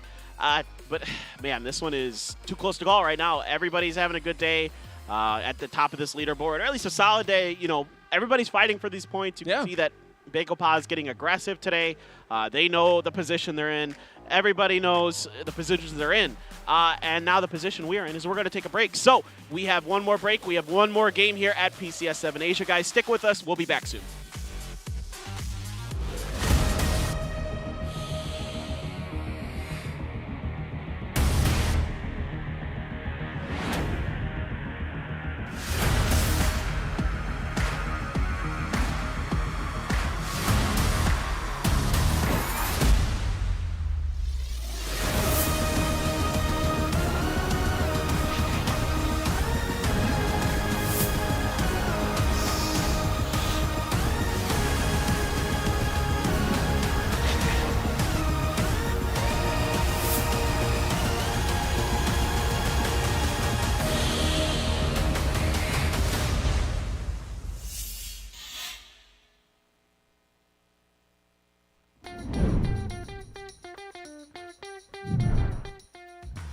条头肯定不是这两支队赌。是。哎，抢车，果然这两支队伍还是有些冲突。这个车是 FTY 拿到了。放心，没有掩体，没有掩体，但这个拖的位置可能也是一个选择。那接下去要找枪了。有把枪，我看到了。哎，撬棍，直接抢车。下车，规避伤害。开始表演身法了，这个撬棍打上去，直接打到了车框，走了，零数吗？真的走了吗？走了。 However, on the east side, look at this, Ents on the pull-up here. Stardust still positioned in this little defilade. There's no way Ents were into where this position was taking. LG finds 1, finds 2. That is 4. We're not dying, they've been as quiet as last game was. They have been brawling this entire end. Much more of a solo snake effort here. You can see FaZe now creating an opportunity here with the utility, trying to at least create a pathway for them, but they're leaving it pretty late here if they're going to pile up into vehicles. Lose set up with a Grozer as well. Doing it at the same time too. The grenade from Perfectix could be huge. Let's see if it hits anything. Comes out on the other side of the wall. H is still in his car. Tries to reverse off of the wall and drives straight on top of the landmine. But Tulans gets a confirm on it. 수류탄도 있습니다. 수류탄도 있네요. 자, 타이밍. 오, 타이밍. 문닫기.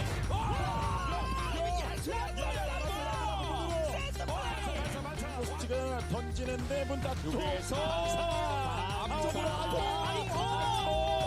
수류탄 너무 위험죠 直接上车，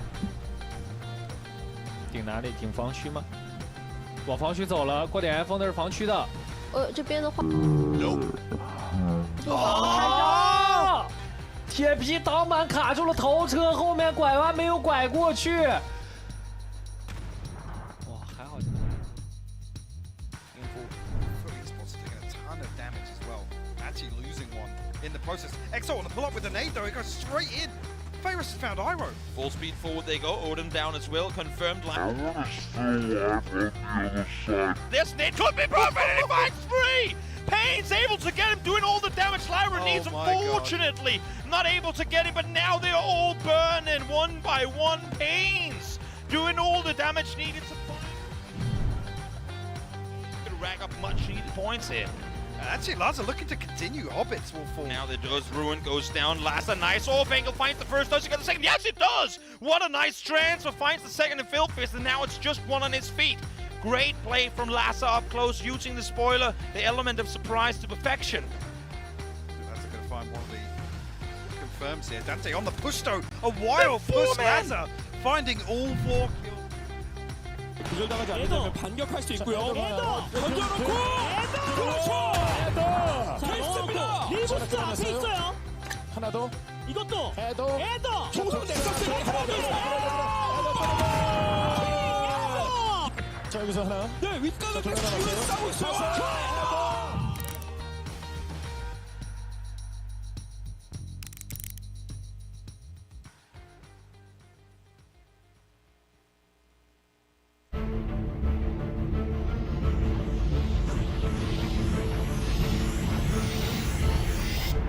All clear on the roof. Heading back down. Roger. Hurry up. We need to move. Just make sure I don't take a bullet in the back. Looking good.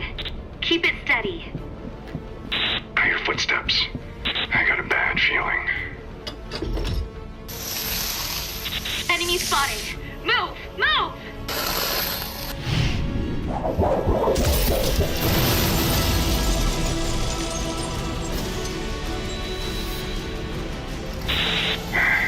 You're going up next time. There won't be a next time.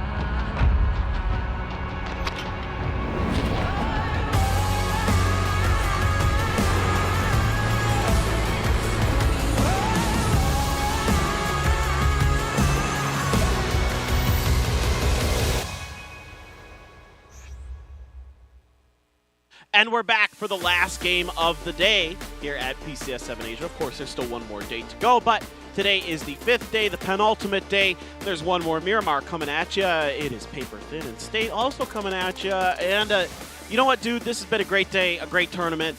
Anything's possible at this point. I mean, you could tell me that any of the teams on the left-hand side of that leaderboard, when you divide it in half, win tomorrow, and I'd be like, yeah, okay. Yeah, I can see that. It's a very tight race, and even today, when these top teams need a lot of points to climb that leaderboard and kind of solidify their lead, we have a lot of these teams that are kind of middle of the pack that are racking up a lot of points. The Donuts just had a really great game. They got a ton of kills there on Erangel to close that one out. GEX just won a lobby. Yeah. So it's been very competitive, pretty much from top to bottom so far here to start things out. Yeah, and it's good to see those teams that are going to be going to PGC have a strong finish here. Again, it's about that momentum, the confidence that you need going into that global championship. Of course, there's stuff you can do, Twitch drops. We talk about this all day, every day. You know it, you love it. You know, you get this for free. You get this for participating. You know, turn on your drops in Twitch, connect your Twitch account to your PUBG account. You get free EP just for watching. That's all you got to do. You just got to watch. And then there's the pick and go thing, which is in the PUBG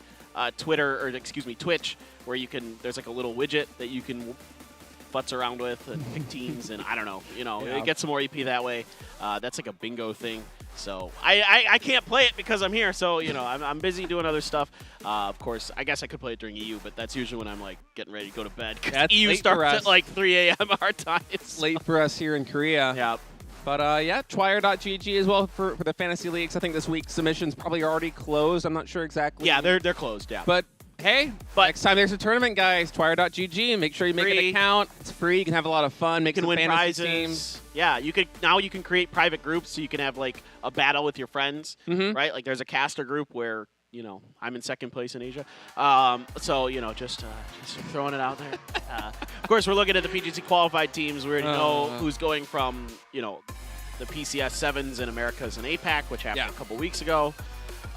I'm pretty curious about all of this. A lot of really, really good teams from both regions. I mean, the Sonics are probably going to be one of the 3 or 4 teams that people are talking about winning this event for the Global Championship this year with the way they've been playing. United definitely probably should be in that conversation, in my opinion, as well. And then in APAC, some really, really good teams that are just historically, powerhouses of the region, like Daytrade and Buriram. And then here, so you can see this is the points before.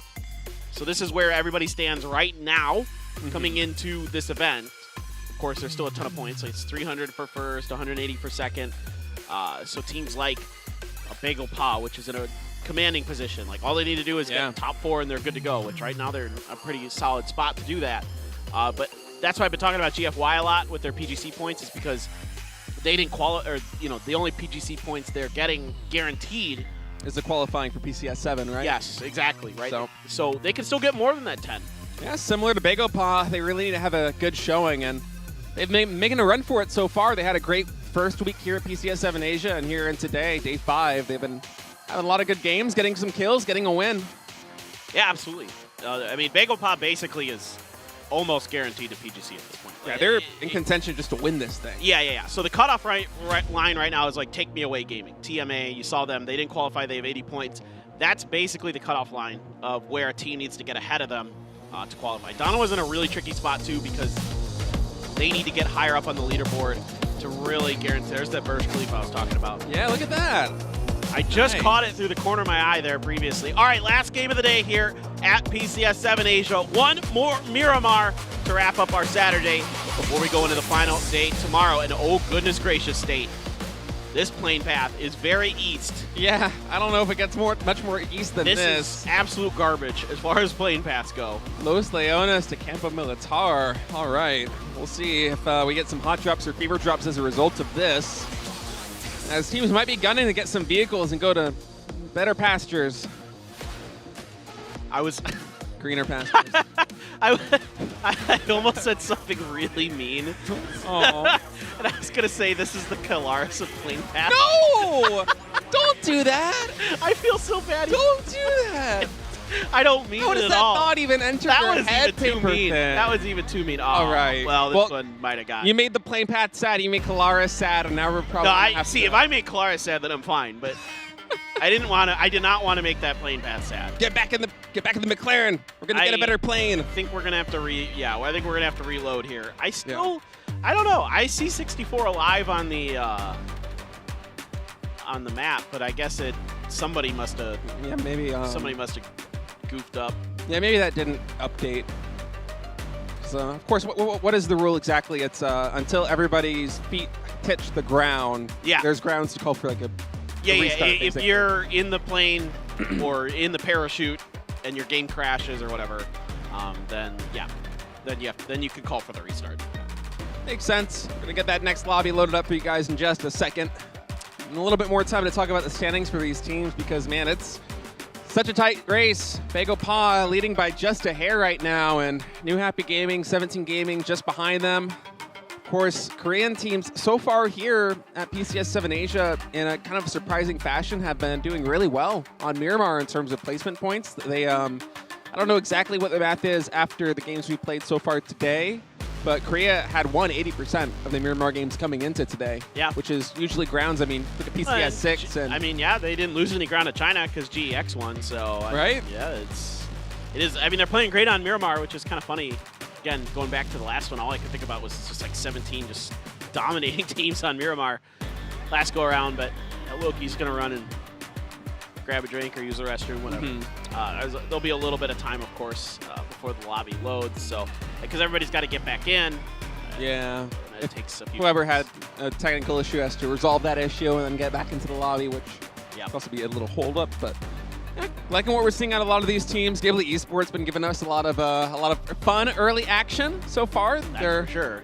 MO has absolutely been to fight early on. We've seen them battle with various teams. I'm trying to think of if there's anyone in particular that they keep going after, but it seems like they just got. No, I like what you said, where like they kind of like take a dart and they throw it at like a map, and they're like, "Yep, we're gonna dive this compound. We're gonna kill whoever's in it." Yeah, that's almost what it feels like. I mean, I guess that's what that weird baby behind Zerum is telling him to do. that's the IGL. Yeah, that's the IGL now. That baby's taken over for Ghibli. Yeah. Why does he have bags of money underneath him? What is that? Wait, does he? Are those like comically large bags of money, like in like a cartoon? Is that what's underneath that baby? I don't know. Interesting. Now I'm like totally dissecting what's in their apartments because. Yeah, me too. Now I'm just looking around like, what else? Yeah, what is do you there? got in there? See some fine bottles of. It's a nice TV. Alcoholic beverages. I appreciate that. It's a nice television there, paper thin. I guess. What? It's not good enough for you? No, it's good. It's nice. It is nice. I just don't care about like big TVs anymore. I don't need them anymore. I don't use them. How are you gonna watch your esports if it's not on a flat screen TV? You're gonna do it on a computer monitor like a plebeian? You gotta get it go on the couch, man. No, well, no. Get your nuggies, get a pizza, get something. I need a couch first, and then I'll be able to do that. No, I either watch it from my laptop in bed, like I'm just like laying in bed watching, or I watch from my computer. Yeah. That's the real esports. That's the OG Fair enough. esports way. Personally, I like to eat a bunch of food when I watch esports games, and if I'm doing that, like I don't want to do it in front of my keyboard. And stuff. Yeah, for sure, I get that. Yeah. Danawa, they're having a rough go of things so far. Kind of desperate for points if they want to qualify for that final championship. Well, they're in a spot where they're technically right now, I think, like qualified, but the problem is that like. That could change if like infantry or somebody all of a sudden shoots up the Leaderboard. So their destiny is in their own hands, and they need to be doing better than 12th to really like guarantee that spot. I think right now, if my math is correct, they're still in technically. Like if they finished here right now, they would still make it to the global championship, but just barely. Yeah. Gotta be feeling a lot of pressure as Danawa right now, as everyone wants to make it to the big championship in BegoPa. Currently in first place. Sungjong here, I hope he's just stretching. Oh, I thought he wasn't even in the chair. No, he's in the chair. Somebody check on Sungjong, please. Yeah, Sungjong is probably tired. I mean, yeah, it's been a rough. I mean, think about this for BegoPa. You're a team of veterans who aren't officially signed on any teams. You're a couple former champions of various majors, of international majors, with DG98 and PO both individually winning a couple. Sungjong has been on, those old OGN Entus teams that but got fourth place in a whole bunch of events. Right. The joke was their team name was OGN Entus Force, so everybody would call them OGN Entus Fourth. Was the joke.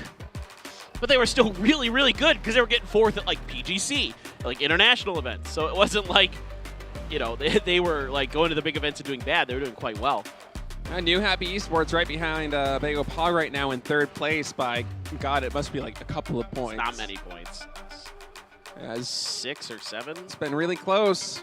And NewHappy just been consistent, not only on Erangel, but also on Miramar, consistently getting kills, consistently getting placement points. I think they might have only won 1 lobby, if memory serves, maybe maximum 2.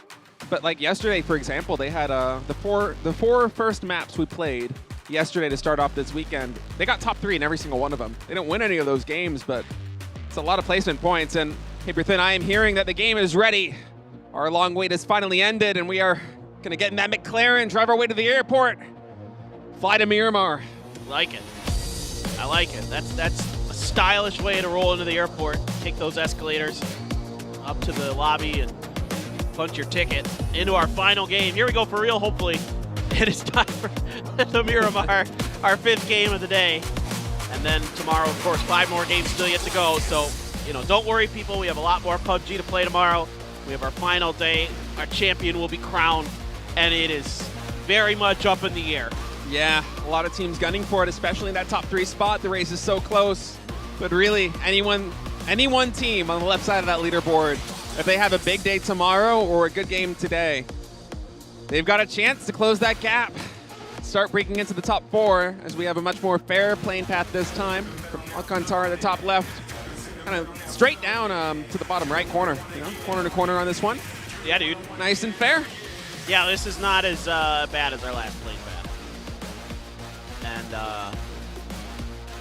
And I'm a little bit sad about that because I was really looking forward to seeing where that circle is going to go. Yeah, it was an odd one. I mean, if we're gonna have like an island circle, I know it's like 1 out of 2,500 chance or something that you said. It's probably gonna be some insane plane path like that. Yeah, well, it's either that or it actually like cuts across like from like Los Higos to Los Leones to the like northeast corner. That's usually the plane path that it's gonna take. Miramar top 5 kills in 11 matches. Aches left right now with 26. This guy's absolutely Look at the killing damage. It. Yeah, he has 46 kills in total. This it's ridiculous. Wow. Ooh, good circle. Good okay, circle, you know what? Yeah. 46 kills in total for Aches left. Nearly 8,000 damage in total. As he's just been insane, and he's unreal. Loki from Damwon Kia kind of surprising me right here at 19 kills, because I feel like he hasn't been he's tricky. He's had some really great moments, but I feel like he hasn't gotten as much done on Erangel. Well, Damwon Kia hasn't gotten much done on Erangel. Yeah, that's true. That's the problem. Oh, we had something happened here. Helen's at 1 Helen's HP. at 1H. Did he get shot at by infantry on the way down? Probably. Maybe. Replay. Yeah, I would love to see what happened there. Did, USG like, Donuts Lin also clip lost a him? player. Did like Lin clip him? The Donuts lost a player? Yeah, maybe that was a skirmish that happened early. I actually missed that. I hope we do get a replay to see what happened as we look at the top 5 from the previous match. Chewy, 4 kills, 474 damage. Songchang had 4 kills in that one. Heck of a game. Getting some more points for Bagel Paw, and they need every single one right now. It is so tight at the top of that leaderboard. And we're going to go into tomorrow. Like, even if like Bagel Paw, who's in first place, is a huge game to close this one out, we're going to go into tomorrow having no idea who's going to win. Yeah. No, you're exactly right. I mean, every point is so precious right now for those top teams. It's so ridiculously close at the top of this. We'll see. Are we going to potentially get a replay? I don't know. Maybe. I don't see I don't see Sheva. It was Helen that had the low HP, right? And yeah, Helen was that. Yeah, Helen was 1 HP. That leads me to believe that it was probably infantry, based on the plane path and the locations. They showed us Lin with a bolt in his hand, so it kind of makes me wonder if he didn't clip Helen. I'm looking at the map right now, and Heaven's in San Martin. Infantry is down near Picado. So I'm wondering if US Helen, not Heaven. God, Helen. I have my glasses on, but I need like glasses for my glasses. Yeah, you need glasses for your brain is what you need. Heaven and Helen. Hey, if it rhymes, it's pretty much the same player, right? Yeah, that's how that works. Absolutely. Well, at least it's not. We have Ming on Pero and then Ming. Yeah. That's a bit sus. Surprisingly, I haven't messed that one up yet, but yeah, winning strategy there is if you get confused, just say Ming, and you're only half wrong if you are wrong. All right, 17 Gaming rolling past infantry.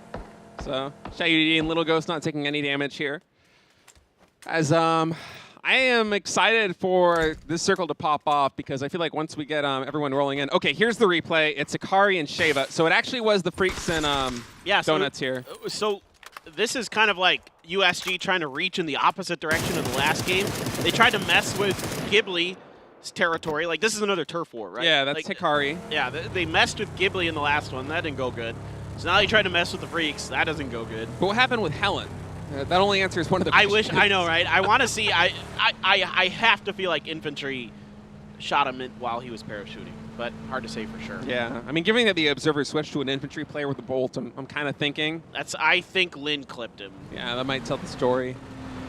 So USG Donuts rolling up now, Ghibli right behind them. And I am eagerly anticipating everyone to make their mad dash into the first circle as, oh, hold that thought, Americano even actually flipped his vehicle there. Ghibli didn't start it this time, I'll give him that. Yeah. But USG's angry from the last game, I think. Makes sense. I get it. Well, Tongmu, long range shooting with the Mini. And that, that Bronco's already smoking, so it's not going to take a ton more damage for it to go into the exploding state. So Americano's just going to piece on out of there. A spray down from Asura onto 17's crossing vehicles. No damage to the players. Tongmu actually got the re-knock there on Guman as well. Ooh. So Ghibli in a little bit of trouble. Getting harassed. Tosius goes for another smoke. And Tongmu, he's got 237 rounds, 5.56 in the bag. You might as well just with a 4X Mini continue to spray. And you see him quickly glance down to make sure that no one is lining up an angle on him, but he sees Z-Arm driving around. Heaven right now is an M4 out, so. I want to know how that Murado flipped like that.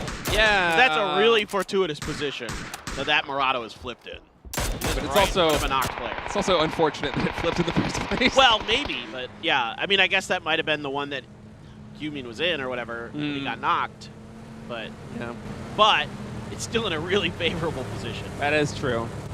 Especially they're blocking that one angle so they can actually get the res off. Exactly. Very nice. Yeah. Very, very nice. So we see more teams start to make their way in.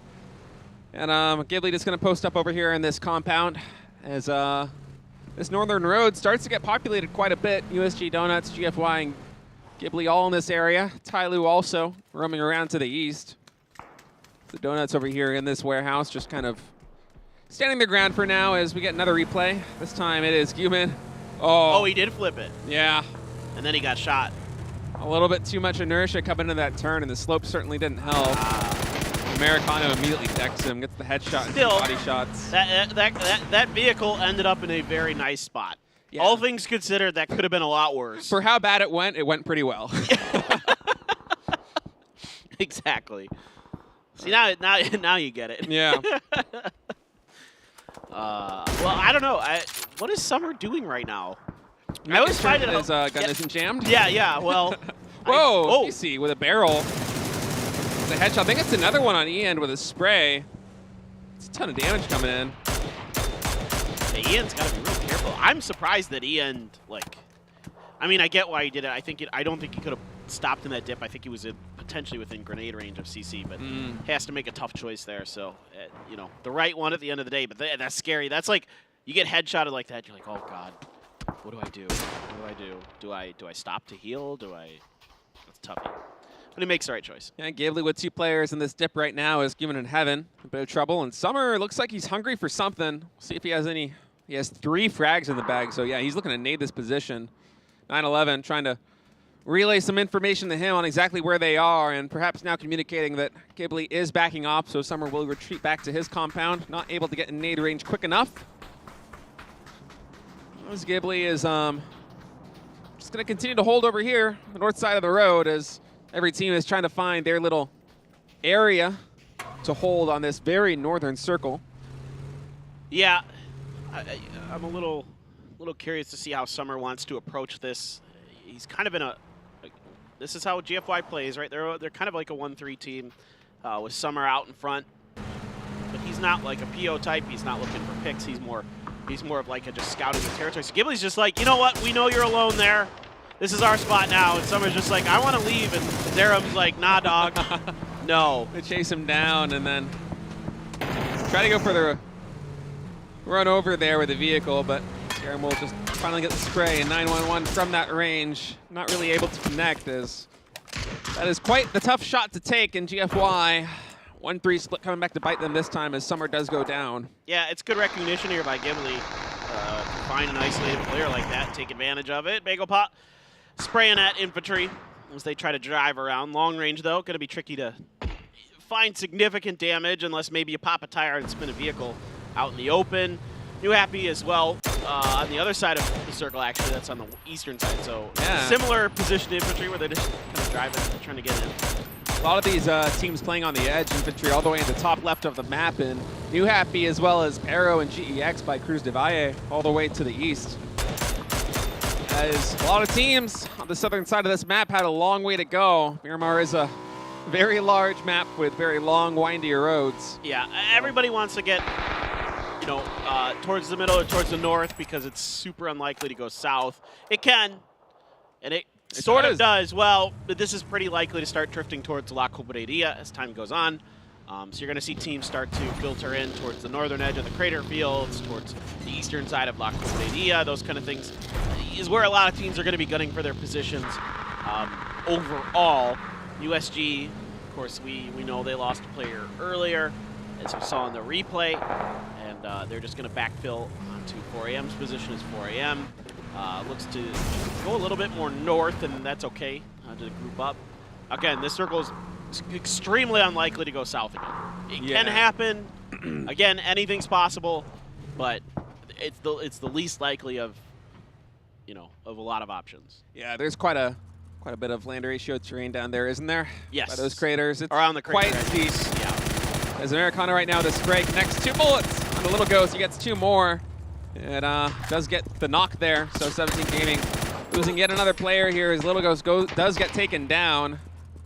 And Ghibli behind all of this also caught CC from Tai Lu on the rotation, and now Sia with less tires than he needs. A lot of trouble. He gets knocked. 911 was able to get the knock on Guman during all of this. We'll see if they're able to get the res. Sia, I don't know if he got shot out of the vehicle and then or what happened there, but he's gonzo for Tai Lu. And yeah, Nan actually got a kill, an important one on the Kwangdong Freaks who are trying to center up here ahead of NewHappy. Genji Renva should be resable, no problem. I don't see anybody who's anywhere near that can do anything about it. And there's 4AM. They wrapped back around the other side of, in between USG and 17, and they get a knock as a result.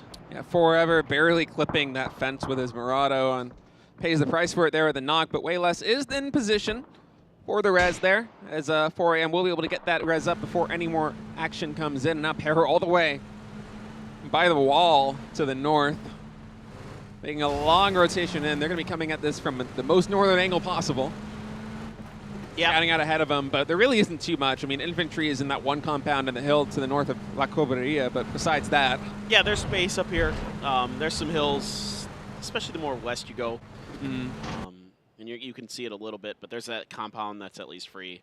So Petrichor Road can just, you know, chill and wait, figure out what they want to do going into the next circle. But there's a decent chance, hilariously enough, that even that compound they're driving into is in the next circle. Yeah, it's possible. Because of the way that the circles like to shift. Doesn't have to, again, but that is within the realm of possibility. I'd say more so than usual. Yeah, we'll see if they decide to stop at that compound or if they want to push up further towards infantry. And it seems like they definitely want to probe out just a little bit and gather some intel. Now, Ixleft is moving on. Ming and Mill and the vehicles behind them, and they're going to bully infantry off of this compound as Longsker and his friend quickly getting their vehicles to escape. And Perro feeling a little bit of respect here as they are given some extra territory and get a replay of, let's see. Well, this going is the for spray down on the Tai Lu when Tai Lu was crossing over here. Oh, yeah, you're right. CC coming in right now with the Murado. Having with a nice spray. Oh, he goes for the window peak and pays the price. Yeah. And then Sia here. Something happened where Sia got knocked. Okay, he lost a tire. He spins out. And then he just gets gone. He gets knocked, and then he gets run over, though. Oh, my God, no way. Oh, okay, I see. He got run over. Oh, okay. He took damage, and then perhaps when he got out of the vehicle, he got clipped like on the toe or something. Yeah, either that or he had like maybe a little bit too much momentum and took like a hair of damage. Yeah. But that should be the falling person icon. It had the vehicle icon. Now you're right. So he had to have gotten hit by the vehicle. Yeah, we go north. It didn't super hard shift, but this is going to start drifting in towards Genji and those kind of areas, most likely in the long run. It can end to the west of Bagel Pa too. Like there is space there that is not land ratio that it could go to. But more likely than not, we're going to be going northeast, north, that kind of direction. Yeah, and a lot of teams getting situated over here on the east side of La Cobreria as there isn't too much hard cover left in this circle, and the sight lines on Miramar can be devastating if you are not in the best of position. What do you mean? All of La Cobreria is in. There's plenty of hard cover. You know, it's bad. It's bad hard cover, but there's hard cover. Yeah. What I mean is, I must have phrased that poorly. They're opting for the hard cover because of how occupied the rest of the circle is. You know, they gotta I know. Play with what they got. I'm just ribbing you. Giving me a hard time. As Paradigm making their rotation in, they're going all the way down to the west side, rotating counterclockwise into the circle, and Tiamba going to try and take some shots on them. We'll see how this goes, as now Tiamba in their vehicles, not really feeling confident in taking down Pero. We're deciding that time is the more valuable asset here, getting on their horses, coming into the next circle.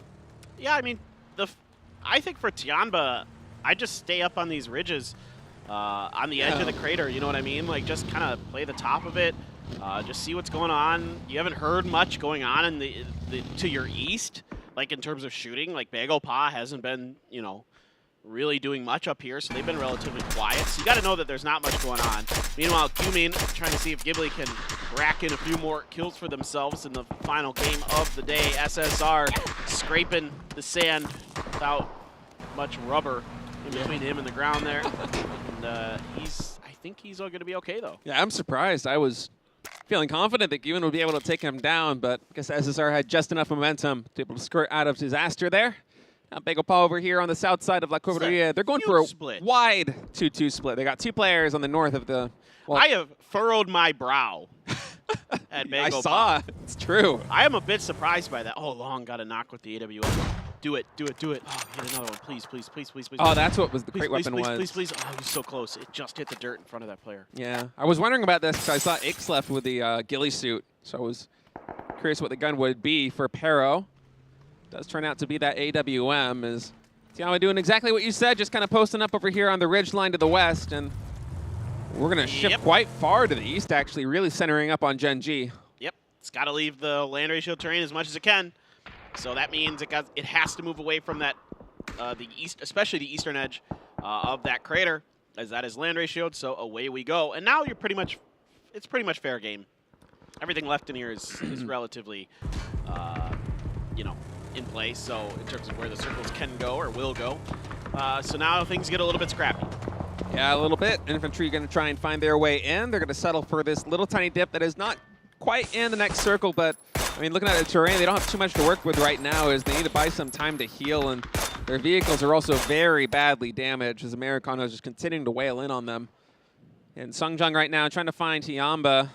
Yeah, well, this is going to be dicey for Bagel Pa here because they've only got two versus the full four-man. Now Pio is finally coming on that motorcycle to reinforce. The real question is he going to be able to get there? Chewy trying to cut off the angle. It looks like Pio will get there in time. There's some other teams shooting at this, but Pio, I think, just barely getting ahead of Chewy, indeed. But now Bagel Pa has to fight these. They have to do this. And Sungjung, a little bit of damage on the opening exchange. Going to start letting out some grenades. It's actually Genji that gets the first knock on a Bagel Pa. This could be disaster. Yeah, too hard, a little bit late to the party. They're trying to rotate in, and eyes are on this, and Sungjung right there with a nice spray. Gets Tong with a headshot. Takes a lot of damage for it, though, so he's going to have to retreat and try and heal. But no, it's actually Chewy who's able to get the knock onto him. Behind us. Damwon and Infantry also popping off on the kill feed. Under and Mental picking up some kills. Tiamba continues to press on. Chewy now going for the res. He got the finish on a Sungjung as well with his grenade, so Two Heart gets cleaned up on the backside. So it's only two left for Bagel Pa. So you lose two here in this, and now Pero's going to try to show up in third party this as best they can, but they've left 7-7 way on the backside. I also see 17 watching this from the back. I'm curious to see if they're going to get involved if this gets really spicy. But now 7-7 relaying this information, so Tiamba has to turn, and 7-7 strikes, getting the knock on too long. Going to get the cleanup indeed. And the rest of Petrichor Road trying to sled up the hill, but Renba, it's Gen.G once again getting involved. A great grenade from DG98 finds Mill. Petrichor Road may have bit off more than they can chew. Yeah, Gen.G from that low ground, just obliterating every player that tries to make the rotation over here to this hill. First it was Two Heart getting taken down from Bago Paw, and then Pero as nades continue to rain in. Renba does get the finish onto Aches left as Tiamba and Bago Paw continue to fight on. Tiamba does have 4 men up, and their flank position player did come into Rendezvous. Now Pio gonna try and throw a nade. Not bad, but 9 just a little bit wide of it as Pio really struggling to find something, and that's a nice angle there for Tong, but luckily for the Bago Paw player, Gen.G had some angle on him, continuing to wail from that low ground. This is frankly going to take a pretty impressive play from Bago Paw to get out of this. Tiamba is, forced by the circle more than anything to have to take this fight hot and heavy. DG in the door, going to get one knock, but takes a whole bunch of damage. Looks for the flush, did not get it. Pio holding the angle. All of a sudden, Bago Paw has got a bunch of Tiamba down. Just Tong left. Oh my goodness. How do they hold this? DG and Pio holding some fantastic angles, are able to get 3 down for Tiamba. Tong's going to throw a flashbang and try and buy himself a little bit of space here to get counter damage in, but by now, the heals have already come in for Bago Paw, so Tong continuing to throw flashes, doesn't know exactly the position for Bago Paw. DG98 from the side, gonna get him, coming into the house, and that's Tiamba going down. Bago Paw winning a 2v4 with some fantastic gunplay, but Paper Thin 17 Gaming is also popping off. Yeah, well, Xiao Bei and Shou trying to get in and trying to get through the defensive line of Gen.G, who's in a long 2-2 split, so this is super important for Asura to hold this. He sees Xiao Bei, he hears Xiao Bei. The grenade is good, but not good enough. Xiao Bei able to get inside. He's the last one up as Helen helping out Gen.G a little bit. Asura wants to make sure that these points are going to go into the hands of Gen.G. NewHappy now scrapping with Damo and Kia, but I don't know how much long Damo and Kia is going to last. There are 3 down for them. Yeah, Mental the last man up right here by this vehicle. HS knows it too, gets the nade ready, but Mental already has to heal off. He's going to try and peek, but HS too quick with a gun, sprays him down, and Damwon Ki is eliminated as everyone is fighting for any kind of defendable terrain right now. There's not much left, and the dynamic duo for Bago Paw continues. Ooh, DG98 gets 1. Xiao Lu with a knock there on him, and now it's all up to Pio. 1v3 against the 3 men up for 4 AM. Yeah, this is going to take a hero play from Pio, but we've seen it already once in this tournament that he is stellar in these situations. The stun, by a little bit of time but forever, is really clean there on that M4 spray. Going to shut Pio down, and no members of 4 AM will be lost to the cause. Yeah, but man, Bago Paw get a lot of extra points there. That 2v4 was critical for them. Going to pad their lead just a little bit here in first place now as NewHappy. They've consolidated their position on the north side of this circle. They still have all 4 men up, and they're going to be happy seeing the Bago Paws eliminated because they're in prime position to start overtaking them. They should. I think it's pretty likely with the way that how much space NewHappy has. They have 4 up, their position in the circle. I feel like this could be a really good opportunity for NewHappy to take that first place spot back. 4 AM's turn. Donawa holding the fence line with Helen. A lot of fire in and around Helen. He hasn't. How is he not? There it goes. I was going to say, how has he not been hit by one of those mollies yet? Now he's going to get knocked trying to get back in. Soul doing a good job holding along with Lambu, so they are going to rescue Helen. Yeah, Helen will be saved there as the Donuts trying to get a little bit of intel on this action, but not finding too much. Korn does get Xiao Bei with a knock. Lambu does go down to the blue. As now we have a little bit more quiet here, and looking at the map feed, as it shifts to the east, we might have Ghibli and GEX squaring off in just a moment as NewHappy continues to poke and prod over at the position of the Guangdong Freaks. But they have to do what they can to harass the Freaks as much as possible. That's the only team that's really contesting any of their space on the north side right now. Now, maybe USG wraps up there, I don't know. But really, Guangdong Freaks are like kind of problem number 1 for NewHappy on the way to, frankly, potentially winning this game, depending on how things shake out. The vehicle's there, though not in the best of shape. You can see they're smoking, so that means they are close to exploding, and that's not ideal, as NewHappy will load up, and it looks like they're just going to try to push in towards Ming Ming's edge. Here's GEX. They're actually just harassing Donawa from long range. In fact, they get a kill. Yeah, GEX being able to convert another point there as they continue to play well here on Miramar. Now, NewHappy Esports, I don't think they have too much playable terrain in the next circle, so they have to make a play now. You can see they've been preparing the vehicles. Now the Freaks rotating just a little bit off of that warehouse compound might give NewHappy the breathing room they need. to make a move, but look at this. The USG Donuts are starting to roll up, and this could be a problem. Still, NewHappy got a knock on the EN, so that might have bought them a little bit of extra breathing room on the other side. Meanwhile, Donawa can't get out of that compound. Kane, though, with Korn striking Ming Ming, taking the superstar down from NewHappy. They're just going to drive at the Freaks. Akari has a really good opportunity, but can't get the shots to land. Zipian takes him down, and NewHappy just smashes through the Guangdong Freaks. HS and Zipian pick up 3 kills to clean up the Freaks over there, and now NewHappy, their fortune's getting a lot better. Northeastern side, they have it controlled. Man, I kind of wish the Donuts would have just, like, followed NewHappy there and just, like, tried to fight them on the backside of that. I was thinking they might, because they were gearing up for that position. They were able to get, I think, Ming Ming from NewHappy on the takedown, but instead, USG Donuts is going to be content to hold what part of the circle is in while they can. They're going to fortify this just a little bit. Man, look at that terrain. It is not very good. But the Donuts made a really good maneuver here that gave them at least enough space to get into this next circle. And they took a kill for it off of NewHappy. And so that's, I got to say, they came out of that pretty well, all things considered. It looked like a tricky spot at first because I thought, well, maybe NewHappy is just going to turn and fight them instead. You know, like, there was that moment where I'm like, they might just give up on the Freaks momentarily. But NewHappy still, though, also not in a bad position. I mean, all things considered. No, I like NewHappy's spot here quite well. I mean, they are on the low ground, but there aren't too many long angles into them. It feels like they might be in a position where, unless someone dives them, they're able to take the next couple of fights one at a time, which will go in their favor as NewHappy, they work very well as a tight unit in gunfights. And now the circle's starting to close in. We'll see where it decides to take us, and all the way down to the south, right on this GFY compound. Yeah, so GFY here now kind of in that position that Tai Lu was in previously, where they can just kind of sit in this compound. GEX is going to wait in the wings on the south once again for that kind of situation. Korn running at a crate that was thoroughly being watched by NewHappy. I don't know what happened there with USG. Maybe they thought NewHappy had already pushed out. That was ambitious. Yeah, they didn't have too many options given the terrain, but you would think you're like going to smoke tunnel or something, right? Yeah, I mean, yeah, that was, well, it is what it is.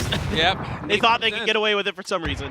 Cuban almost got flushed by that nade. Actually, he did. They weren't able to pop the res in time. 9-11 getting credited for the kill there as GFY continues to close the distance between them and first place, now up in 4th. As 3 of the 5 teams remaining in this lobby. Ghibli with a nice spray right there. Heaven just continuing to do so much damage. 3 of the 5 last teams in this lobby are the top 5 in this tournament, as there are a lot of points up for grabs here. GEX Xenon now getting the knock there on Heaven. Yeah, GX, if they can get the res on a Savior, they've got that building ahead of them, so they've been able to at least find some footing.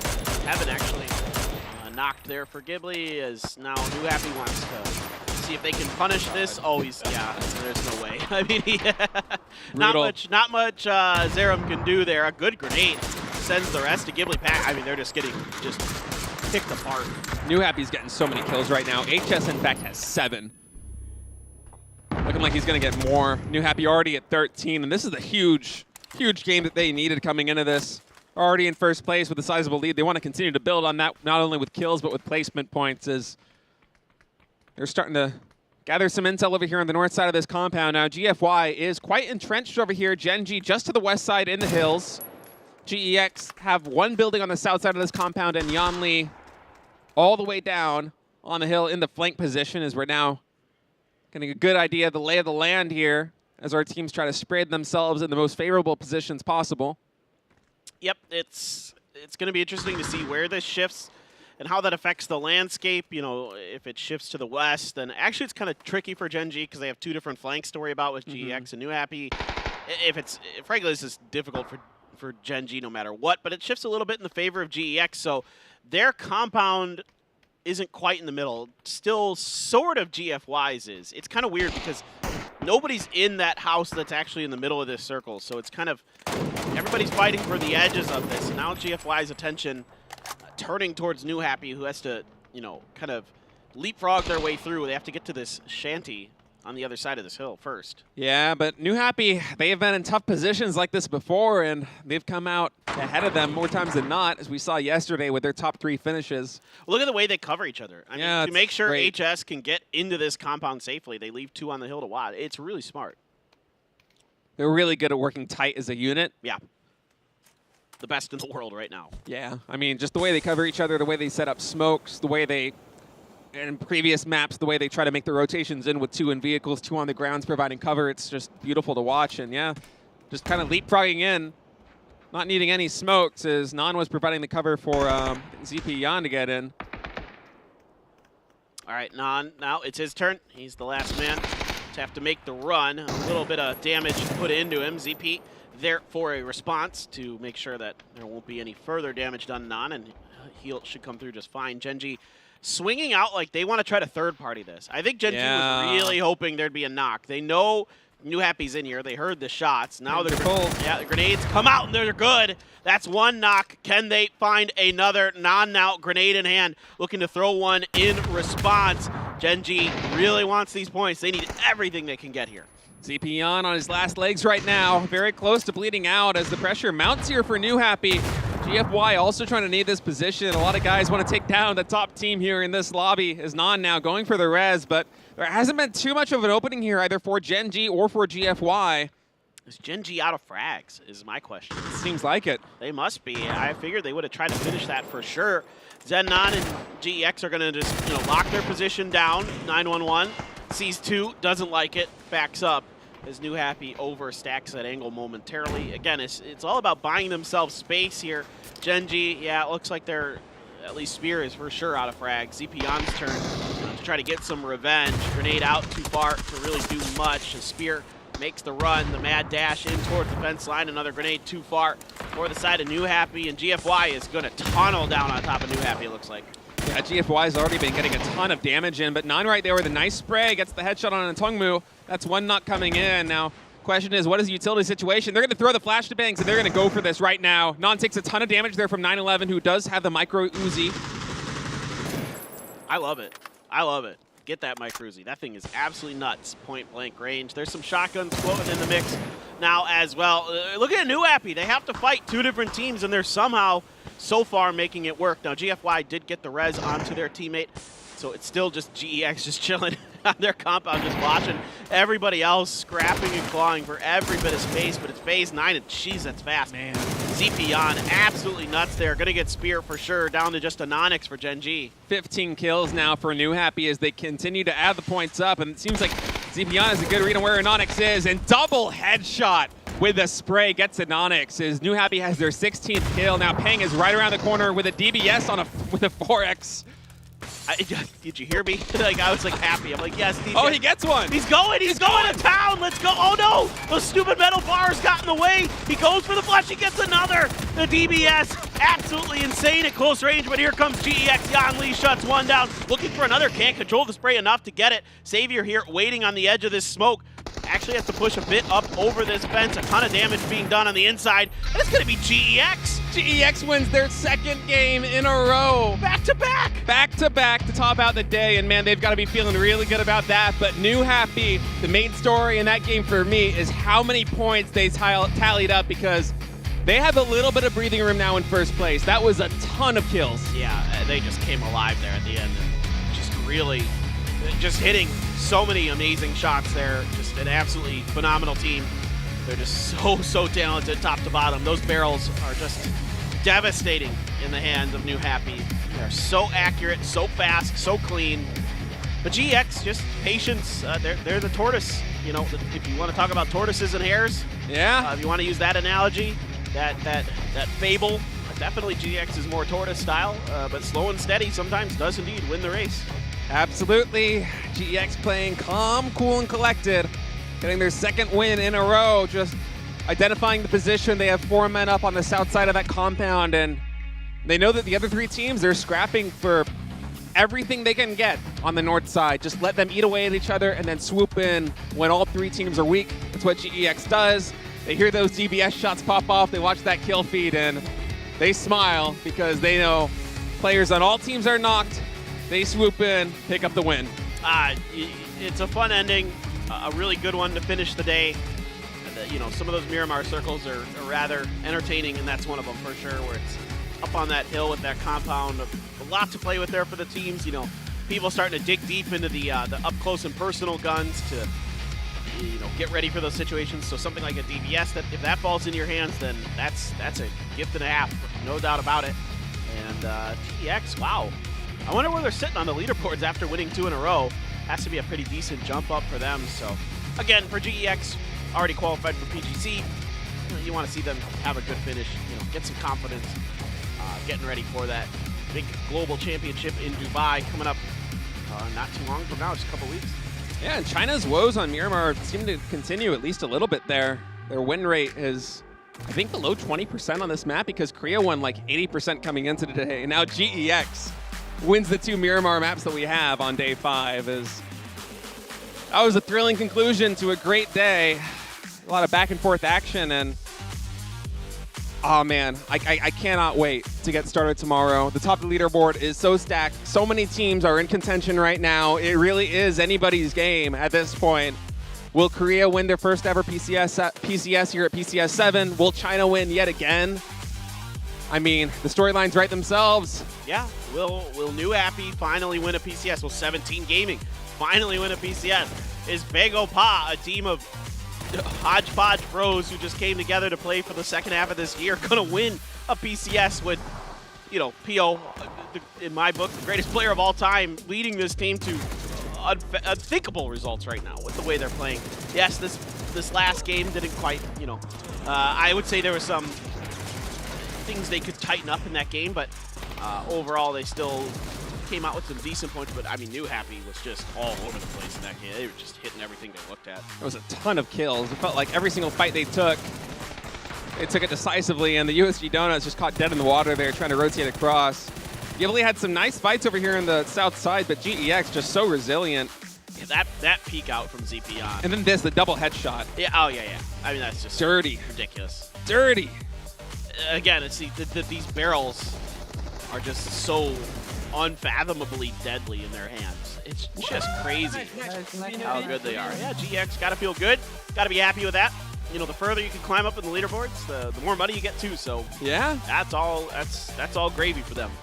Confidence and money, 2 things GEX has a little bit more of after today, with 2 back-to-back wins to close things out. But NewHappy, the top points getter from that game, 22 points in total, followed by GEX, who picked up 15. GFY and Donuts USG, man, Donuts also had a great day. Really a lot of good moments today. Yeah, Donuts had a solid day. GFY had a good day. GX had a great day. Yeah. At least Gen G came alive a little bit at the end of the day, but they're in a really odd spot, I think. We'll get to see the total leaderboard, but I said that they could have one bad day. Today was not such a good day either. Yeah. I'm a bit worried about Gen G and if they're going to have much hope going into tomorrow. We'll see what the leaderboard looks like. Again, I'm going to say if you're within, I'm going to call it 40 points. I think 50 points is too much just because good teams will just kind of average out a decent amount of points.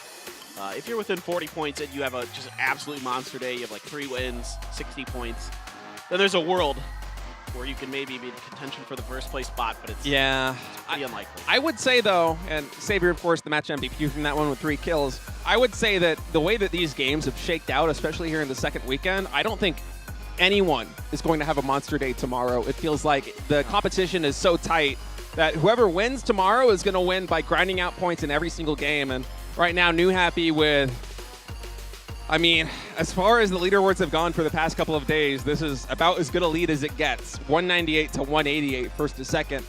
But man, that is tight. It is, but it's basically, Gen G is probably the last team that I'd consider really having a shot here going into tomorrow. And it's going to take a monster day from them. Like an absolutely 3-win monster day. I think everybody else ahead of that, just has to have a good day and they can get it done. But like you've been saying, it's been so close.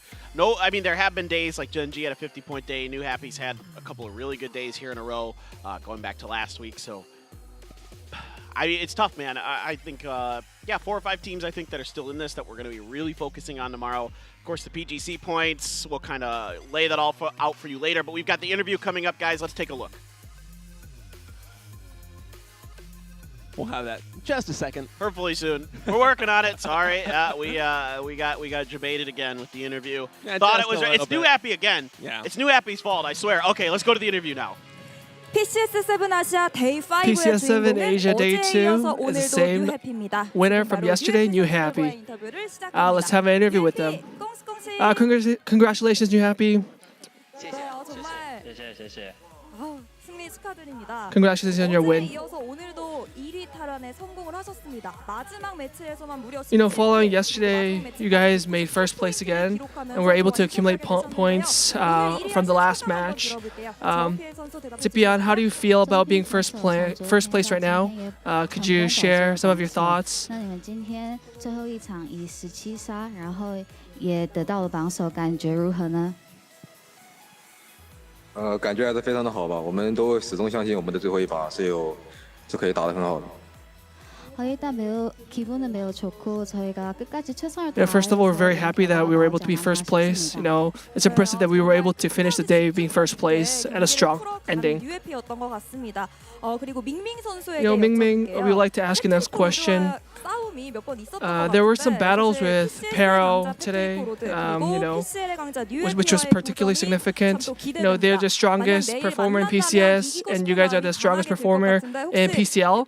If you guys meet them tomorrow, would you like to have any words with them or send a message to them? 和 PCL 的强者 NewHappy， 明天你们在比赛的时候一定会见到他们，然后一定也是想要打败他们。那有想要对 Pero 说什么吗？就加油吧。没声音。就一起加油，反正。 같이 노력해가지고 좋은 결과를 보여주겠습니다. We'll try our best and show our great performance tomorrow. 선수에게 여쭤볼게요. HS, we would like to ask you the next question. 오늘 활약할 타임이 그렇게 많지 않았어요. 물론 NewHappy, you guys are a great dominant team, aggressive during combat, and definitely mechanically talented. But there weren't much opportunities for today, especially to play an active role. What are some plans for tomorrow, which is the last day for PCS7? 那个时机，虽然在最后一场的时候，你们还是得到了很多分数，那也觉得你们也会想要吃到鸡。那明天打算要怎么表现呢？明天继续就正常打吧，然后稳扎稳打每一把吧。 그냥 저희가 항상 하듯이 저희가 끝까지 할 수 있는 만큼 we'll try our best to put a great ending for tomorrow and just play as usual. 마지막으로 난난 선수 마지막 매치에서 1위 역전에 성공하면서 Non, I would like to ask you the next question. You guys were able to climb up to the first place after the last match. I think the fans will be very delighted that you guys were able to be first place right now. Would you like to share any words to the fans?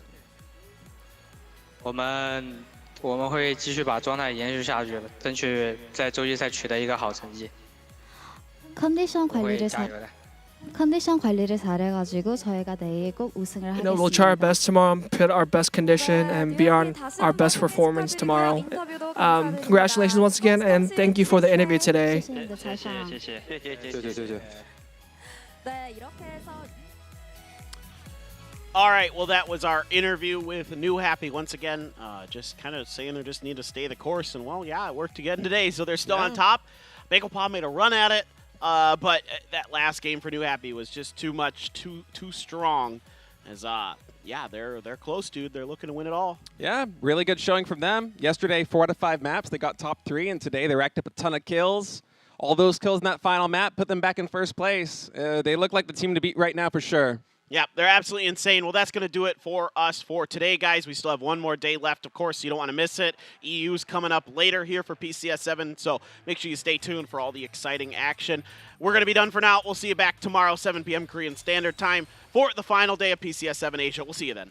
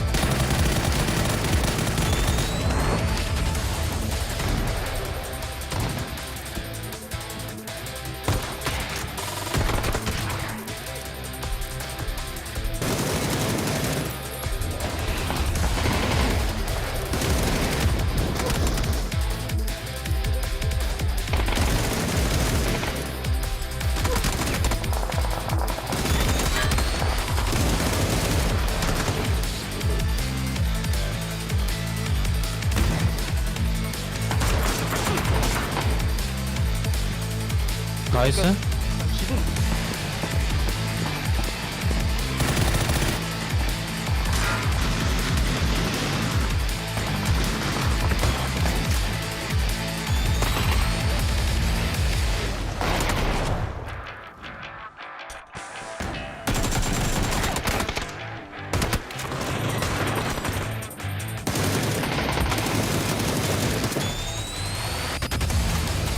나이스.